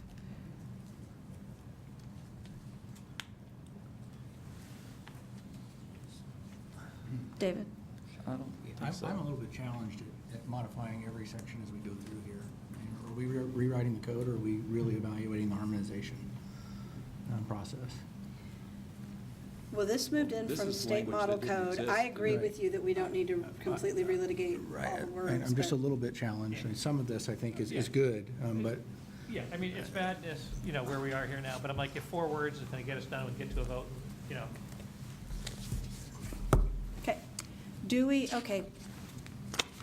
This, I don't know that, Well, I was most interested in just a consistently applied. So if that makes it easier for folks, I'm fine with that. so can we add the LY to the word consistent and the word applied? That are consistently applied and set forth in writing. Is that okay with everybody? Anybody have an objection to that? Okay. And you're okay with the authority determining whether the expense is excessive? All my concern. Okay, so consistently applied, got it? Okay, so with that, I would like to re-ask for a motion to approve the model municipal code. Michael Hain, do I have a second? Second. Jonathan Adelson. Okay, so now, I'm going to take a roll call, please, so we can keep it straight. Yes, no, abstain, please. Jonathan Adelson. Yes. Myself, yes. John Burchett. Yes. Alan Bell. Keith Buell. Not here. What, did you say yes? I didn't hear you. I thought you were here. I can't hear you. I like Keith Buell. What the? Yeah, now I'm here for Charles. He's off in Africa. No, but I've been talking to you this whole time, and then I'm like, where'd he go? Okay, gotcha. Bob DeBrow. Here, got me. Yes. Doug Dimitrov. Yes. David Don. Yes. Jamie Fink. Yes. Michael Hain. Yes. Larry Hanson. Yes. Betsy Huber. Yes. Andy Huckabee. Yes. Mark Hudson. Yes. Anthony Lieb. Yes. Dana, sorry. Yes. Kelly McGriff. Yes. Chris Nurse. Yes. Brian O'Hara. All abstain. Okay, it's an abstention. Okay. Karen Charles Peterson. Yes. Ken Simon. Yes. Brent Skorup. Yes. Angela Stacy. Yes. Christian Stout. Yes. Rick and Thacker. Yes. Larry Thompson. Yes. Christopher Yu. Yes. David Young. Yes. Okay, we are unanimous with one abstention. Everybody give yourself a round of applause. Woo. Okay, great. And we're only an hour and a half behind. Woo. That was so easy, waha. Okay, so guys, this is what's up. I know that we probably don't need to do this, but that was supposed to be the easy one. So really, it's very important, because we are limited and we do need to get these voted out one way or the other during this next day and a half, and we still need to hear from rates and fees. I would like to reiterate, please, this is a harmonized code. This is not the opportunity to bring back up issues that you had before or to relitigate issues that have already been resolved. This is a time to look at the harmonization, do the same kinds of things that we did in the last one, with the exception of those provisions F, which caused so much consternation. But if we can be relatively efficient, I think we can get through this. And my goal is not to have to do this, but we may have to stay until 5:30. And the big threat is that we may have to go longer than 12:30 tomorrow. And I know some of you have flights, so let's try not to do that. That said, I do not want to truncate discussion or prevent anyone from expressing your views. I do just want to make sure that we are being as efficient as humanly possible. And now that was a very long-winded way of saying, please be efficient. We will move on. I'm going to pass it to David Young to tee up the discussion on Model State Code. This is going to be presented section by section because it is a severable code. So we will pick up a section, discuss it, move to the next section, discuss it, and then at the end we will vote, again, section by section. So unlike Model Municipal Code, this will not be pure up or down vote. All right, David. So again, kind of as we discussed earlier, the process that we used was to identify the different areas that we felt could be harmonized and conflicts in the code, and then assign working groups. For today's discussion, we've asked certain individuals to lead the discussion for each working group and kind of talk through the process. By no means do these people represent that they made all these decisions in a vacuum. It's just letting different voices talk about different aspects specifically of the code. The first section, really, definitions, probably was quite challenging getting through that and make sure we chose the right definitions for the codes, and then the impacts that had along. I think you'll see that in this discussion it was pretty straightforward, but there were a few challenges. And then after that, we'll move into, I'm trying to get to the final working documents here. Article 5, I think, so Jonathan Adelstein has agreed to lead off with the discussion about the definitions, and Article 5, I believe, is going to be Alan. Alan's going to discuss that, is that correct? Yes. Article 9 is my good friend Chris Nurse. Article 10 is going to be Andy, and Article 11 is going to be Bob. And then I think we're going to have a little bit of conversation about Article 14 at the end. But kind of laying out the path we'll take today on discussing this part. You will notice there's a number of changes, so while Jonathan is getting keyed up, I'm going to open up the red line version and track how we line out here.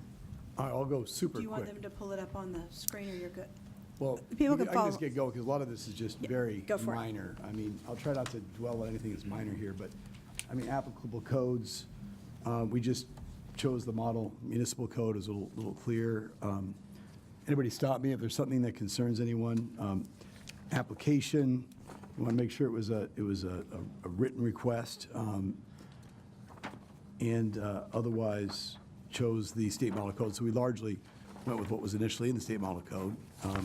Let's see, authority poll, want to make sure that authority poll was only referencing those that were in the public right-of-way and not polls that might occasionally exist outside of the public right-of-way, on page 10. So stop me if there's a concern here anywhere. Broadband definition on page, It's all page 10. it's all on page 10, sorry about that. Broadband, number 13, broadband definition. At least we're One consistent. giant page. It is consistent in that sense. Whip through one page. Where it's number 13 under the definitions, but they're all on the same page because of the way the red line is done.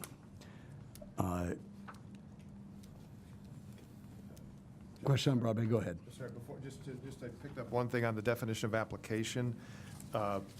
We've harmonized, which is great, but there's the definitions don't fit because we don't have a definition of support structure in the state model code. So we've brought over from the local code to conform the definition of application to the state model code, but I think we don't quite have the same defined terms, so we just have to work through to make sure we're using the right defined terms within the definition of application. Is support structure used anywhere in the state model code? Because if it isn't, then we should just remove it from definition of application, and if it is, then we should move over the model code definition, for model municipal code definition. If I remember correct, this is the correct term for the network support structure. Okay. So we need to take a friendly amendment to add the word network in front of support structure in the definition of application, so that it's consistent with how it's used in the state code. And that is used in the text, so you have to match up.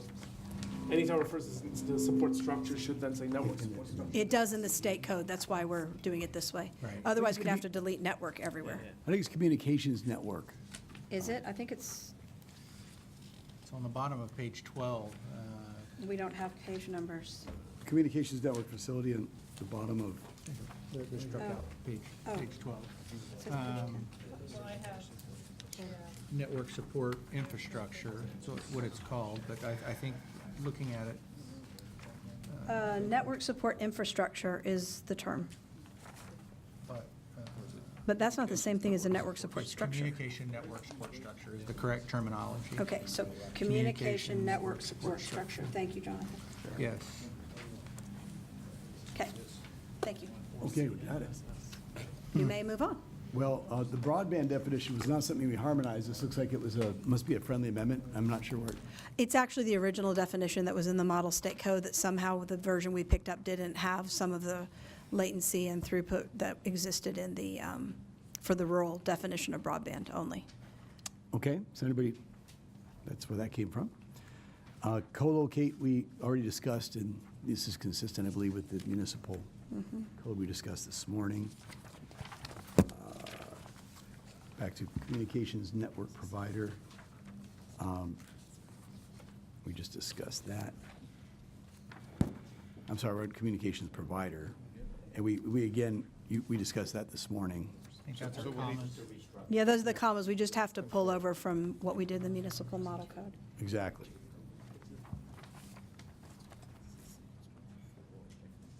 Now, complex make-ready, we, Sorry, Anthony.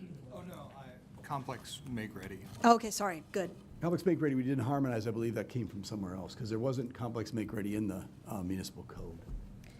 I'm going to think that this came from competitive That's correct. access. Competitive access is, the part we're forgetting is that it's not just these two codes, that we also had competitive access, and we had to make sure the definitions were consistent with that. And there were also comments filed at the end of the last meeting that were included So sometimes there will be things that are addressed that are new because they were comments that were filed at the end of the last meeting or on the record of the last meeting, and they were voted on as accepted in this thing. So I just want to make sure, we're probably going to get to one of those in a minute and wonder where in the world it came from. Yeah, and just as a reminder to everybody, this body voted out as final the competitive access group's report, and I think that happened January and April. We first in January, and then the small modification in April. So yeah, so that is our stare decisis, to use a legal term, since we've been throwing them out. But no, that is basically the baseline that we were harmonizing against, since it was the code that was approved. So that's where this definition came from. Yeah, so my question is, and I apologize for not having reviewed those before coming back in here, was the language about wireless activity all being complex make-ready in that, or is this a new addition? Yes, Ken, and Yes, so there was not a recommendation that said that there would be a one-touch make-ready proposal for complex make-ready, Okay. but there was, I would call it, encouragement to consider one-touch make-ready for complex within the report that the competitive access group provided. From a definitional standpoint, I think it did, complex did exclude wireless, right? Or it did include it wireless. said that any work in the electric space would be complex, but then it said the work in the electric space would be under the control of the electric utility. But it did define wireless work in the electric space as complex make-ready. The competitive access The group. competitive access document. Does that answer your question? I think so. Okay. Jonathan? Okay, decorative pole, the next one, number 28, comes from the municipal model code we discussed this morning. We just imported it over. FCC, everybody knows what the FCC is, so why have the site?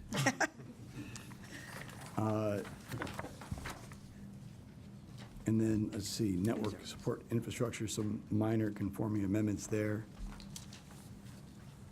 And these minor conforming amendments conform network support infrastructure to the definition of support infrastructure in the model municipal code, correct? Right. Right, because, okay. On permit, we, I think, discussed that this morning. We ended up taking the model municipal code because the term action would capture all the terms in the state model code, and that's how we kind of simplified it. There's a floating two. This needs to come. Let's see. Do install.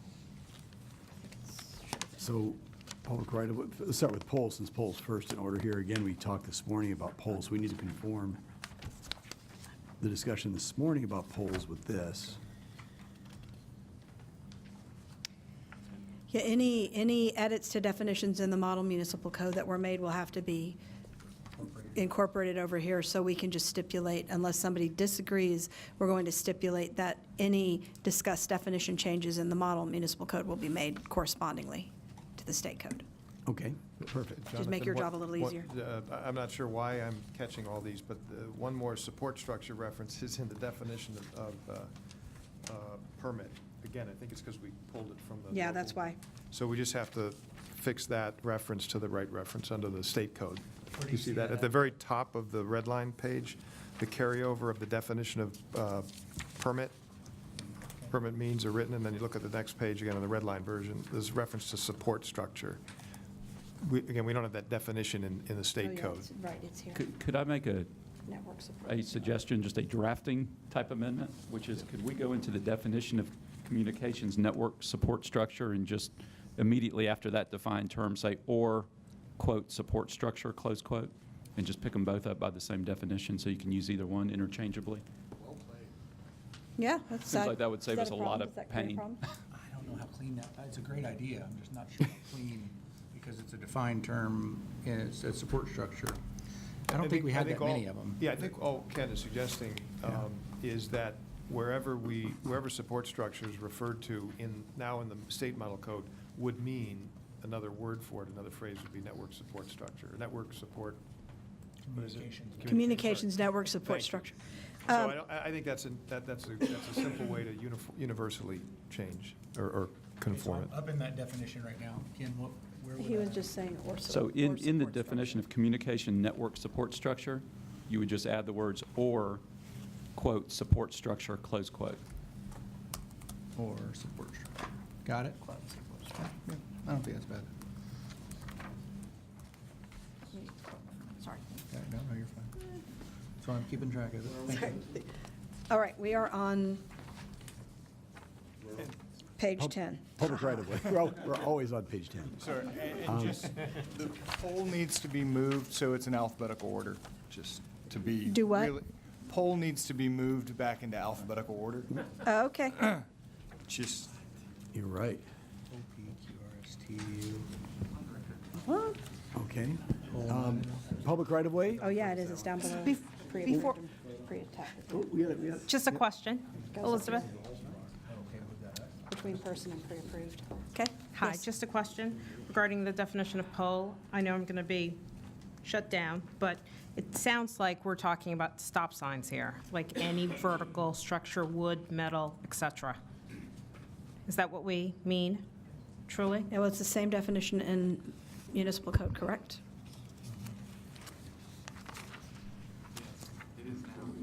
Did it carry over? As I said, when we were discussing that was heavily debated in the state model code, and the interests of those in the state model code were not considered for the purpose of harmonization.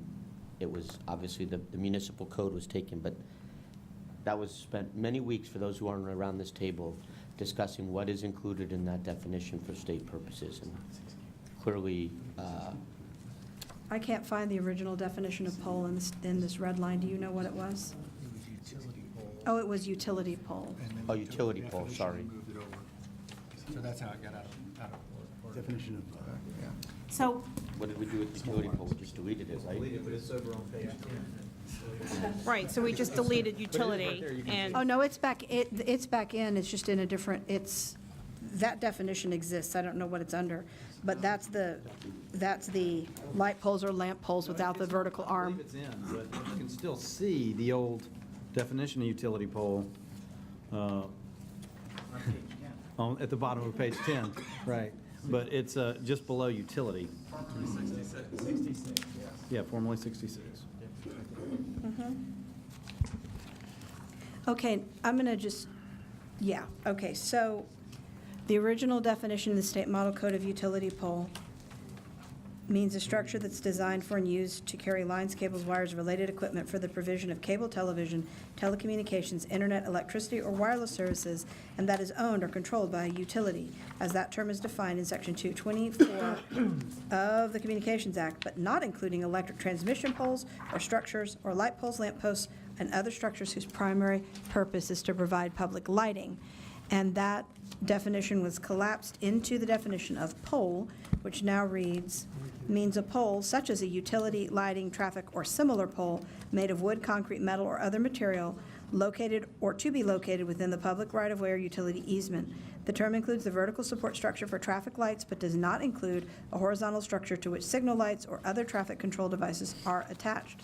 The term does not include electric transmission poles or structures, towers, or support structure. So let me ask one point of clarification, because I remember when we were here in April, and I don't mean to put you on the spot, Chris, but that you had a problem with the definition that's formerly 66, right? And the reason I recall, I think, was because it had that last sentence in there. So now here we are a couple months later, and we've got pole, but it's still got that last sentence there with the term does not include electric transmission poles, structures, towers, or support structure.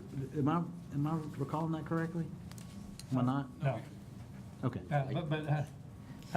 Maybe let Karen finish, and then I think I'll get to the point you were Okay, recollecting. all right, thank you. So hold the thought, the excitement will be coming in a minute.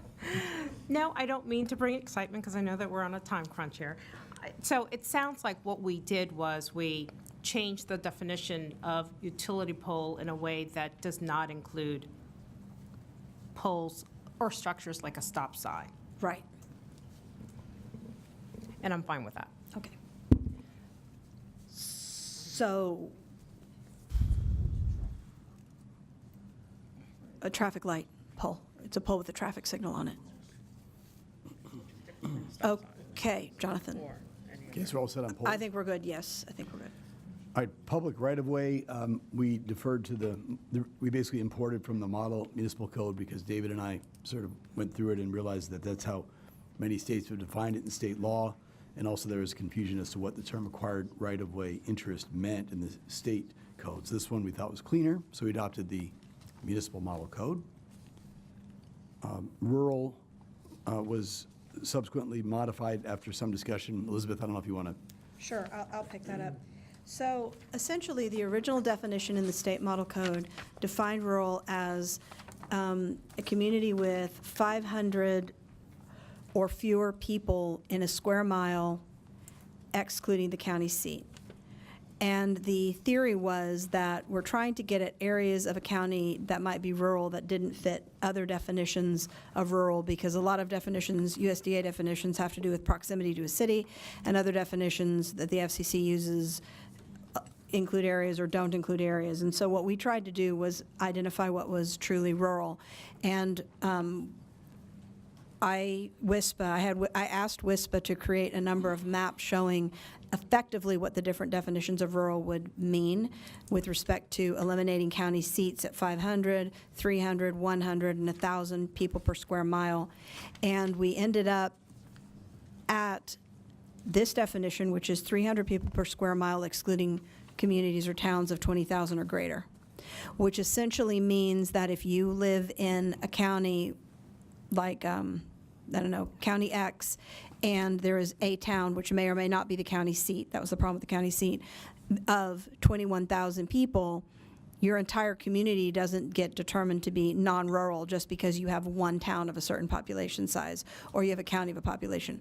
But that town would not qualify as rural for broadband funding purposes. The 21,000 person town would not qualify, but the rest of the county would qualify. And that is where we ended up, and that's how we ended up there. Any thoughts or questions to that? Since that's new. Do you have a question, or is you just that up from before? But not on that. Okay. Okay.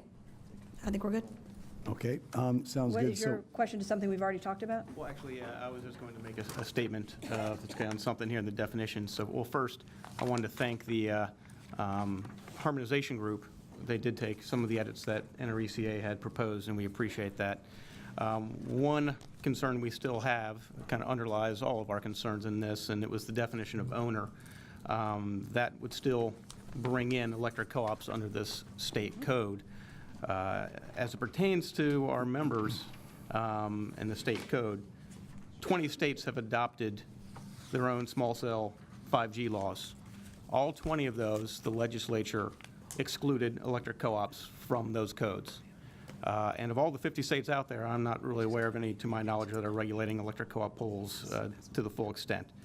So I just want to point out, once again, that this state code is contradictory to the 20 states that have passed small cell codes, and also contradicts the Federal Act, which also excludes federal regulation of co-op poles due to their, their local control, unique local control. So I just want to put that out there. I'm not going to try and change that definition. I tried that. So I just wanted to put that on the record. And thank you all for taking the changes that we did propose that you took. Thank you. Jonathan. Okay, finally, a small wireless facility, we had some debate about whether there would be a volumetric limit, and we really didn't reach agreement. So much like today, we left it blank because we couldn't reach an agreement on the number, even though the number that was in the model municipal code was consistent with an FCC definition. I think the municipalities felt that perhaps it should be smaller from time to time, right? It had to do with the of right. Yes, it had to do with the interplay between the size of the facility being included in the model code coupled with the of right deployment under certain circumstances of facilities of that size. So we left it blank for municipalities or states to determine what qualifies as a small cell under their specific definition. Elizabeth, David? there is a harmonization issue that we didn't solve, and I'm not sure we spent a lot of time talking about. Mm-hmm. The Muni code has two definitions, one for small wireless facility and one for wireless facility, and the Muni code Yes. The state code only has small wireless facility. Because of edits we made over the time of drafting, we got rid of wireless facility, we didn't need it. In the small wireless facility, in the wireless facility definition in the Muni code, there's a specific exclusion for what the term does not include, and there's, I think it's 2 elements to it. The support structure, tower, or pole on, under, or within which the equipment is located or co-located, or 2, coaxial, fiber optic, or other cabling between the communications Correct. facility. I'd like to bring that into this, that's in the Muni code. I'd like to bring that concept into the state code and put it here in the small wireless facility definition, because we don't have a wireless facility provision. Does anyone have an issue with that request? So David, you just want to have the micro wireless subset of small cells in both codes? And the backhaul excluded, so the coax. Right. So when you get streamlined That's treatment the for, 59.3 here, So- subtending the current 61. I'm sorry, I didn't quite remember the number on the other. Definition 61. On the Muni? State. In the state. So I'd like, I was thinking this is what you were talking about. In definition 61, it's got the former 59.3 stricken. Is this the stuff you're talking about? sorry, I'm looking at the red line, 61. On page 10. Yes, you're right. Exactly. It does not have what's excluded expressly, like we have in the Muni code. Okay, so in the state model code, somehow that language was stricken out of that definition. You're requesting that it be put back in, correct? Correct. I don't know why it was triggered, and it's already in the Muni code, so to be harmonized, it should Okay. follow the Muni. Does anyone have an issue with that proposed change? I'm here for you, David. Talking about When I'm not helping out my other David friend. I love the harmony on harmonization. in the state model code. It's just some struck language that needs to. Okay, so we move on to utility pole. Basically, we got rid of utility pole because we folded it into the definition of utility, I'm sorry, of pole. Correct. Finally, wireless service, we conformed those two, This needs to be conformed. so they're consistent, and we decided to go with the clear definition in statute that was in the model There were. municipal code and import that into the state code. Thought it was clear. All right. That's it. Thank you so much. Any thoughts, questions, comments to the definition section? Okay, there were no changes to Article 3. Do we want to vote out the definition section, Do we want to vote sections as we go? Was that what we want to do? or do you want to wait till the end? Yes. Okay, I will accept a motion to approve the definition section of the Model State Code. I'm sorry, was that? Kelly. Okay, do I have a second? John Burchett. Okay. All right, I'm going to do this now. Because we're going to do this. Yes, sir. Is there a way we could have a little bit further discussion about the amendment on owner? Because I remember that as being one of the outstanding issues, and I thought it had been resolved. Is this the wrong time for it? No, that is where it is where it was resolved to. This is where it was resolved to? Yes, yes, it was. Okay. Okay. Yes, it was. Yes, thank you. All right, I'm going to do a roll. Jonathan Adelstein. Aye. Me, yes. John Burchett. Yeah. Alan Bell. Yes. Keith Buell. Yes. Bob DeBrow. Here. Doug DeVitroff. Yes. David Don. Gone. I'll wait for him to come back. Jamie Fink. Yes. Michael Hain. You're done for the day? We're voting on the definitions only. Yeah, I know, and I don't want to slow it down. Okay, I'll come back to you. Okay. Larry Hansen. Yes. Betsy Huber. Yes. Andy Huckabee. Yes. Mark Hudson. Yes. Anthony Lave. Gone. Dana McKenzie. Yes. Kelly McGriff. Yes. Chris Nurse. Yes. Brian O'Hara. No. Karen Charles Peterson. No. Ken Simon. Yes. Brent Scorup. Yes. Angela Stacy. Abstain. Christian Stout. Yes. Rick and Thacker. Yes. Larry Thompson. Yes. Christopher Yu. Yes. David Young. Yes. Okay, I am going to ask David Don for a vote when he gets back, and Anthony as well, just so they can be on the record. Michael, do you know how you want to vote? I think I'm going to abstain. Okay, and Michael is abstaining. Okay. Okay, so right now, that carries 2 no votes, 2 abstentions, 2 absents. We'll come back to them. All right, so I would like to vote out Article 3 and 4 together. There are a couple of small word changes to Article 4, adding the word non-discriminatory in 2.1, and subject to the conditions of contracts in effect at the time of enactment. This is a nod to the fact that network infrastructure owners already have some contracts in place with communication providers, and that we're not tending to abrogate those contracts. Section 5, that change is correcting a typo. In 5.2.1, we altered the language to read private sector communications provider in a non-discriminatory, comma, and competitively neutral manner, which actually shouldn't have a comma, but non-discriminatory and competitively neutral manner when a private sector communication provider makes a request. And those are all the changes in Articles 3 and 4. Are there any comments to those changes? And if not, I would like to call for a motion to approve. Specifically, I'd like to make an amendment, a proposed amendment. Okay. Looking at 5.3, buildings and other vertical assets, I think that conceptually we all agree that poles in the right-of-way, how we're approaching those, I don't think we agree that buildings outside of the right-of-way should be approached in the same manner. So I'm looking at, and I'm going to go to the red line, in Article 4, subsection 5.3, buildings and vertical assets. In here it says that subject to Article 3 and 4, buildings and other vertical assets other than communication support structure that are owned or operated on authority, and it says shall be leased.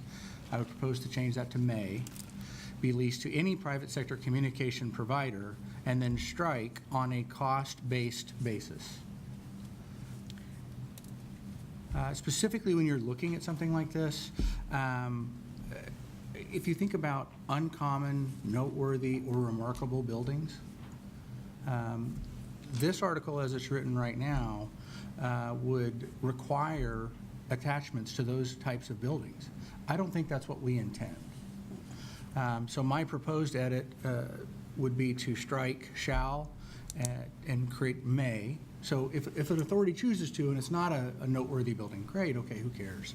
But then communication provider, after this communication provider says on a cost-based basis, I think we need to strike that language. I think it should be, the way it should read is may be leased to any private sector communication provider when a private sector communication provider requests to lease.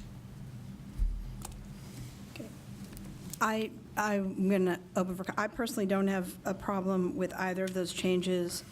The latter one because of the work of rates and fees, which is going to end up somewhere that would inform the cost question or the price question. Correct. As for may to shall, I'd like to hear from. Actually, can I just ask a quick question of David?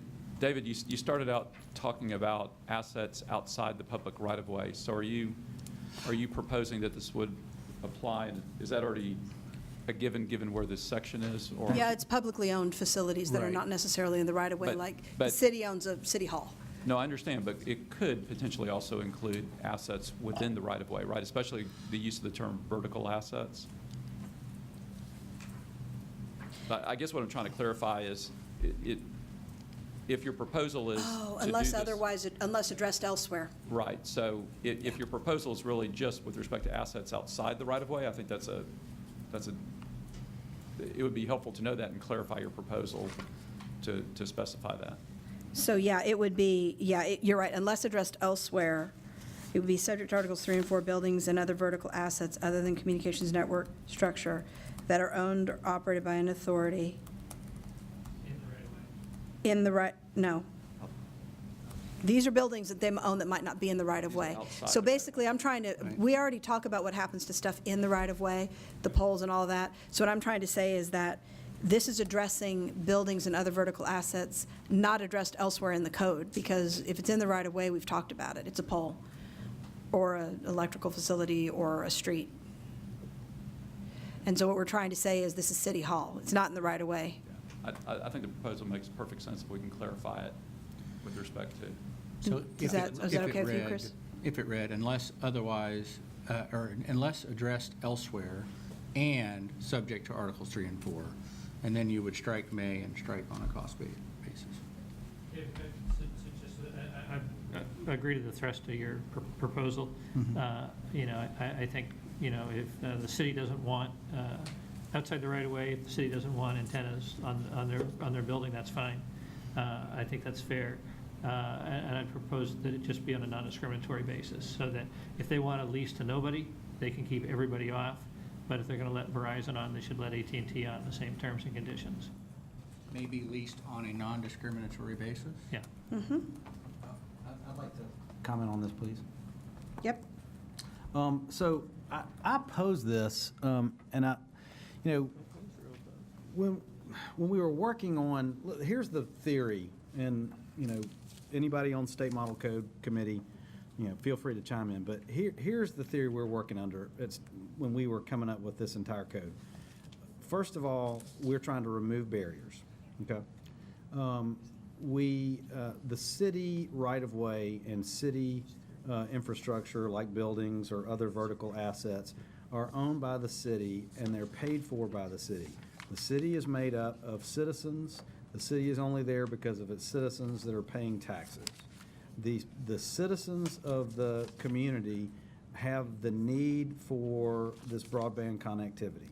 And our position is that the municipalities ought not be getting in the way of the deployment of the infrastructure that is going to facilitate the citizens being able to use that. I mean, we see that, that's what we're here to do, is to remove these barriers. So we can have elderly people be able to communicate with their doctors for the telehealth purposes. So we can have children being able to do their homework at their house and not the McDonald's because they don't have connectivity at their houses, because people need to be able to conduct their businesses from their home and they need to have connectivity at their home. And all of these people live in these communities and they pay taxes. And so what we are trying to do with pretty much everything we did here was to look at ways to remove those barriers. And so specifically to this article, what we are thinking about is a water tower or a building of some type that is not in the right-of-way, but there is, because of RF engineering, that is the best place to have an antenna or whatever, that the provider would be able to go to the city and say, here's what our RF engineering shows, that's the perfect place for it. According to the state code, we need to be on that facility, number one, and number two, we don't want you making money off of it. I mean, this is owned by the community. This is owned by the city. The people want this. And the reason we know, how do we know the people want this? Because the people in your community have Verizon cell phones or AT&T cell phones or things that, excuse me? Probably the latter. Yeah, well, there you go. And so that's the only reason that, you know, providers are there building anyway. And so, you know, we want to, the barrier is giving a municipality the ability to say no, and the barrier is giving the municipality the ability to set the price point. Because, you know, this is not a privately owned structure. This is a publicly owned structure. The public wants this technology and wants the developing technology that will come after this. And so that's why it's written that way. And so for those purposes, I oppose my friend's motion. Okay, so we have one person who's opposed to the motion. Do we need to take a roll call vote? Is anyone else in that? If I could maybe offer an amendment to split the baby. I'm sympathetic to the city hall, particularly historic city halls and stuff. But I take Kelly's point quite sincerely. I mean, I think in the end, you don't want to get crosswise with your constituents, and your constituents are our customers. I think the vertical structures of interest, in particular, are light stanchions around school football fields, because it's where you have a cluster of people that want to take videos of their kid catching the pass and that kind of thing. So those, I think, are less sensitive. You know, slapping an antenna on a light stanchion at a football field, no big deal. Bolting an antenna on Boston City Hall, they might be a little more sensitive to that. So I would suggest maybe we could split out the treatment here of buildings versus the vertical structures. So, I appreciate the approach. Just to clarify, Kelly, my intention is not to disallow it, but instead of making it a shall, adjust it to a may, to make it a more open-ended discussion. Well, and also to put the city in the driver's seat to set the price point. And I disagree with that. I think it needs to be on a cost-based basis. It doesn't need to be in a scenario where the city can say, here's the way that we can make money off the citizens for the next 30 years that they're going to need to have that structure there. Because that's really what it's going to be. I mean, that's going to, the cost of that is going to end up being, we all know this, is going to be passed on to consumers that can least afford to pay it.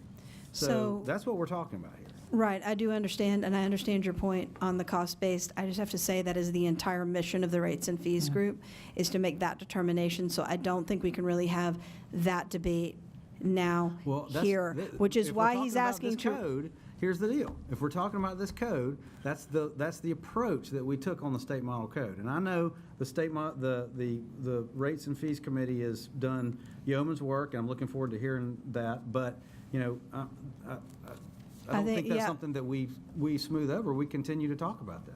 We do, but that's why we don't want to put an outright statement in the state code on setting it at cost-based when the recommendation when the recommendation that comes out ultimately out of rates and fees may be cost plus or cost and da-da-da. Sure, I understand that.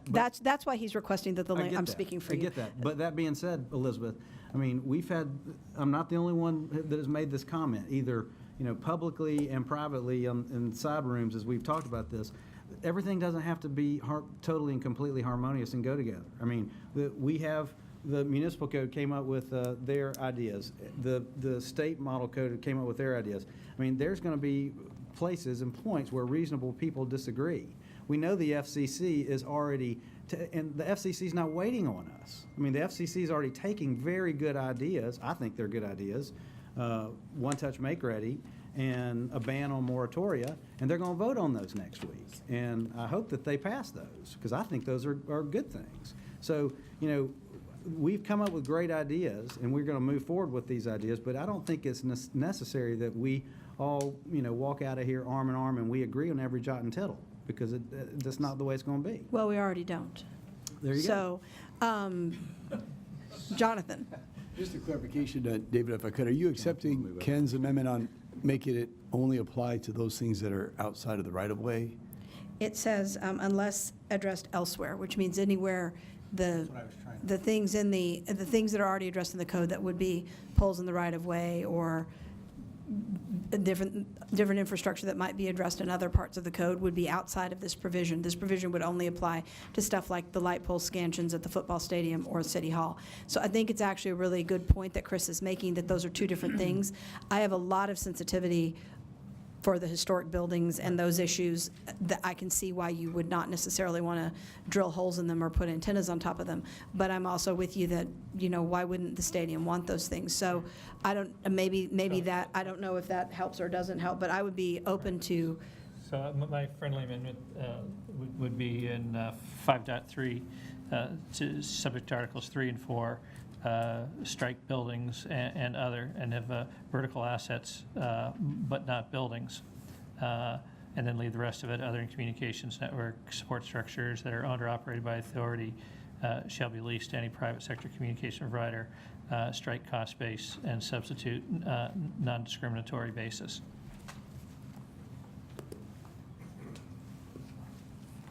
Okay. If we do that, can we make sure that tomorrow that the rates and fees group, would I get your commitment that we can make that consistent? Because we discussed that offline a little bit, but. With respect, my amendment is that if it's outside the right-of-way, it's not included in this. So vertical assets includes granaries and water towers, and those are significant. Some of those are architecturally developed water towers. And so it's tough for me to say yes to that. Specifically, I appreciate the approach and trying to come together. If my amendment is voted down, I get that, but I didn't think it was our intention, as this language reads, to include all public buildings in this article. You mean as of right? As of without the amendment. So the amendment I'm comfortable with unless addressed elsewhere. I think that does cover everything in the public right-of-way. May, on a non-discriminatory basis, lease to a provider when a private sector communication provider requests. So David, does your amendment exclude everything outside of the right-of-way? No, it just means it's a may instead of a shall. It's just a may, right, instead of a shall. It gives yeah, I mean, I'm very sympathetic to Chris's suggestion because my industry wants water towers. And it's sometimes hard to get them because the municipality believes that there's going to be damage to the structure, and they just believe it. I mean, it's not even accurate necessarily, but that's what they think. And we've actually been blocked out of some communities because we couldn't get a hold of it. I don't mind the may. I mean, I'm not going to throw down on it, but I do think there's a distinction between a historic building and a water tower or a light pole. So I don't know how we get there from here, but that. Right. And the reason the light stanchions differ from poles is that they're outside the right-of-way. Right. Because they're on the high school property. Well, maybe we should just put light stanchions in here. Yeah. That works. I mean, yes. The only problem I have as I'm thinking about this is if we say may, then I wonder why we even need the provision. That's right. We're not, if we're not mandating anything and you had it, we're silent on this and just drop the provision entirely, you still have the same effect, I think. I would disagree with that characterization, Doug. I think this explicitly says that this is available to a community. But isn't it available today without being imposed in a state code?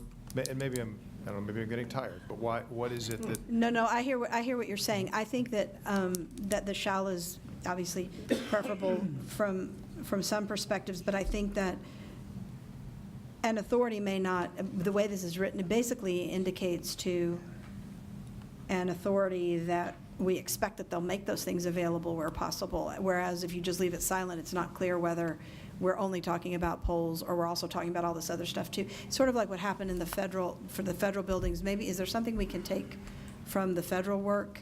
Because you had there's a whole working group that talked about federally owned infrastructure. Talks about sort of a cost-based approach there. Yeah.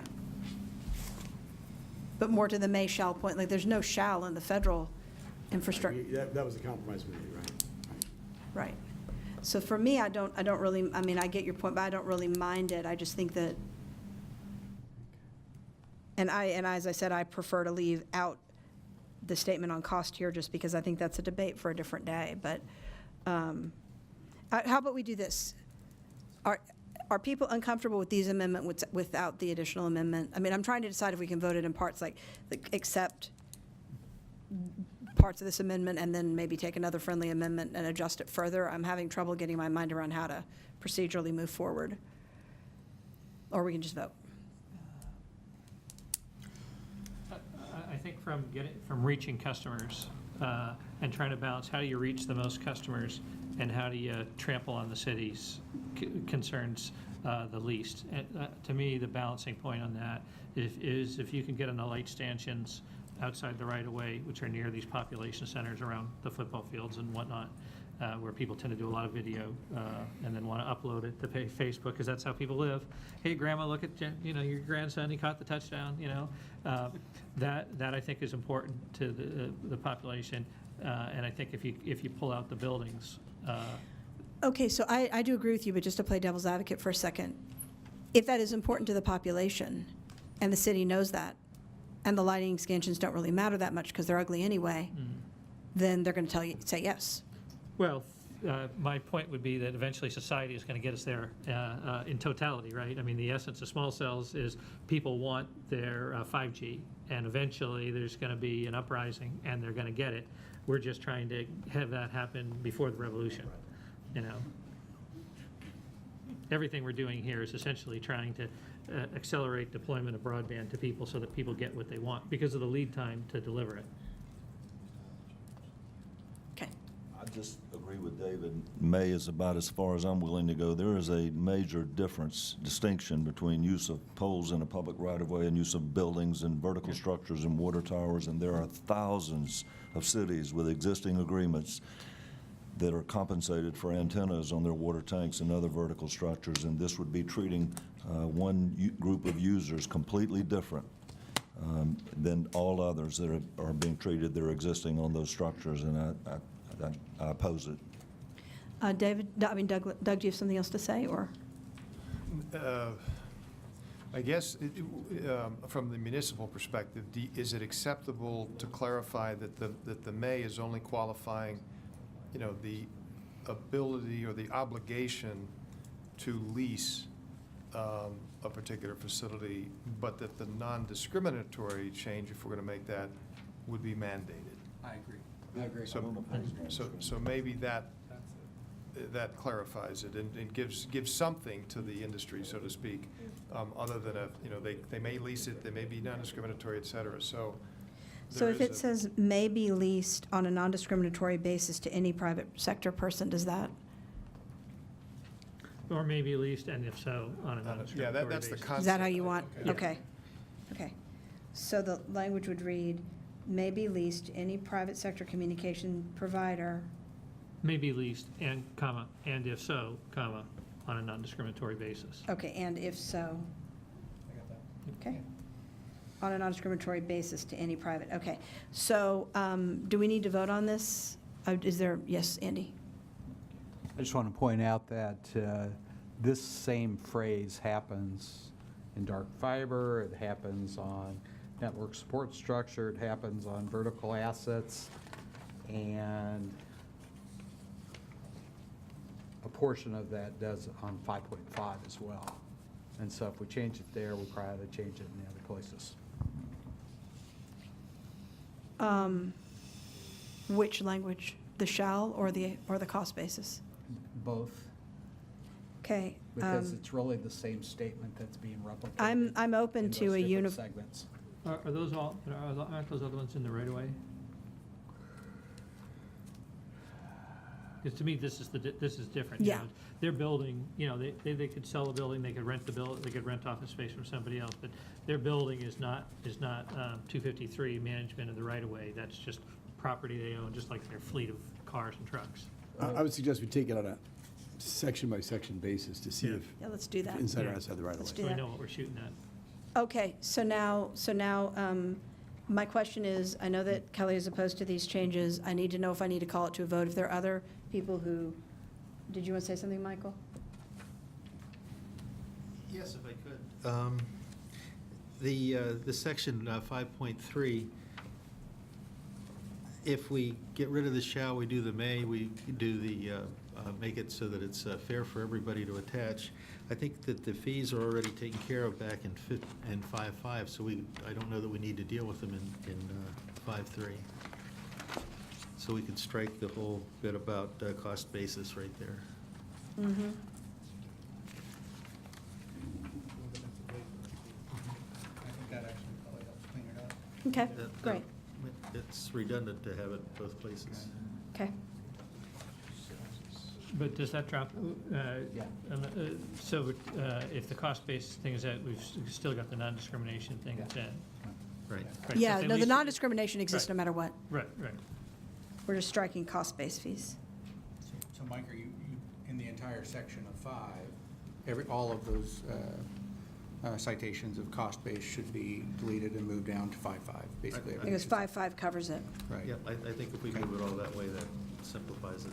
Okay. And actually, the competitively, non-discriminatory, competitively neutral, and publicly disclosed is also there. Yeah. Doesn't hurt to say it more than once, but. Okay. Okay, so I don't sense any, do we want to take a roll call vote on this, or are we accepting this amendment? Can we just hear the lead-in one more time, how we're going to address the, Yeah, I'll let you. So what I have is unless addressed elsewhere and subject to Article 3 and 4. unless addressed elsewhere in this code, is that what we're saying? Yeah. In this code, and subject to Article 3 and 4, building and other vertical assets that are owned or operated by an authority may be leased, and if so, on a non-discriminatory basis to any private sector communications provider when a private sector communication provider requests. And how does that impact section 5.5? It does. The point, Michael's point was that section 5.5 already says lease fees shall be based solely on the authority's actual direct and reasonable costs. So doesn't that negate David's amendment? I think it does too. I was going to get over to that fees section because I don't think that's, The cost base in 5.3 is redundant, so if you take it out, it doesn't have any effect. There's no cost base. yeah, if you take out the cost base in 5.3 and leave 5.5, Let me then. move his concern to 5.5. So let's go ahead and deal with 5.3 and then we'll move to 5.5. Okay, so, That's progress. yahoo, 2 whole sections. Okay. Pages further. Paragraphs. Okay, guys, so is everybody okay with that change? Do I need to take a vote? Because I'm going to do it right now. I would just like to see a show of hands, and if it's really close, then I'll do a roll call vote. Well, I'm going to tell you, I'm going to abstain because I'm going to vote against the 2 articles. So, Okay, great. I'm just against it. I'd like to know why, but okay, great. Well, it's a database, and I have said all along that if the cities feel incented to provide their information, they're going to get, the industry is going to get tired of hearing where they can put their antennas. But as long as they force the price down to the lowest level, they have to use a stick to beat it out of them. And Well, this then I'm going to is, split them, because Article 3 is the register, but Article 4 has nothing to do with the register. Yeah. So we'll have to That's split them fine. and vote separately, so you don't have to vote against both of them. You can just vote against the register. well, we'll see. We'll see. Oh, hurrah. I voted against both of them before. Did you? Well, there you go. Okay. Elizabeth? Yes, sir. As I'm looking at 5.2.1, 5.1.1, and 5.3.1, they really are parallel. So it would seem, I think we got to conform them, not just on the cost base or removal of cost base, but also on the terms of the leasing. So I actually think, Chris, if we address in section 5.5, not just the fees, but it's actually the non-discriminatory, competitively neutral, and publicly disclosed, I think we probably pick it up because it says, no, sorry, it's actually 5.4 that says, the terms of any lease entered into pursuant to this Article 4 may be determined by reasonable negotiations. I guess we just have to, the way this is structured as I'm looking at it now, I think 5.1.1, 5.2.1, and 5.3.1 should be consistent.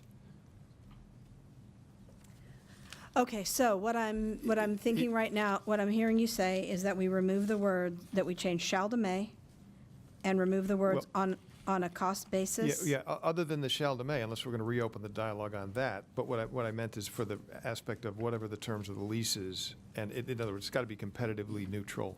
And you know, the fees have to be whatever we're going to decide under the rates and fees discussion, and competitively neutral, non-discriminatory, which I think is already under 5.5.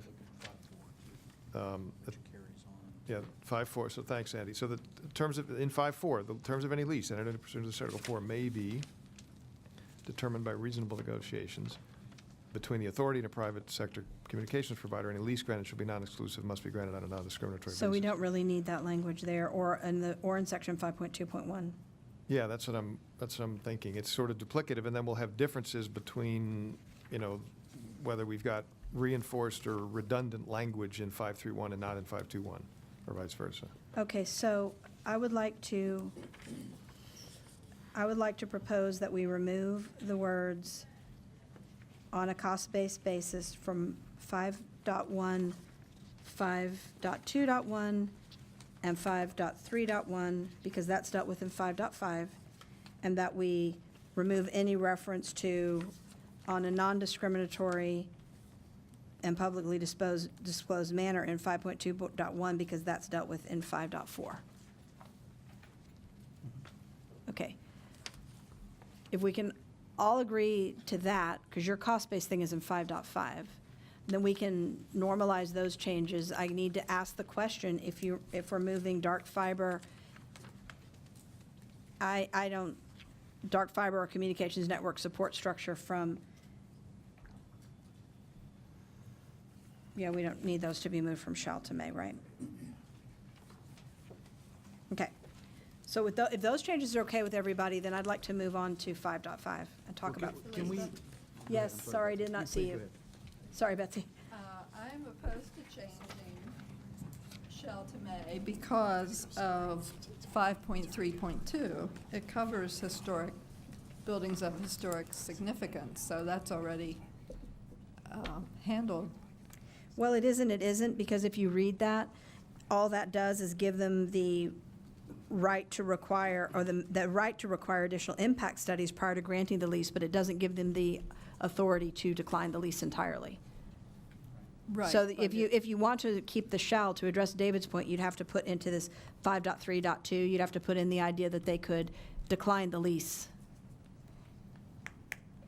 Unless you don't think they should, I mean, I'm just. No, we don't want them to decline. Well, I know you don't want them to, but I'm just saying that's, his point was the shall to may. Okay, so we are going to need to vote on we're going to need to vote on the shall to may, and then we're going to need to vote, then we don't need to vote on the cost basis because that's covered in 5.5, right? Is that right? Okay. Wait, before you start, David, could you read it? I mean, we've had some additional revisions with Ken's. Yes. Okay. So currently, my understanding in 531, unless addressed elsewhere in this code and subject to Article 3 and 4, an authority may be leased to any private sector communication provider when a private sector communication provider requests. And that would be consistent in 5.2, the same, 5.2.1, the same change would be made. Communication network support structure that is owner-operated may be leased to any private sector communication provider, and then strike in a non-discriminatory and competitively neutral manner, because that's in 5.4. And would the preamble be in 5.2.1 as well as 5.2? It can be the same unless addressed elsewhere. It would be the same preamble and subject. So, excuse me, David, are you proposing then that it's may with respect to all support structures, whether in or out of the right-of-way? Only out. Only out of the right. So how are we going to clarify that in 5.2.1? Because unless addressed elsewhere in this code, essentially means anything in the right-of-way is addressed elsewhere. No, I understand. I didn't hear that for 5.2.1. No, Are you that's what John, proposing the same thing that was for the change 5.2.1? Christopher just asked for. Yes, that is correct. So we made those Yeah. exactly the same. But doesn't that also mean then that there's not an obligation to lease communications network support structures outside the right-of-way? Because I don't think there's anywhere else in the state model code where there is an obligation for that, right? Correct. So it would be permissive. That is the effective result of this change. So I think we need to have a discussion on may to shall, frankly, because the communication network support structure, you got dark fiber, communications network support structures, buildings and vertical assets, and then you have this exception for historical buildings that is not really, it does not give them the, does not give the municipalities the option to say no. So may I make an alternate proposal, which is you leave the language as shall, but then in 5.3.2, you give a way for the authority to say no to the deployment for historical or religious significance? Or is that not broad enough Can to I address? offer an alternative to that, which is I think in concept we keep saying the same thing, but in drafting we make it more difficult. Is there any reason we can't just say, make the distinction in versus out of the right-of-way? So that rather than referring to other sections of the code, we make this clear that what applies in the right-of-way versus what applies outside the right-of-way. We can do that. Absolutely, in the preamble, I think we could do that. But that still wouldn't address the issue that David is raising unless we're all good with it being may. Well, I think what I'm proposing is if it's in the right-of-way, it's a shall. If it's out of the right-of-way, it's a may. Okay, that's I think what you were asking for. That is kind of what I was asking. Okay, so how do we make it clear that we're talking about outside? So it should be special provisions, okay, if you take care of it in the header to 5, Ken, see if this works for you. Special provisions relating to the right or lease of certain publicly owned assets outside the right-of-way. If you look on the title, if you add it in the title, does that cover you? No. No, because I think we need to make it specific in the language. I don't Okay. think the titles are ever used for interpretation. So- Well, they are if you ever get in litigation, but that's okay. Well, Interpretation, but they're not authoritative. Right. Right. We put the title and in the body as well. Okay, so we'll make that change. I'm going to call this for a vote, I think. Again, I just see a show of hands of anyone who is opposed to the change. What is the change? Clarification, on 5.3.1, are we still, that's still titled Building and Other Vertical Assets? Is that right? Yes, correct. And then, so it will, the first line is going to reference building and other vertical assets, quote, paren other than communication, that are owned or operated, et cetera, Yeah, correct? yeah, mhm. Okay. Okay, so this is where we are. Throughout this, and this is the only thing we're talking about the only thing we're talking about right this second is this second, step 1, phase 1. In section 5, we're going to change all of the shalls to may and add to every single provision dark fiber outside the right-of-way, communication network support infrastructure outside the right-of-way, buildings and other vertical assets outside the right-of-way, and put that in the title. Correct? Yes. Okay, I really do want to just see a show of hands of who's going to be opposed to that change, and see if I need to do a roll call vote. Is anyone opposed to that change? Okay, 1, 2. Michael and Betsy, okay. So what we're going to do is we are going to, I'm going to mark you guys down real quick, really quick. Okay, so we got 2 opposed to that change. So that's adopted as a friendly amendment. And now we can move on to 5.5. Can I be noted as abstaining? I do. Elizabeth, I'm going to abstain on that. Doug is the going to change. abstain, absolutely. I just need to know if I had to do a roll call, how close it was. I mean, I'm not trying to force a vote. Yep. Does anyone else want to abstain? Should have asked. Alan and Angela, okay. Okay, well, now, if we're doing 5.5, No, we're not, 5.5 is up next. yeah, I understand, but I thought that us removing on a cost-based basis was in light of the fact that what 5.5 says. So I wouldn't expect there would be any revisions to 5.5, correct? Okay, here's my issue, and it is my issue, and I'm perfectly willing to be outvoted on this, is that the state model code group, and I was actually not in agreement with this at the time, so you can throw that into the mix. I think the standard needed to be cost plus. I think that there are opportunity costs.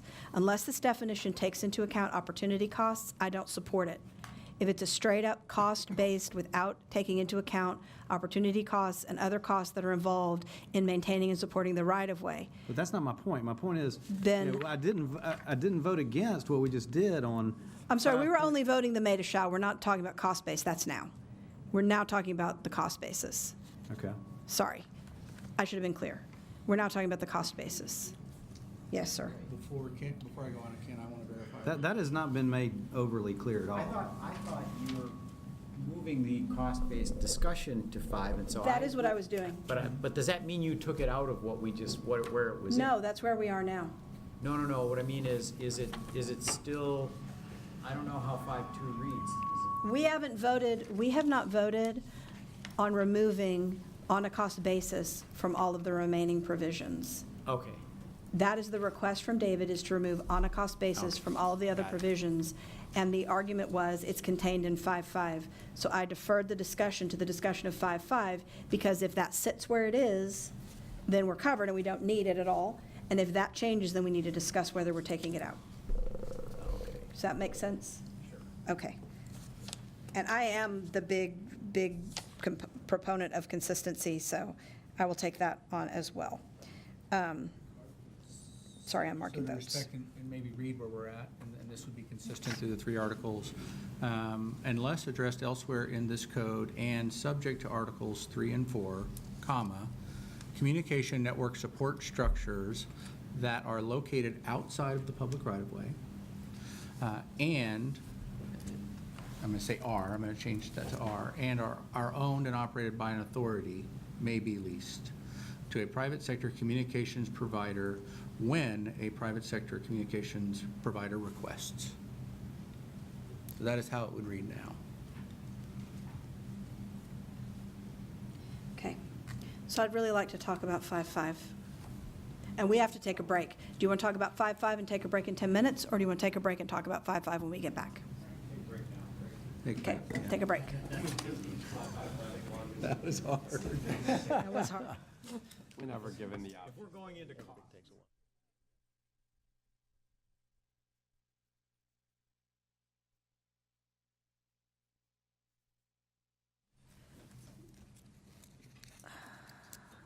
Michael, oh, there you are.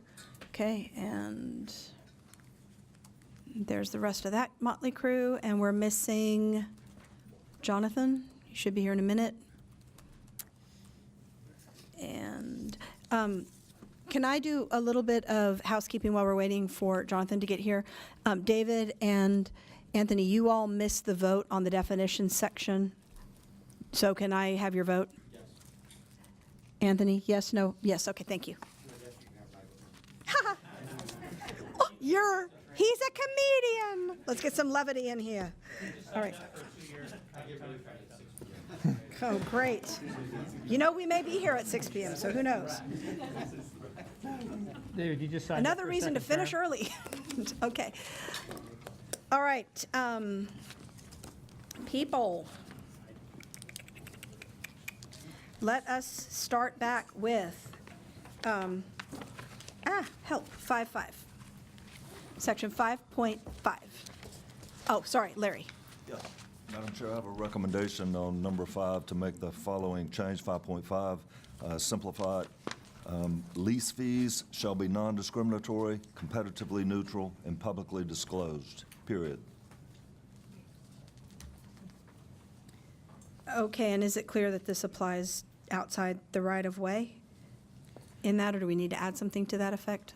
Lease fees for vertical assets outside the right-of-way, or for publicly owned assets outside the right-of-way? I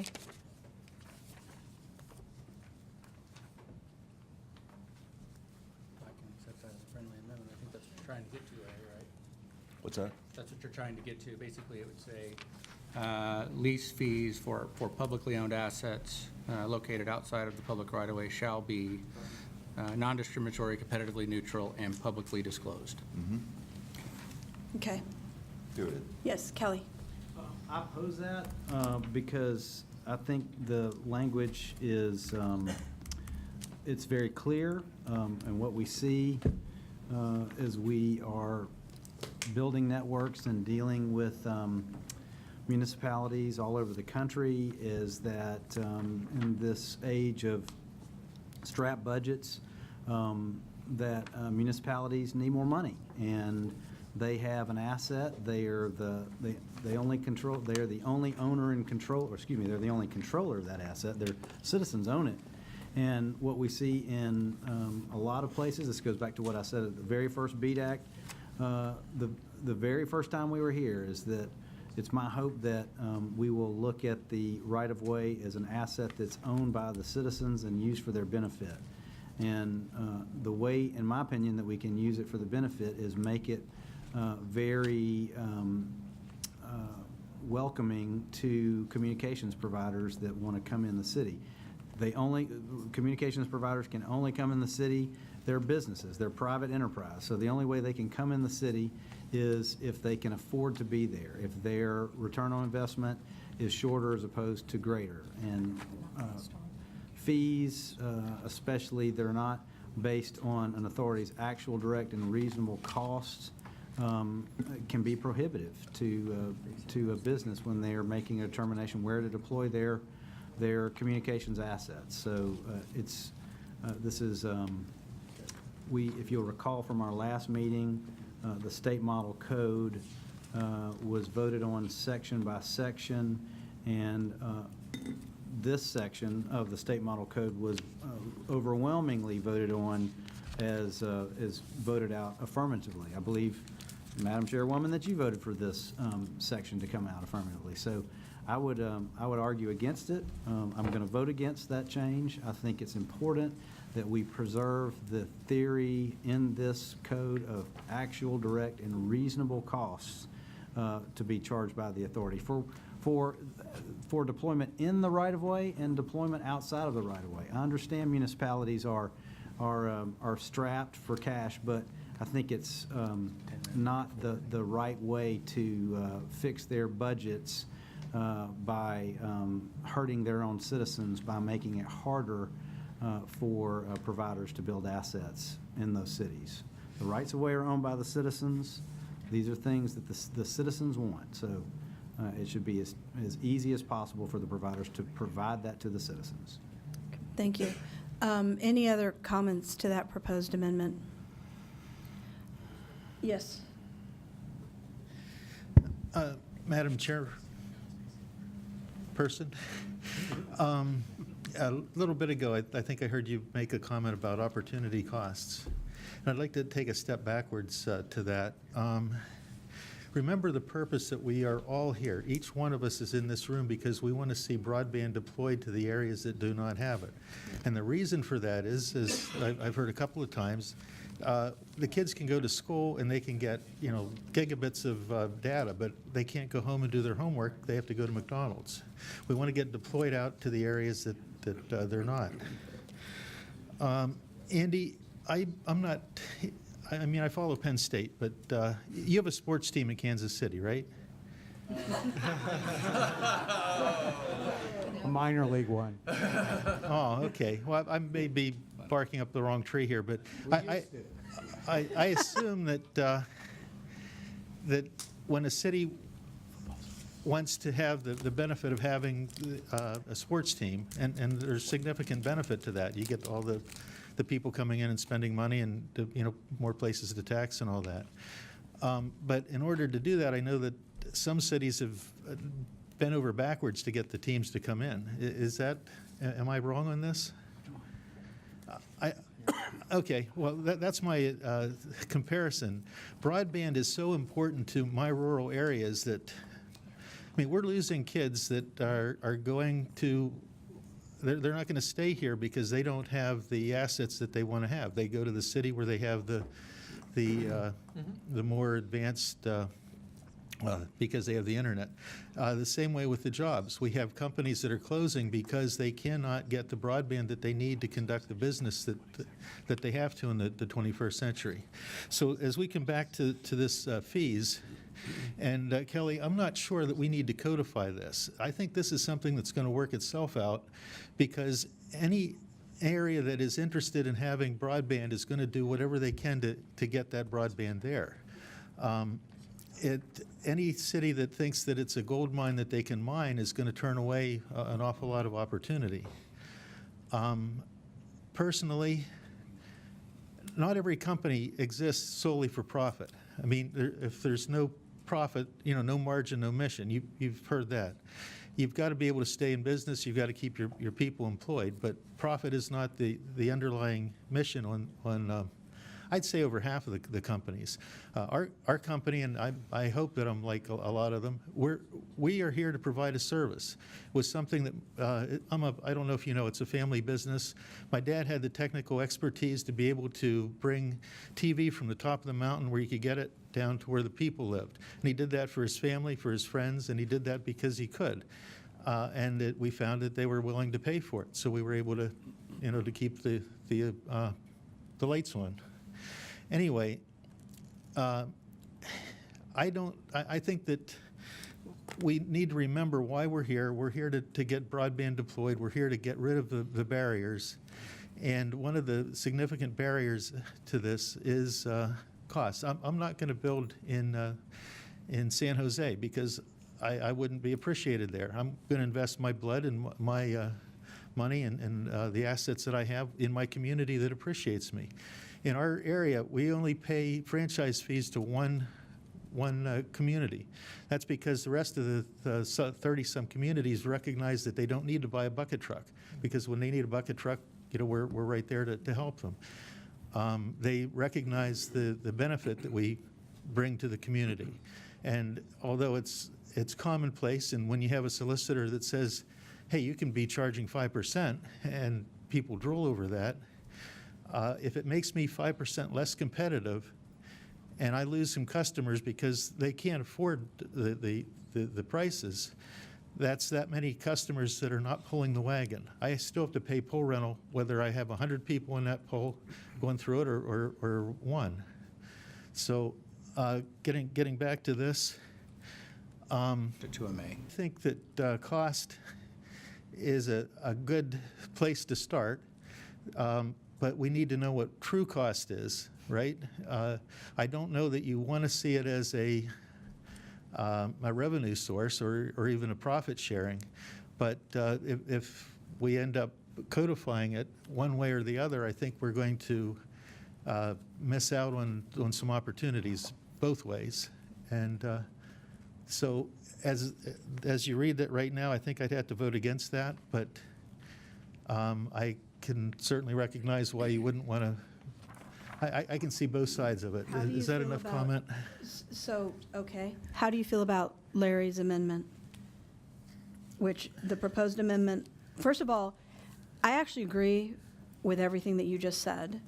And one of the problems that I have personally with driving an actual direct cost-based framework infrastructure is that I don't actually want to have to pay the costs in some of the communities that I'm deploying into because they're so small. The costs are astronomical. Cost-based helps you when you're dealing with a large municipality that is charging market rates because they can. San Jose wouldn't appreciate my company either. But Dumas, Arkansas does, and I would much rather be paying zero there, which is the market, than their cost, which is going to be significantly higher than it would cost me even to deploy on a cost basis in the city of Little Rock. So I'm 100% with you. I think that this looks great on paper, but I don't think it's necessarily the best policy. That said, I also agree with you. We don't know what all is included in costs. That's the job of rates and fees to figure out what that is. And so with respect to where we are right now in this article, for infrastructure outside the right-of-way, the proposal on the table is to remove the reference to cost-based pricing and just leave it, lease fees for publicly owned infrastructure outside the rights-of-way shall be non-discriminatory, competitively neutral, and publicly disclosed. And that is the proposal right now, which I happen to also agree with Jonathan. One small clarification, maybe say for purposes of this section. Sure. That's fair. And fair is what we're shooting for. Everybody wants it to be fair, and I believe that if we really care enough about what's fair, fair is not dependent upon perspective. I've come to that conclusion. We know what fair is. Do we need to codify rates and fees in this, or should we let that to the individual negotiations? The market would then decide itself. Personally, I think we need to provide guidance on that, because what's happening right now is that you're ending up with varying degrees of worst-case scenarios, because it depends on who has the most informed lobbyists or the people who can go in and do the most work at the state capitals. And I feel that this body's obligation is to help inform state legislators what we think is fair, which is why it's very critical that we talk through these issues and get it right, which is why I'm okay with this conversation, even though, I think that we have a real opportunity here to move the needle, and I want to take it. So I do think we have to say something about it. I think that, Kelly's point that the Model State Code Group did adopt a cost-based theoretical infrastructure throughout this code is a valid point. That is what that committee voted out. I was not 100% in support of actual direct costs. I don't think that that's how I would phrase that, but we can talk about that another day as we get on in the code. But the idea of a cost-based thought, because you don't actually know what's in it. There are opportunity costs. There are costs in a cost-based theory that are not necessarily addressed here by direct and actual costs. So, Elizabeth, may I ask Yeah. one question? To pose it to Larry, would you agree if we left in the word reasonable as well as your amendment? So at the it would read like you just said, but the beginning of that, your phrase would be reasonable, comma, and then the rest of your phrase? reasonable, non-discriminatory, competitively neutral, and publicly disclosed. Because that seems to me to be I think that's fair. reasonable. Yeah, you can drive a truck through reasonable. I'll meet you halfway, Kelly. But my problem with cost base is I'm waiting for it to be defined. I'm waiting to see the methodology. I'm waiting to see the formula so that I can have an informed opinion on what it is. I'm just thinking for, the hour grows late. If you can agree to include reasonable, that seems like that would be a reasonable compromise. So the provision would read, for purposes of this section, lease fees for publicly owned infrastructure outside the rights of way shall be reasonable, comma, non-discriminatory, comma, competitively neutral, comma, and publicly disclosed, period. How can you define reasonable? That's That's in the statute. that's a very common yes, FCC Christopher, has sorry. set a 5% based on That's- yeah. 5% franchise fee as a ceiling. You don't have to collect the 5. To be clear, there is likely to be a recharter of the Rates and Fees Committee.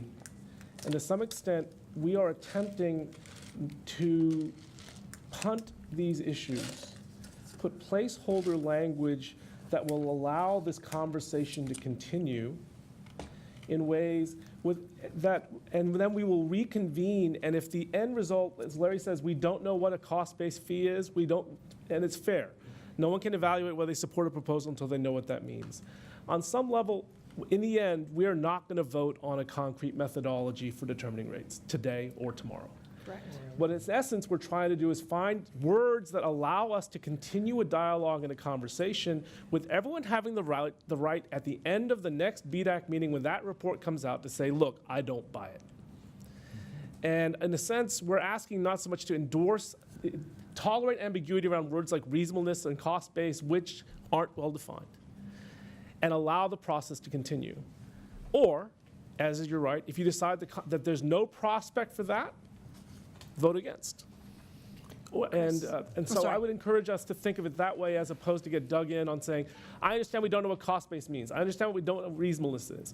None of us are pretending that we do. We're just saying, can we provide language that opens up a conversation for another iteration to continue to go forward?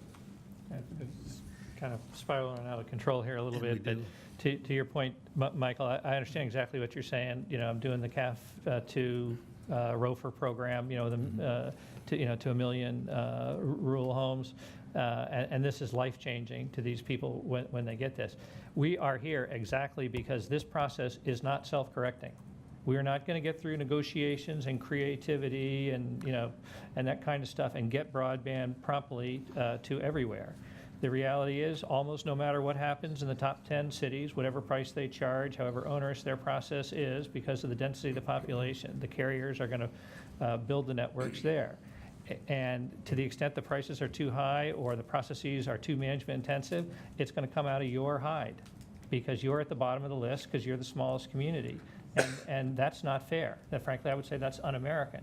And this is a market breakdown because the people who are seeking very onerous processes, long negotiations, a year, 1,000 man-hours, charging very high prices, they do not suffer the consequences. It's the small towns who get cut off the bottom of the list or get cut off the schedule and pushed 2-3 years out who suffer. And that's why we're here, to try to streamline the process and try eventually to establish reasonable prices. I would disagree with the professor. I don't think the Rates and Fees Committee is going to ever reach agreement because I'm not going to agree to a price that isn't 2 digits, and the cities aren't going to agree to prices that aren't 4 digits. I think like the moratorium order at bottom, we can make our recommendations from our perspectives, and the commission's going to have to make the policy decision. If we could have reached a price, we would have reached a price after 6 months, and we haven't. And we're not, and after 6 years, I don't think we're going to be any closer.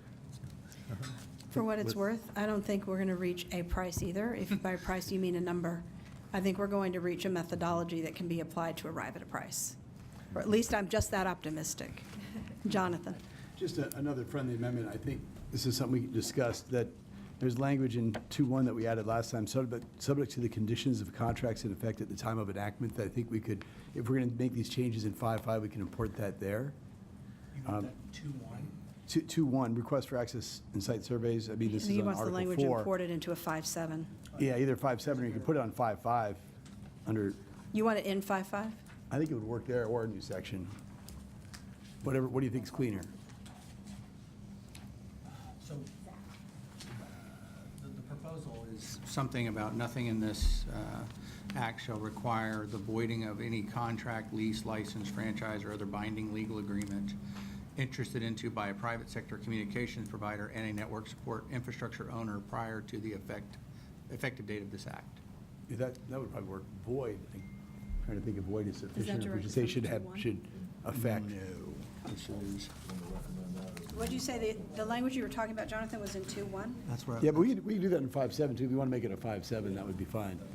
Is Maybe void that's just a sufficient? clear, and if we wanted to append that and say, you know, Well, the reason we did that, I mean, it's pretty clear. I mean, we didn't want to have anything where it was passed in a state and disturb a private agreement that had already been Right. entered into and was operating, say, 5 years into a 15-year agreement, and then give either party the ability to say, well, we're going to renegotiate now based on, this. Right. I think we have consensus on it, just a question of, definitely a friendly amendment. I think we need to import it into 5.5 if we're going to make those changes, or do a new 5.7. I'm sorry, I'm still trying to find the exact language. I mean, I agree, but I'm trying to find the exact language. Well, this is red line here on page 10. It's 2.1, Article 4, 2.1. So 4, 2.1. Article 4, 2.1. But the language you were having, I think, is you were I was proposing. just pretty close. proposing to put it after disputes, but that was. That would work too. I think that works better. Okay? Okay, so, So the effect of that, though, is if there's a privately negotiated agreement, let's say within the last year or two, then they don't get the benefit of, they're sort of stuck, Yep. right? Well, it's like they have a They're contract. stuck with what they signed in the contract. Right. until the contract expires. Bad timing on their part. In other words, if once we get this, we come to a Yeah. conclusion, you're optimistic, I'll be optimistic as well.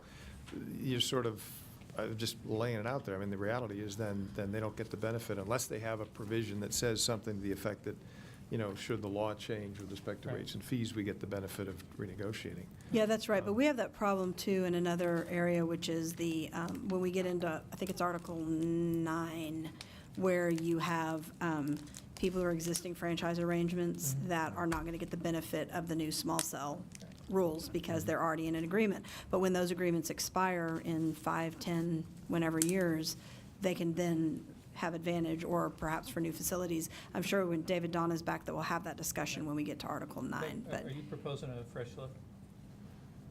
Yeah, I mean, well, it seems unfair to those folks that are stuck. This is permissive anyway, Doug. I mean, this whole thing now is permissive, so it's. Yeah, well, this is a state law, right? So this would be a state law that would adopt, that would basically not address the ability of a provider to get the benefit of the new law. Curious as to whether the 20 or so state laws that have been adopted, how they deal with it.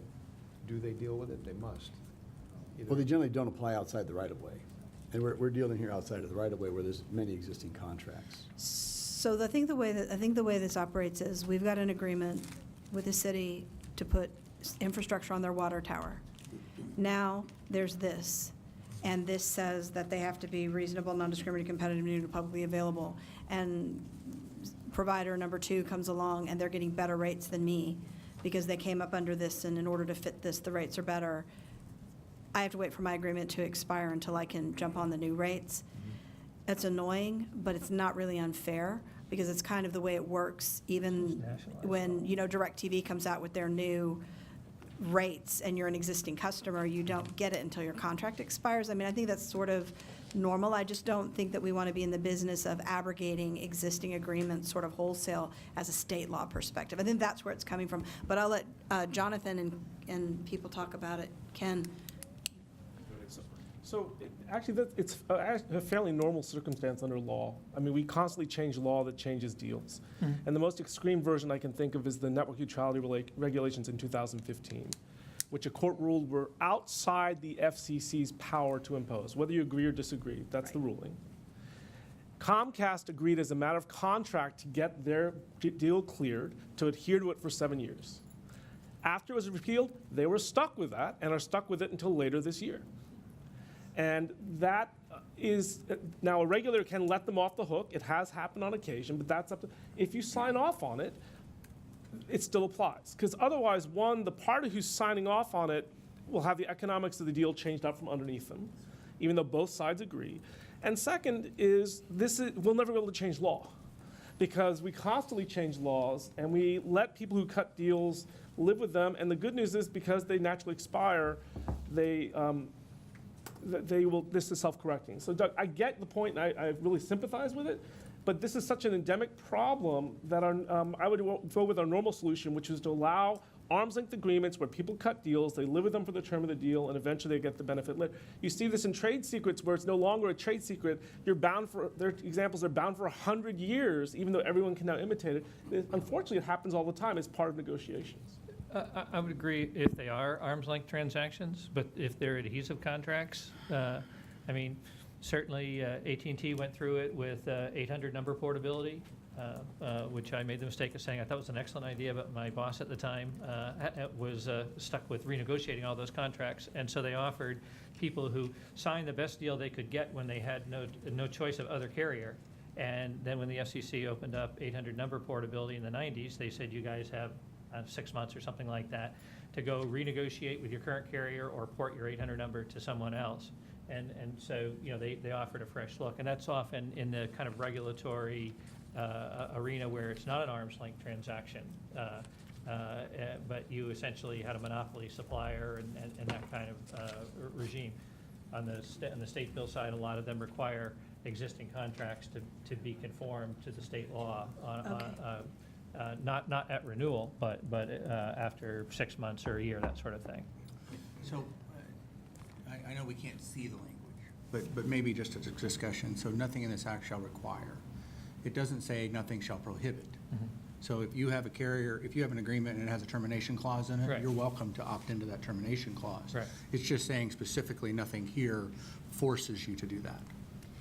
Yeah, and I don't mean to truncate discussion at all, but it's now 4:35 and we still have a bunch of articles to go to. So can we go ahead and call this? Can I ask one question real quick? Yeah. Not- Just a form question.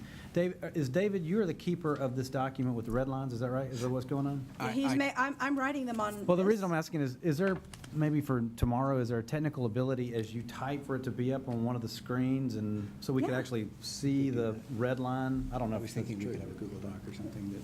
Yeah, we can do that. Okay, Yeah. I just, Yeah, we can do that. might be helpful to. We might be able to do it kind of now. I don't know. Sure. Yes, okay. Just two things real quick. One, I think to address some of the points that have been made, and I think one good one that I think it was Doug who made this point earlier, I do think the language that David's proposing ought to be modified in one slight way, which is just to make clear that that would be only to the extent that the contract didn't provide otherwise. In other words, if there's an exception already in the contract prevails over the state law. So I would say How would I except to write the that? extent provided in any such agreement. Under the terms of any contract. Right, so if they're, So would you start it with under the terms? well, I'd just add at the end, except to the extent provided in any such agreement. I think would Oh, I work. see, except to the, I put it. Yeah, right, or if it's got an automatic adjustment in the event. Except to the extent, finish that for me, please? Yeah, except to the extent provided in any such agreement, I think will get us there. I don't have your language, but I think, having heard you read it quickly, I think that's the general Do concept. we need to do a roll call vote on And this? then one last thing, sorry, is Sorry. in the lead-in, can we tried to make use of some of our defined terms instead of just using the term publicly owned infrastructure. I think what we say in the beginning is, for purposes of this section, lease fees, didn't we say for publicly owned infrastructure? Is that the term we used? That is what publicly owned assets. Right, so I'm just thinking, shouldn't we make use of some of the defined terms that we Okay. have running throughout the agreement? So, and we also talk in terms of owned or operated. So what I was going to suggest was, I think the ones that we use are the ones in 5.1.1, 5.2.1, and 5.3.1, which is basically dark fiber, communications network support structure, buildings, and other vertical assets. It makes the title really long. I think that's why they made it certain publicly owned assets. Well, I'm just trying to, again, be a little more precise in what we're referring to. You can also refer to the publicly owned, the assets described in 5.1.1, 5.1.2, and 5.1. We could do that too. That actually might be a shorter way to do it. Where are you putting this? I'm totally lost. Where are you putting this? So this is in 5.5. Oh, in 5.5. Lead into Okay, gotcha. 5.5. For the assets described. Yeah. in this chapter, Lease fees, why in don't we this say that section. for the assets described in 5.1, This section 5.2, and 5.3. So would it be, Ken, would this work for you for the purposes of this section and for the assets described into this section? Well, I was going to say it this way, David. For the Okay. purposes of this section, comma, lease fees for the assets described in sections 5.1, 5.2, and 5.3, and then pick up with shall be reasonable, non-discriminatory, and so on. Okay.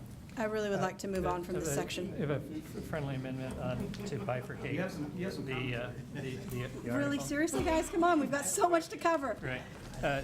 All the discussion. Oh, sorry, I did not see it. The discussion that we've had of a friendly amendment to bifurcate Article 4, all the discussion we've had on Section 5, I think, is good stuff, and I'd like to be able to support that. And so I propose to either break off or delete all the earlier sections 1.1, or subsection 1, 2, 3, and 4, and then leave 5.1, 5.2, 5.3, 5.4, and 5.5 on a standalone basis. I think all the work that's gone in this afternoon to the give and take about these terms and conditions are good and are helpful, but the earlier section here really relies on the database and the construction of the broadband, the state broadband manager, and all the issues with that. And I oppose the creation of the state broadband manager, the staffing, the who's going to pay for it, the civil penalties, the So we're in- rulemaking authority, and all that stuff. On page 10. If you I'm take actually on page 10, right. Article 4, 1.1. I'm actually okay with that. Right, so you. I don't have a problem with that. Okay. Bob? Yeah, I just had a question. I mean, a lot of this cost-based discussion, it looks like some people would like to defer it until the cost group is done. Does that mean we're not going to finally approve any of this stuff until the cost group is done? Because obviously, we'd have to hold a lot of stuff in abeyance, waiting for the answer that may never come. So that's why it's important to me, you know, in terms of how I vote, I would like to have language in here that's a little bit more specific, unless we have a commitment to go back and sort of change all this once the cost group is done, which seems. So in this Article 5, we stripped that out because it's a different deal. Mhm. In the other provisions of the code, we need to figure out how we want to handle the reference to cost space that exists throughout this code. I have a thought on that. But are we But- planning on, we're not planning on holding the No. final vote on this until the cost, so the cost group's results could come after this whole thing is approved? This whole thing is going to be approved. I would submit to you it's going to be improved with some cost-based language in it. What that looks like, I don't know, and what that means will be defined by the cost group. But the fact is, it's going to say the fees need to be cost-based, but what's included in cost Okay. is a Got it. giant nut that we have to crack. Guys, I would like to do this. We have a proposed friendly amendment to delete Articles 1 through 4, Sections 1 through 4 in Article 4, and just leave Section 5. So here's what I would like to do. We kind of bleeped over Article 3. I'm not going to lump these together. I want to take a super fast vote on Article 3, which we have not really discussed, but we need to vote up or down. Then I want to look at Article 4 with or without those provisions. So let's do that really quickly. This is Article 3. Article 3, to remind you, is the Network Support Infrastructure Register. And I'm going to skip myself. Jonathan Adelstein. I'm okay with You're voting yes, okay. John Burchett. Yes. Alan Bell. So we're voting on Article 3? Keith Buell. Yes. Bob DeBrow. No. Doug Dimitrov. I'm hesitating because I'm concerned about the how can we vote Article 3 without voting Article 13? Because Article 3 has references to incorporating Article 13 in multiple places. Is the Broadband Infrastructure Manager. So if you don't, I mean, if we vote down Article 13, we'll have to go back and fix Article 3. But this is it's mostly about the infrastructure register, and the reference to Article 13 is just who manages it. I think the crux of this is the creation of a register of infrastructure. Well, but it's that whole, it's the manager, it's the cost, it's the rulemaking, it's the civil penalties, it's that whole penalty regime and tax regime. You want to hold? I'll come back to you. Yeah, please. Okay, David Don is not here. Jamie Fink. No. Michael Hain. Yes. Larry Hansen. No. Betsy Huber. Yes. Andy Huckabee. No. Mark Hudson. Yes. Anthony Lave. Yes. Yes. Dana McKenzie.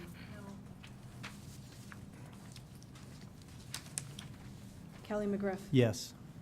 Chris Nurse. No. Brian O'Hara. No. Karen Charsell Peterson. No.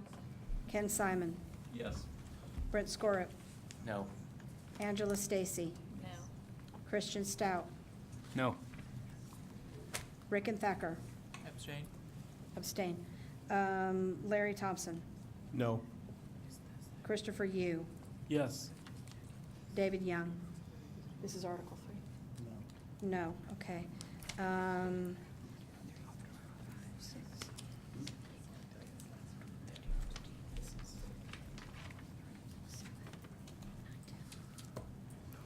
Doug, Abstain.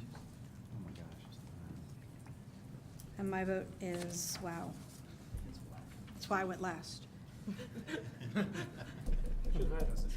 a name like you instead of Bowles using that privilege all the time. I know, right? I get Yeah, I'm gonna, oh, gosh, no. I'm gonna actually vote yes, I guess. Okay, so 1, 2, 3, 4, 5, 6, 7, 8. I have reservations. 9, 10, that is 11. It's 11 votes in favor. I'm gonna mark him over here so I know. 14 votes opposed. So that does not pass. Article 3 is stricken from the model state code. So now we need to look at Article 4 in light of that vote. Article 3 is now struck because we voted down. I think in that context, the way to capture all the benefit of the discussion that went on today about how to do these properties off the right-of-way is to drop I don't know what they call it, subsection 1, 2, 3, and 4 of Article 4, and then retain all of Section 5 except 5.6 because it references the manager.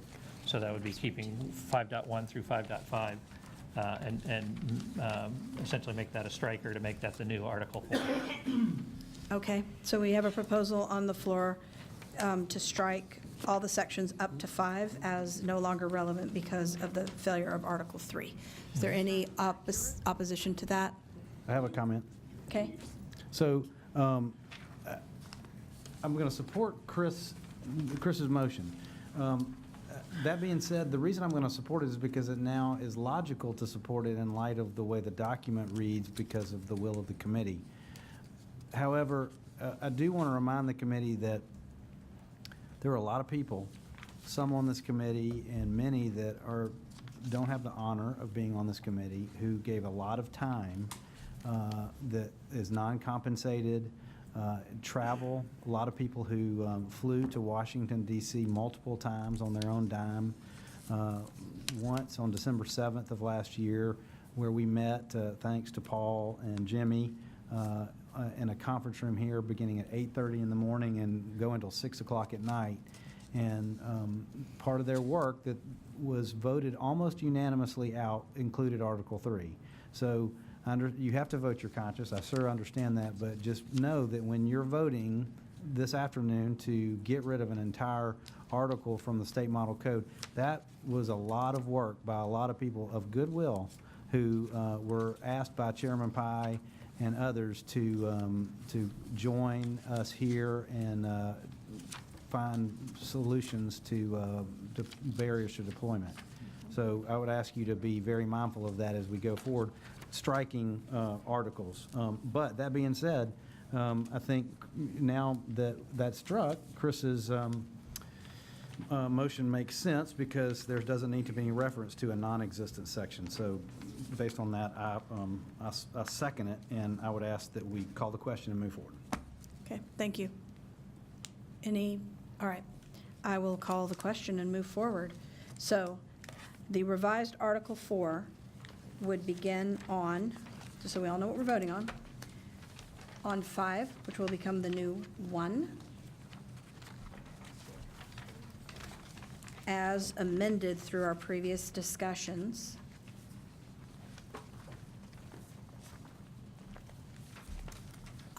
I would like a motion to vote on Article 4, please. So moved. So moved, okay. Second? The only thing since there's only one article, I would make all the subsections the articles 1. 5.1 becomes 1, 5.2 becomes 2, Yeah, that's what I meant. Yeah. Sorry, that's what I meant to say, yes. Okay, so we have a motion from Michael and a second from who?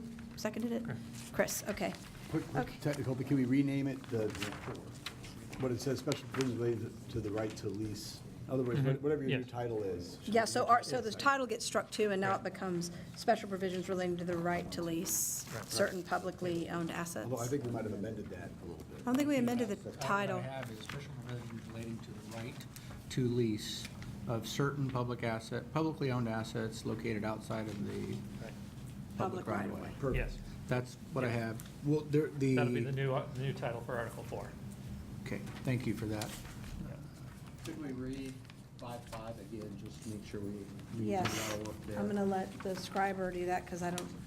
The humor is if my high school typing teacher knew I was scribing these meetings. Just start on page 10, David. Just on page 10. Thank you, Kelly, I appreciate that. Very assistful. So, for the purposes of this section, and I think that should now be article, is that correct? Yes, correct. So for the purposes of this article,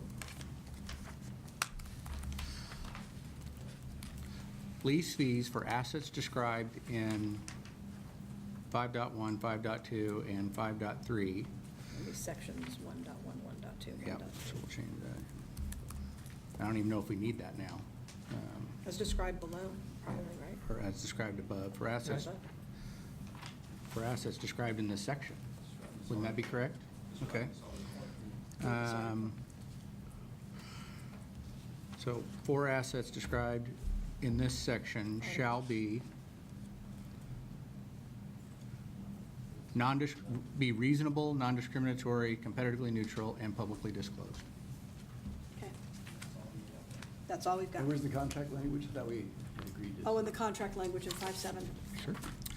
Nothing in this act shall require the voiding of any contract, lease, license, franchise, or any other binding legal agreement entered into by a private sector communication provider and a network support infrastructure owner prior to the effective date of this act, except to the extent provided in any such agreement.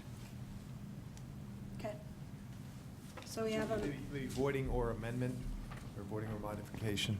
Voiding or amendment. Because an entire agreement may not be voided, but it may be, modified. There may be an option to modify certain things. Shall require the voiding or amendment of any contract. Okay? Okay. I think that's Okay. So basically, it's saying it shall not require it, but if you choose to, you may. It's really saying consistent with the terms of any existing agreement. It's not, you can just modify an agreement. Yeah, it's consistent with the terms. Okay, Jonathan? Yes. Myself, yes. John Burchett? Yes. Alan Bell? Yes. Keith Buell? Bob DeBrow? Yes. Doug Dimitrov? Yes. David Don? Not here, sorry, keep doing that. Jamie Fink? Yes. Michael Hain? Yes. Larry Hansen? Yes. Betsy Huber? Yes. Andy Huckabee? Yes. Mark Hudson? Yes. Anthony Lave? Yes. Dana McKenzie? Yes. Sorry, I keep calling you Dana instead of Dana, I apologize. Kelly McGriff? Subject to my prior comments, yes. Okay. Yes with an asterisk. Chris Nurse? Yes. Brian O'Hara? Yes. Karen Charles Peterson? No. Ken Simon? Yes. Brent Scorup? Yes. Angela Stacy? No. Christian Stout? Yes. Rick and Thacker? Yes. Larry Thompson? Yes. Christopher Yu? Yes. David Young? Yes. Okay, that carries. Okey dokey, Focals. Now we're going to get on to what we, I'm sorry, what was the tally? oh, I'm about to count it, but Oh. I want to move on while I count. Wow. I'm sorry, we are like, got 40 minutes, peeps, so That's let's, streamlined. got to move it. All right. Who is Article 5? That is Alan. Yes. I'll go ahead and tell the group that I took the most timely vacation I've ever taken in my life, the last 2 weeks of the discussion on this article. Why don't you spend about 35 minutes telling us about Montana? I think I'd like to do that. So while we don't do that, I will tell you that there were 24 yes and 2 no, 3 no's, no abstentions. There are 3 basic things that were changed in Article 5. The one-touch make-ready provision in there was harmonized with the competitive access. There was an issue with the definition of the word owner that I think Brian addressed earlier. And so there was an attempt to, because it's a model code and we wanted to make sure people were aware that there was the term owner covered just about everything, when most of these laws are targeted at authorities. We put the word authority anywhere we saw the word owner in order to accommodate Brian's and my concerns about how broad the definition of owner was. And then the last section we looked at, and I'll get in more detail, I'm not just doing this at 50,000 feet. The last section was on indemnification. And I'll just let that speak for itself when we get to it. But if you start first at section, if you're looking at your marked up copy. Page 10. Yep. Page 10. Page 10. 1.1.1, there's a new one that was written based on what was passed in the competitive access. And basically, there were differences in the timeline, and so we just deferred to the competitive access numbers for that, which was approved by the full committee, and then the change was also approved by the Harmonization Committee for the State Model Code. If you move down to what used to be 1.1.5 is now 1.1.4. There was a clarification there. Let me see if I can remember why. It looks like it's Capitals. just correcting the capitalization for defined terms Owner authority and deleting the after- word calendar okay. from 25 days. So and I'll add in there, Alan, as well. The last statement, must include, was a replacement. So such notice must include the attacher's Yes. certification. May I ask one point of clarification? Yeah. And maybe it'll speed this up, maybe it won't. But, so we know that 7 calendar days hence, the FCC is going to vote on, in all likelihood, pass the one-touch make-ready provisions that they have published. So would it not be advisable to go ahead and accept their one-touch make-ready provision in toto? Well, I mean, it's preliminary, so if we can be certain that that's what's going to pass, I would agree. But the problem we have is Right. it could change when the order comes out. Yeah. But I mean, that thought certainly crossed my mind, too. I mean, Okay. In the interest of time, John will like this. Given the FCC's declaratory order and draft report and order, I would propose that we delete Section 1 and all its subsections on one-touch make-ready, given the Commission's rule on one-touch make-ready, and they have they have their order and they're taking their comments on the order, and so I think there is a process. The Commission's already taken their action. They don't really need our recommendation. They have reconsideration and the rest of that stuff going on. So I think that train has kind of left the station. And then likewise on Section 3 on the overlashing, that's also covered in the draft report and order. Well, I have two comments to that. If I could sort of finish, and in the unlikely event that the commission should, have some brain dump or something and decide not to do anything on it, or decide they don't know what to do, we could bring it back up at the next meeting. See, I'm actually opposed to that because of the reason that Kelly stated eloquently earlier. People put a lot of thought, effort, negotiation, blood, sweat, and tears into this provision, and I'm not willing just to drop it because the FCC has something on the table, one. Two, this is a state model code. So what the FCC... This is the FCC's BDAC. We're advising the FCC what the FCC should advise the No. states to do. Yes, we are not a creature of the national state legislatures. We are a We creature are of not. the FCC. But I'm actually, I do have to say that we may be a creature of the FCC, but we were tasked with making recommendations for a model state code to states. We specifically were not tasked with making any recommendations to the FCC on FCC rulemaking.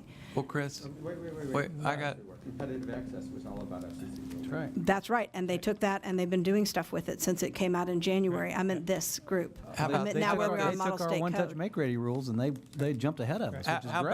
about, just like we did with overlashing, we just, we can eliminate the paragraphs and say, see what the FCC did on one-touch make-ready. I mean, for the state model code, that would be the recommendation for the state model code, or whatever the language is, and overlashing.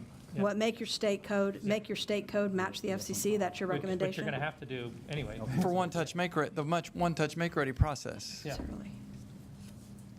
Just like we did in overlashing, we said, Hold on. We I don't know, recommend- is that right? I don't know that that's right. what's not right? I'm actually asking the question. I don't know that legally speaking, that a state would never have a circumstance under which its own state laws would apply to one-touch make-ready.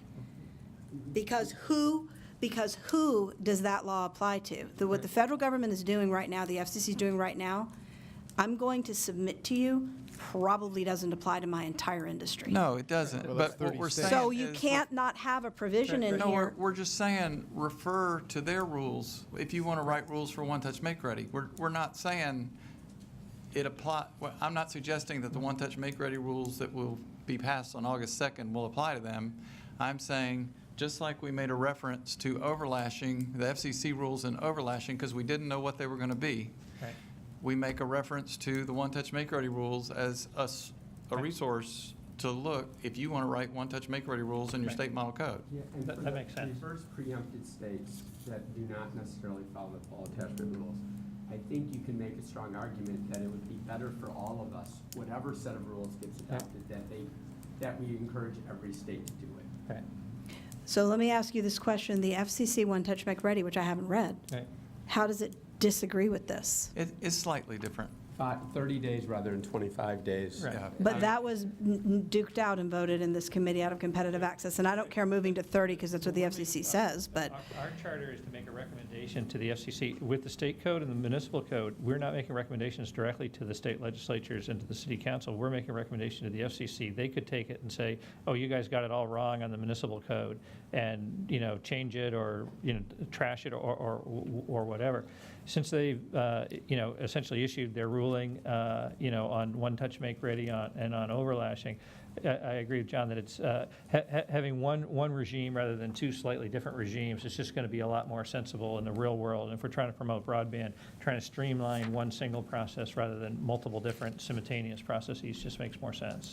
okay, does anyone else want to comment on this? Because I'm willing to keep talking about it myself, but I just have to say that I'm actually unwilling personally to have a provision in our recommended model state code that says, okay, here's a reference site to the FCC rulemaking that's not even final. I don't actually feel comfortable doing that personally. It's a damn shame that the work has now been mooted, but that's because of the passage of time. We have moved too slowly, and the commission has moved ahead of us, and it doesn't really matter whether they put 1 hour into producing it or 10,000 hours. The commission has moved on, and let me clarify what I just said. I'm not willing to put into this model state code a provision that says, here's a site, go look at the federal rule. If you guys want to harmonize this with what the federal government has come out with and put that language in here, I could support that. But I am not going to. No, but that's the same thing. It isn't. We did that in overlashing. Compromise to this discussion. First of all, Well, I was Chris, opposed to that too. I actually think the work that's been done has largely been adopted by the FCC. Well, that was kind of right, and my point. actually is a positive statement about the work that's been done by the BDAC and its I don't members. disagree. And to that end, I guess one way to approach this to try to address everybody's concerns would be to simply footnote articles or sections 1 and 3 and indicate that they have been drafted in a manner, at least with respect to section 1, that is consistent with what has already been recommended by the BDAC. But that if there is subsequent FCC action that is taken with regard to, for example, one-touch make-ready, that we would recommend that those provisions be conformed to be consistent with the action taken by the FCC. That I can support. But so we're not, if you're a poor municipal attorney, you have to take the BDAC recommendation and whatever the FCC does to it, and then the FCC order, then you got to put the two together, kind of harmonize the one to the other, and then that's your recommendation to start with your ordinance. Actually, my hope would be that the FCC staff would take the lead in going ahead and conforming those provisions to match with. and actually, I have to say, it's not the poor municipality, it's the poor state. This is a state model code. This is the state legislature is going to have to do this, not the municipal governments. But whether it happens, 351 times in Massachusetts or one time in Massachusetts, it just means that somebody's going to have to take a divergent state code on overlashing, a BDAC recommendation on overlashing when the FCC's issued an order on overlashing. And why not just take the efficiency of the FCC, recent order on overlashing, and that is what the FCC has done with all the input that we have provided to it. That's the action that they've taken. And I'm not, yes. I think that that's right. I think that part of why they were so concerned about us not making revisions to competitive access was because they used a lot of our work to come up with their recommendation. I like Ken's proposal. I think the footnote solves the problem. This body is continuing until February. If that order gets finalized, then we can create a little task script and do it ourselves and create a revised model code that does that automatically, or that basically is already done, or the FCC can do it. This is going to them, and if they think that what they did is better for the states than what we did, then they can sub it out. But I just don't feel like, first of all, that order. Could we ask Ken to repeat that one more time so we could I'm okay with vote on that footnote. and move forward? Yeah. Yeah, so what I'm proposing is that we would footnote this to indicate that these provisions with respect to one-touch make-ready have been drafted in a manner that is consistent with the recommendation that's previously been adopted by the BDAC regarding one-touch make-ready. And that in the event the FCC should take action to adopt a different approach to one-touch make-ready, that these provisions would be conformed to be consistent with the action that was taken by the FCC. I second Ken's motion. With a slight potential modification, I just want to be clear that if the commission shall take an action, we're referring to whatever comes out of the August 2nd vote. You Correct. know, So they're this finalized. plus any, what the current draft, subject to any of the changes that are being Yeah, debated. it's their whatever their final ruling is on that. But right? not like some action 4 years from now, Oh, fair. Do you on want to this put in that item, date? On Do you this wanna- item. Do you want to put in the August 2nd You could date? cite to the The item docket. number, docket Or number. item number, yeah. Cite to the docket. Cite to the docket, okay. I'm sorry, what, oh, right. You'll have to deal with anything they do on reconsideration as well. But Right, that so would the still be docket within number is the same what. docket, right? Right. Yeah.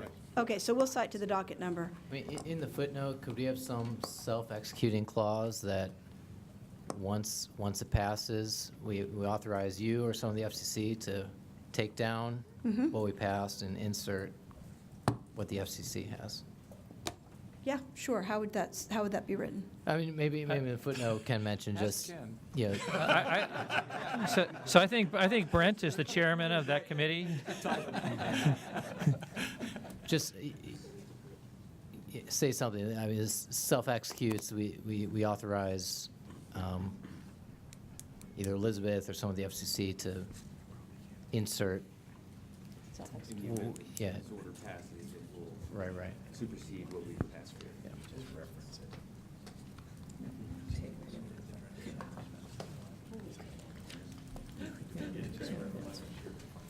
All right, Elizabeth, Okay, yes.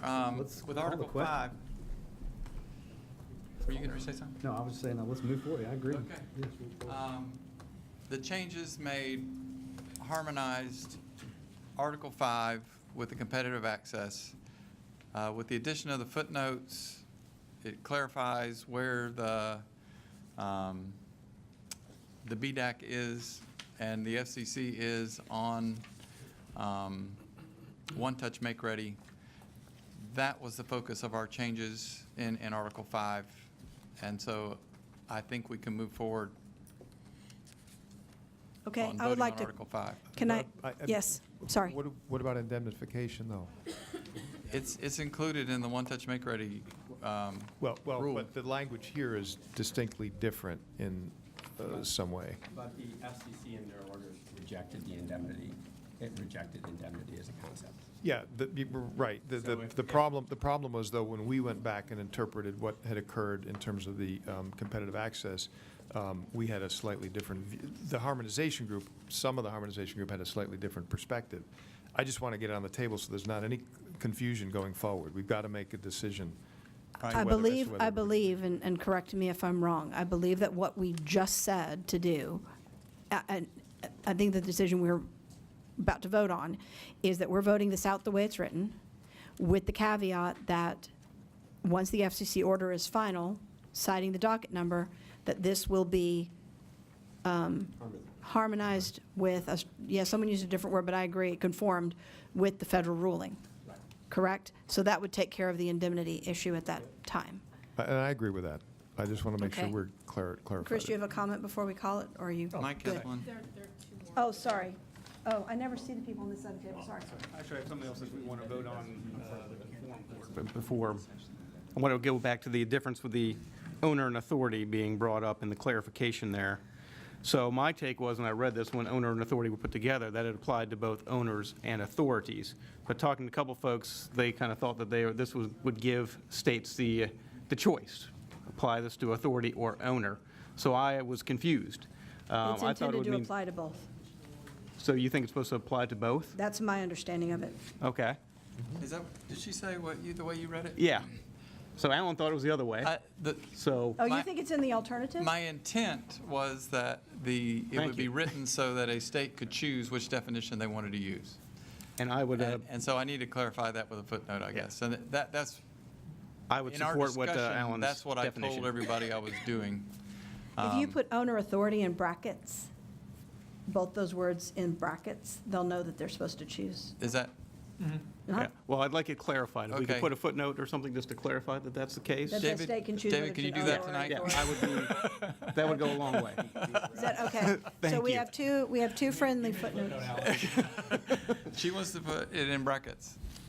You want me to just make the change myself, put all of those Owner in authorities in brackets, just so Yeah. the state knows to choose, that they can pick. So through the entire document? No, just through this provision. Just through- Article 5. Just through, Article yeah, five. got it, will do.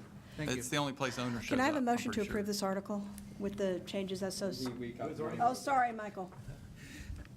Yes, I would like to do that, but two things I should have said about half an hour ago. First of all, remember, and that's my problem, I forgot, the enemy of good is perfection.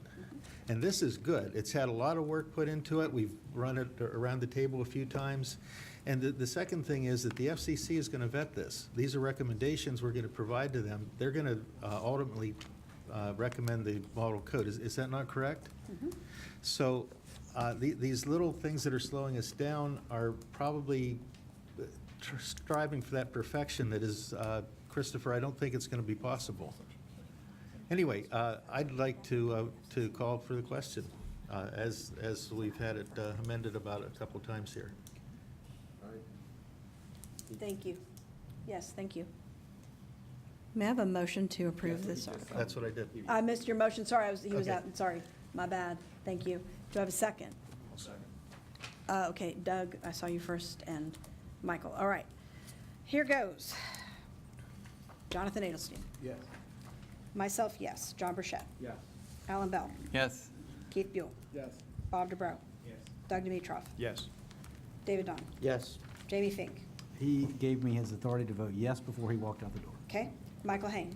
Yes. Larry Hansen. No. Betsy Huber. Yes. Andy Huckabee. Yes.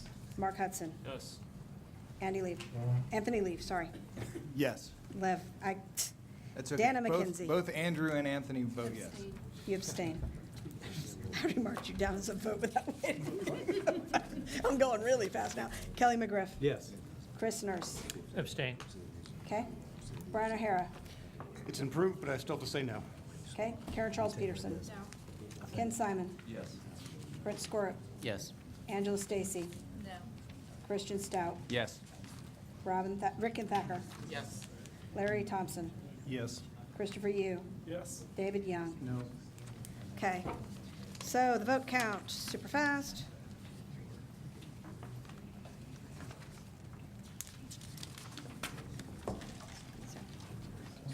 $21 yes. 2, 3, 4, 5 no, 1 abstention.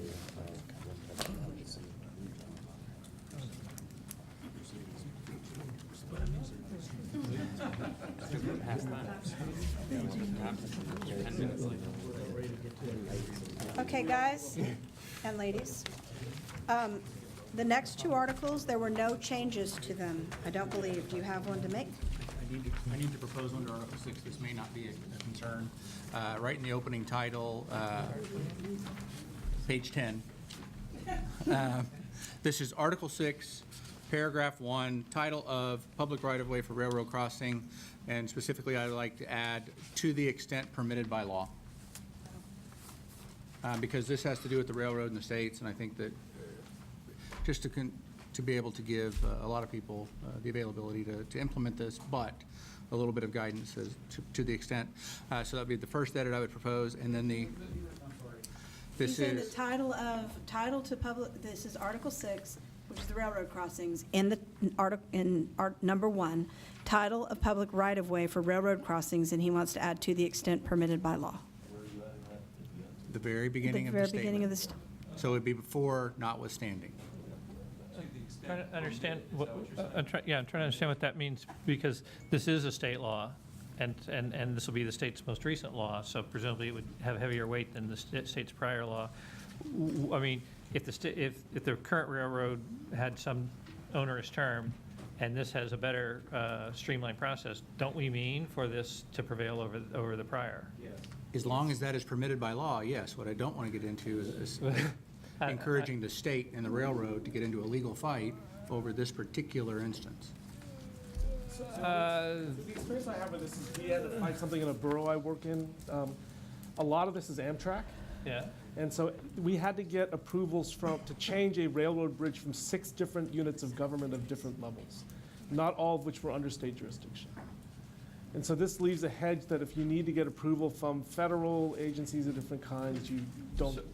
That's all I'm trying to put in Right, there. so I mean, okay, my friendly amendment would be to refer to federal law.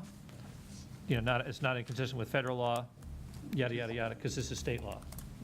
To the extent permitted by federal law. Right. I'm definitely, that's what Sorry, I'm my trying to head's get feeling to. better now. Okay, permitted by federal law, okay? Could we word it the other way, Chris? To the extent not prohibited by federal law? Yeah, I don't that's- really care. I just wanted to make clear the federal-state I relationship. actually like that better. Yeah. To the extent not prohibited by federal law.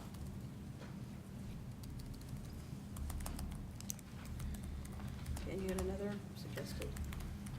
And this is a question for the group, the state group, specifically, Kelly, you may be able to answer this for me. Because we've made the significant changes in Article 3 and 4, the proposed amendment would be to add at the end, Section 3.0 here, indemnification of authority. Manager shall indemnify and hold harmless any authority that takes action pursuant to a requirement of this article. But if we've taken out the registry section, are we going to end up taking out the manager section? Well, shouldn't that be the state anyway? I mean, shouldn't that be? I agree, and that's what I'm trying to get to. So if the manager directs The state's going to have sovereign immunity. Well, no, this would be a waiver of the state's own sovereign, if they can waive their own sovereign immunity if they want to. This would be a recommendation that the state agree to indemnify, and I don't know if they'd ever go there, but they could. I'm sorry, if the state starts with sovereign immunity, why would they want to waive sovereign immunity and then have the manager indemnify the people that were operating under this? I mean, Wait, are you It's in there at, now. where are you, at 2.6.3? This would be a new section. Oh, a new section. It'd be Section 3, and yes, I agree that that is the discussion. But the concern here from the municipality standpoint is when dealing with the railroads in projects like this, is the state directing the municipality that they must do something? And if so, the manager coming in saying, you must do this under the article, then the manager should indemnify the locality for that action. It's very broad, I agree, but what I'm trying to So can put you in read here it is again? clarification. Would you read your proposed new section again? I'm sorry? Where is your proposed new section? It would be a new Section 3.0. Yes. On page 10. Yeah, but I'm saying, is it already written somewhere? No. Okay, that's what I'm No. asking. If you're, what do you want it to say? Manager shall indemnify and hold harmless any authority that takes action pursuant to a requirement of this article. Yeah, I can't see where a state would agree to have that in. I agree with you, Chris. I can't see where a state would agree to indemnify. I would recommend an approach that doesn't rely on the manager thing in case the manager section implodes shortly. Right, that's what I'm- So to get you where you want to go, I'm thinking that you would want to have this under like delegated state authority, or a municipality acting under this is acting under color of the state law, so that you're invoking the state's sovereign immunity. That's what I'm trying to get to. Without having to involve the indemnification in the manager, which may not exist, and that kind of thing. What do you think, Doug? Yeah, so a clarification or a statement that the authorities are not subject to liability as a result of following the direction and That's what I'm rules. trying to get to, yeah. So there doesn't need to be state indemnity, but the localities are absolved from liability if they follow these requirements. But that's not articulated really well, but that, Yeah, I think, maybe is the something concept. like, no liability shall inure to the municipality or any employee, agent, or servant thereof for compliance with this said article, something of that nature. Shoot that one by me one more time? Really? Yeah, shoot it. No liability shall inure, I-N-U-R-E, to the municipality or any servant, agent, or employee thereof for compliance with this said article. Could it be a county or township or something? It's actually authorities that we're just Yeah, using. okay. Oh, yeah, I was- Authority. Should So what I Excuse have me, is that no- was off the cuff. Good job. Very good job, thank you. very much. No, And with a 50-cent word. yeah, no liability shall inure to the authority or any servant, agent, or employee thereof. For their compliance with the said article.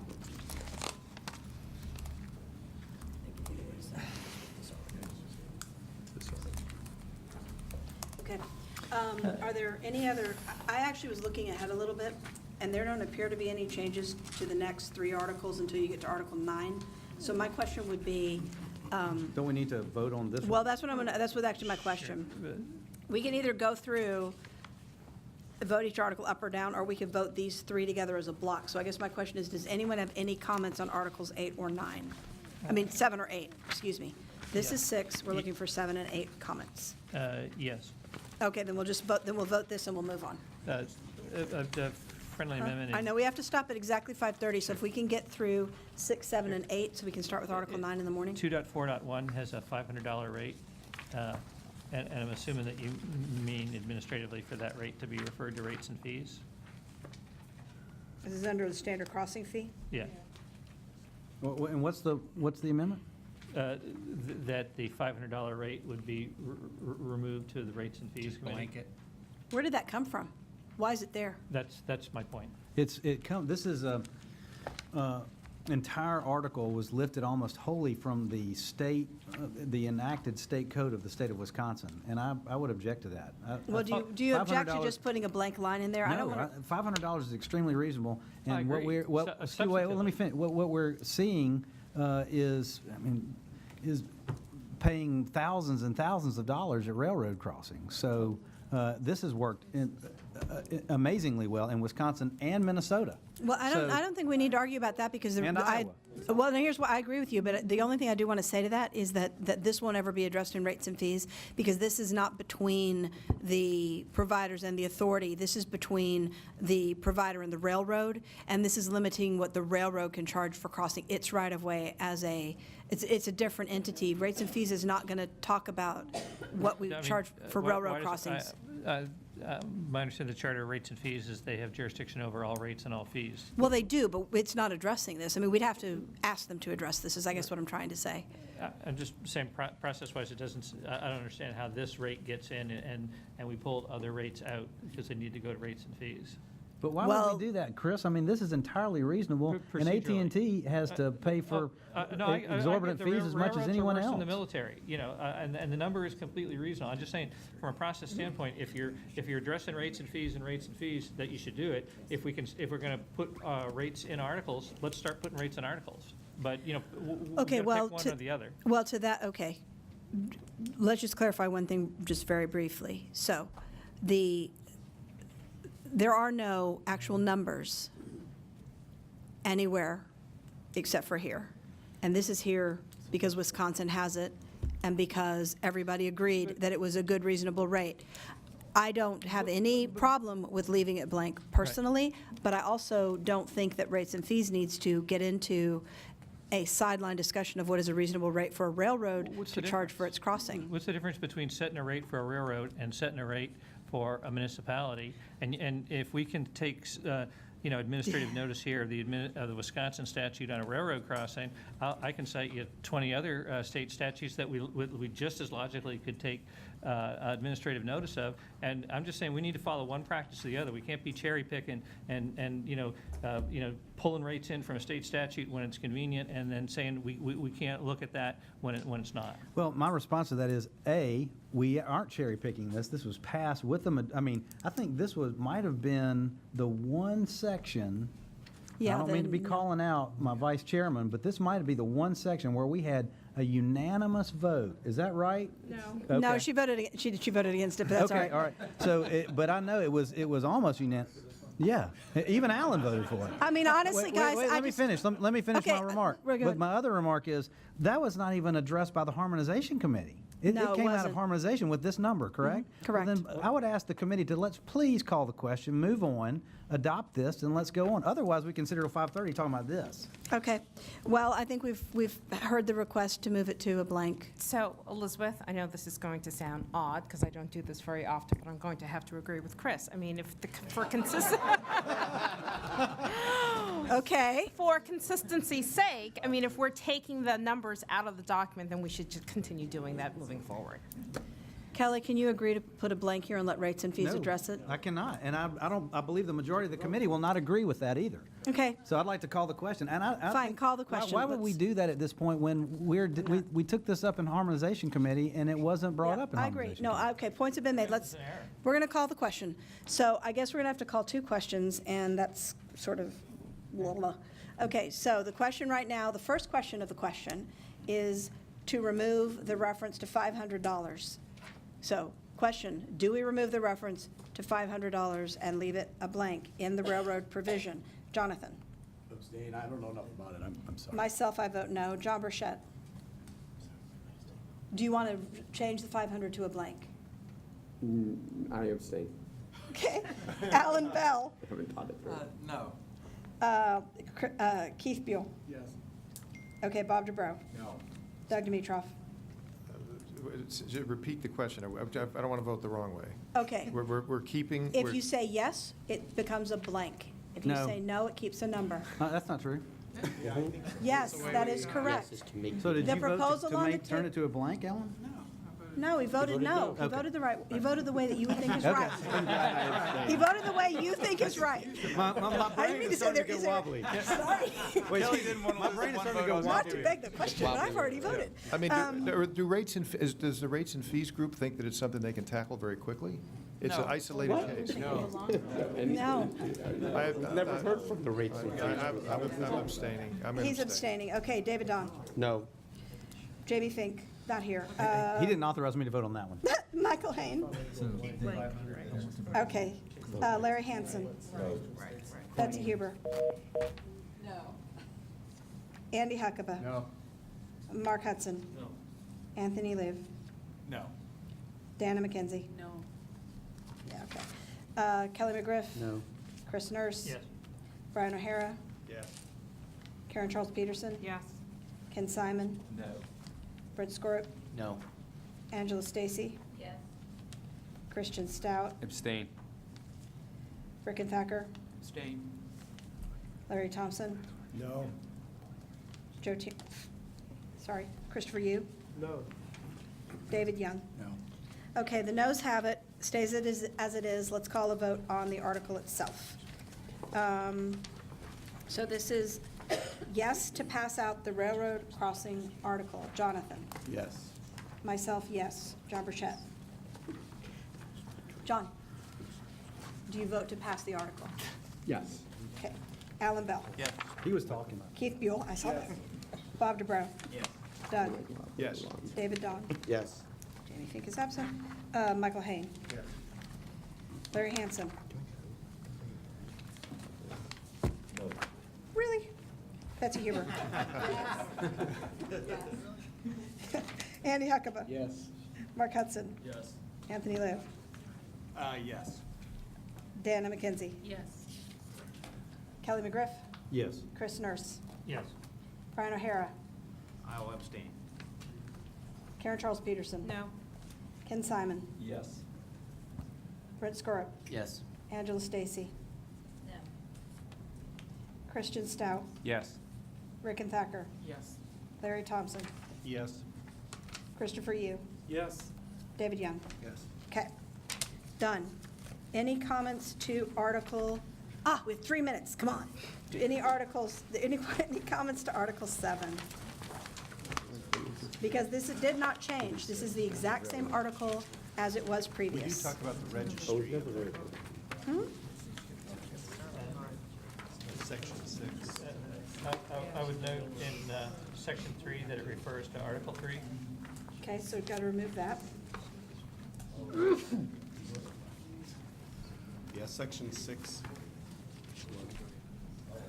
I think all of it,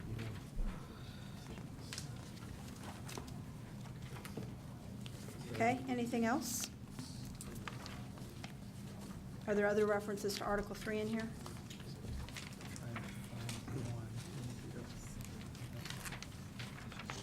Yes. Someone did 6.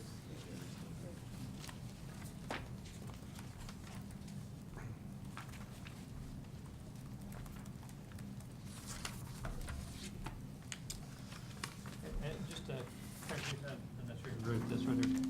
Is my understanding that the way this would work is if broadband is 25 meg, you would be legally barred from building an infrastructure that was not 25 megabits? Bar infrastructure builds. Let me, You wouldn't be able to get a license, right? Sorry. Can you tell me what you're looking at? I was counting. The Oops. license to create new infrastructure will be conditioned on the incorporation of the new infrastructure capable of supporting components of the communications network service in accordance. This is section 1, page 10, article section. Article 7. 7, section 1. Okay. My understanding is that getting the license, which is the prerequisite to being able to build new infrastructure, is conditioned on your meeting the minimum network specifications, which I understand to be the 25 megabits. So if somebody wanted to build a 24 megabit infrastructure, they would be legally prohibited from doing so. Is that what that means? I don't know. I mean, this is just to allow people to get on. Is there a definition of minimum network? Where is that? It's a capitalized term, but does it have a definition?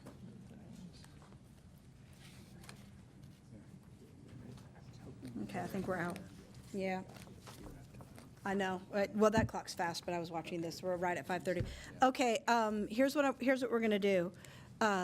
Chris, we're going to take your question up first thing tomorrow morning because I don't actually know the answer, and it's going to take me more than 30 seconds to figure it out, and we are at time. So here's where we are.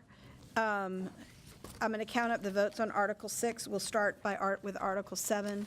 We're going to try to move through this as quickly as we can without truncating discussion. I do want to leave at least an hour for the rates and fees group to talk about their work. We have the chairman addressing us in the morning, but we'll start where we are and stop when he shows up. And that's the plan. Any last comments before we adjourn? Are we starting at 9? Yes. Okay. Please be here at 8:30. Yeah, well, everybody was here on time today, I think, right? But we started a little bit late, but I think that tomorrow we'll start right on time. Paul, they don't let anybody in prior to 8:30? That's the standing rule, is that right? They wouldn't let us in this morning before 8:30. They didn't let you in before 8:30, is that what happened? Yeah. That must be the, yeah. Yeah, I think that's just because the event starts at 9, so. Doors open. Well, maybe if you guys want to show early, maybe they could reach out to somebody who might be here. Could they reach out to one of you guys? Okay, hey, anybody, Kelly, anybody who wants to be here early, if they don't let you in at the front, you have Paul's cell number, so call Paul and he'll let you in. Paul, can we leave the papers here? I don't think you can. They're gonna come in and clean the room. Somebody's going to use the room tonight? Somebody's going to clean the room tonight, so you should take everything with you. Sorry.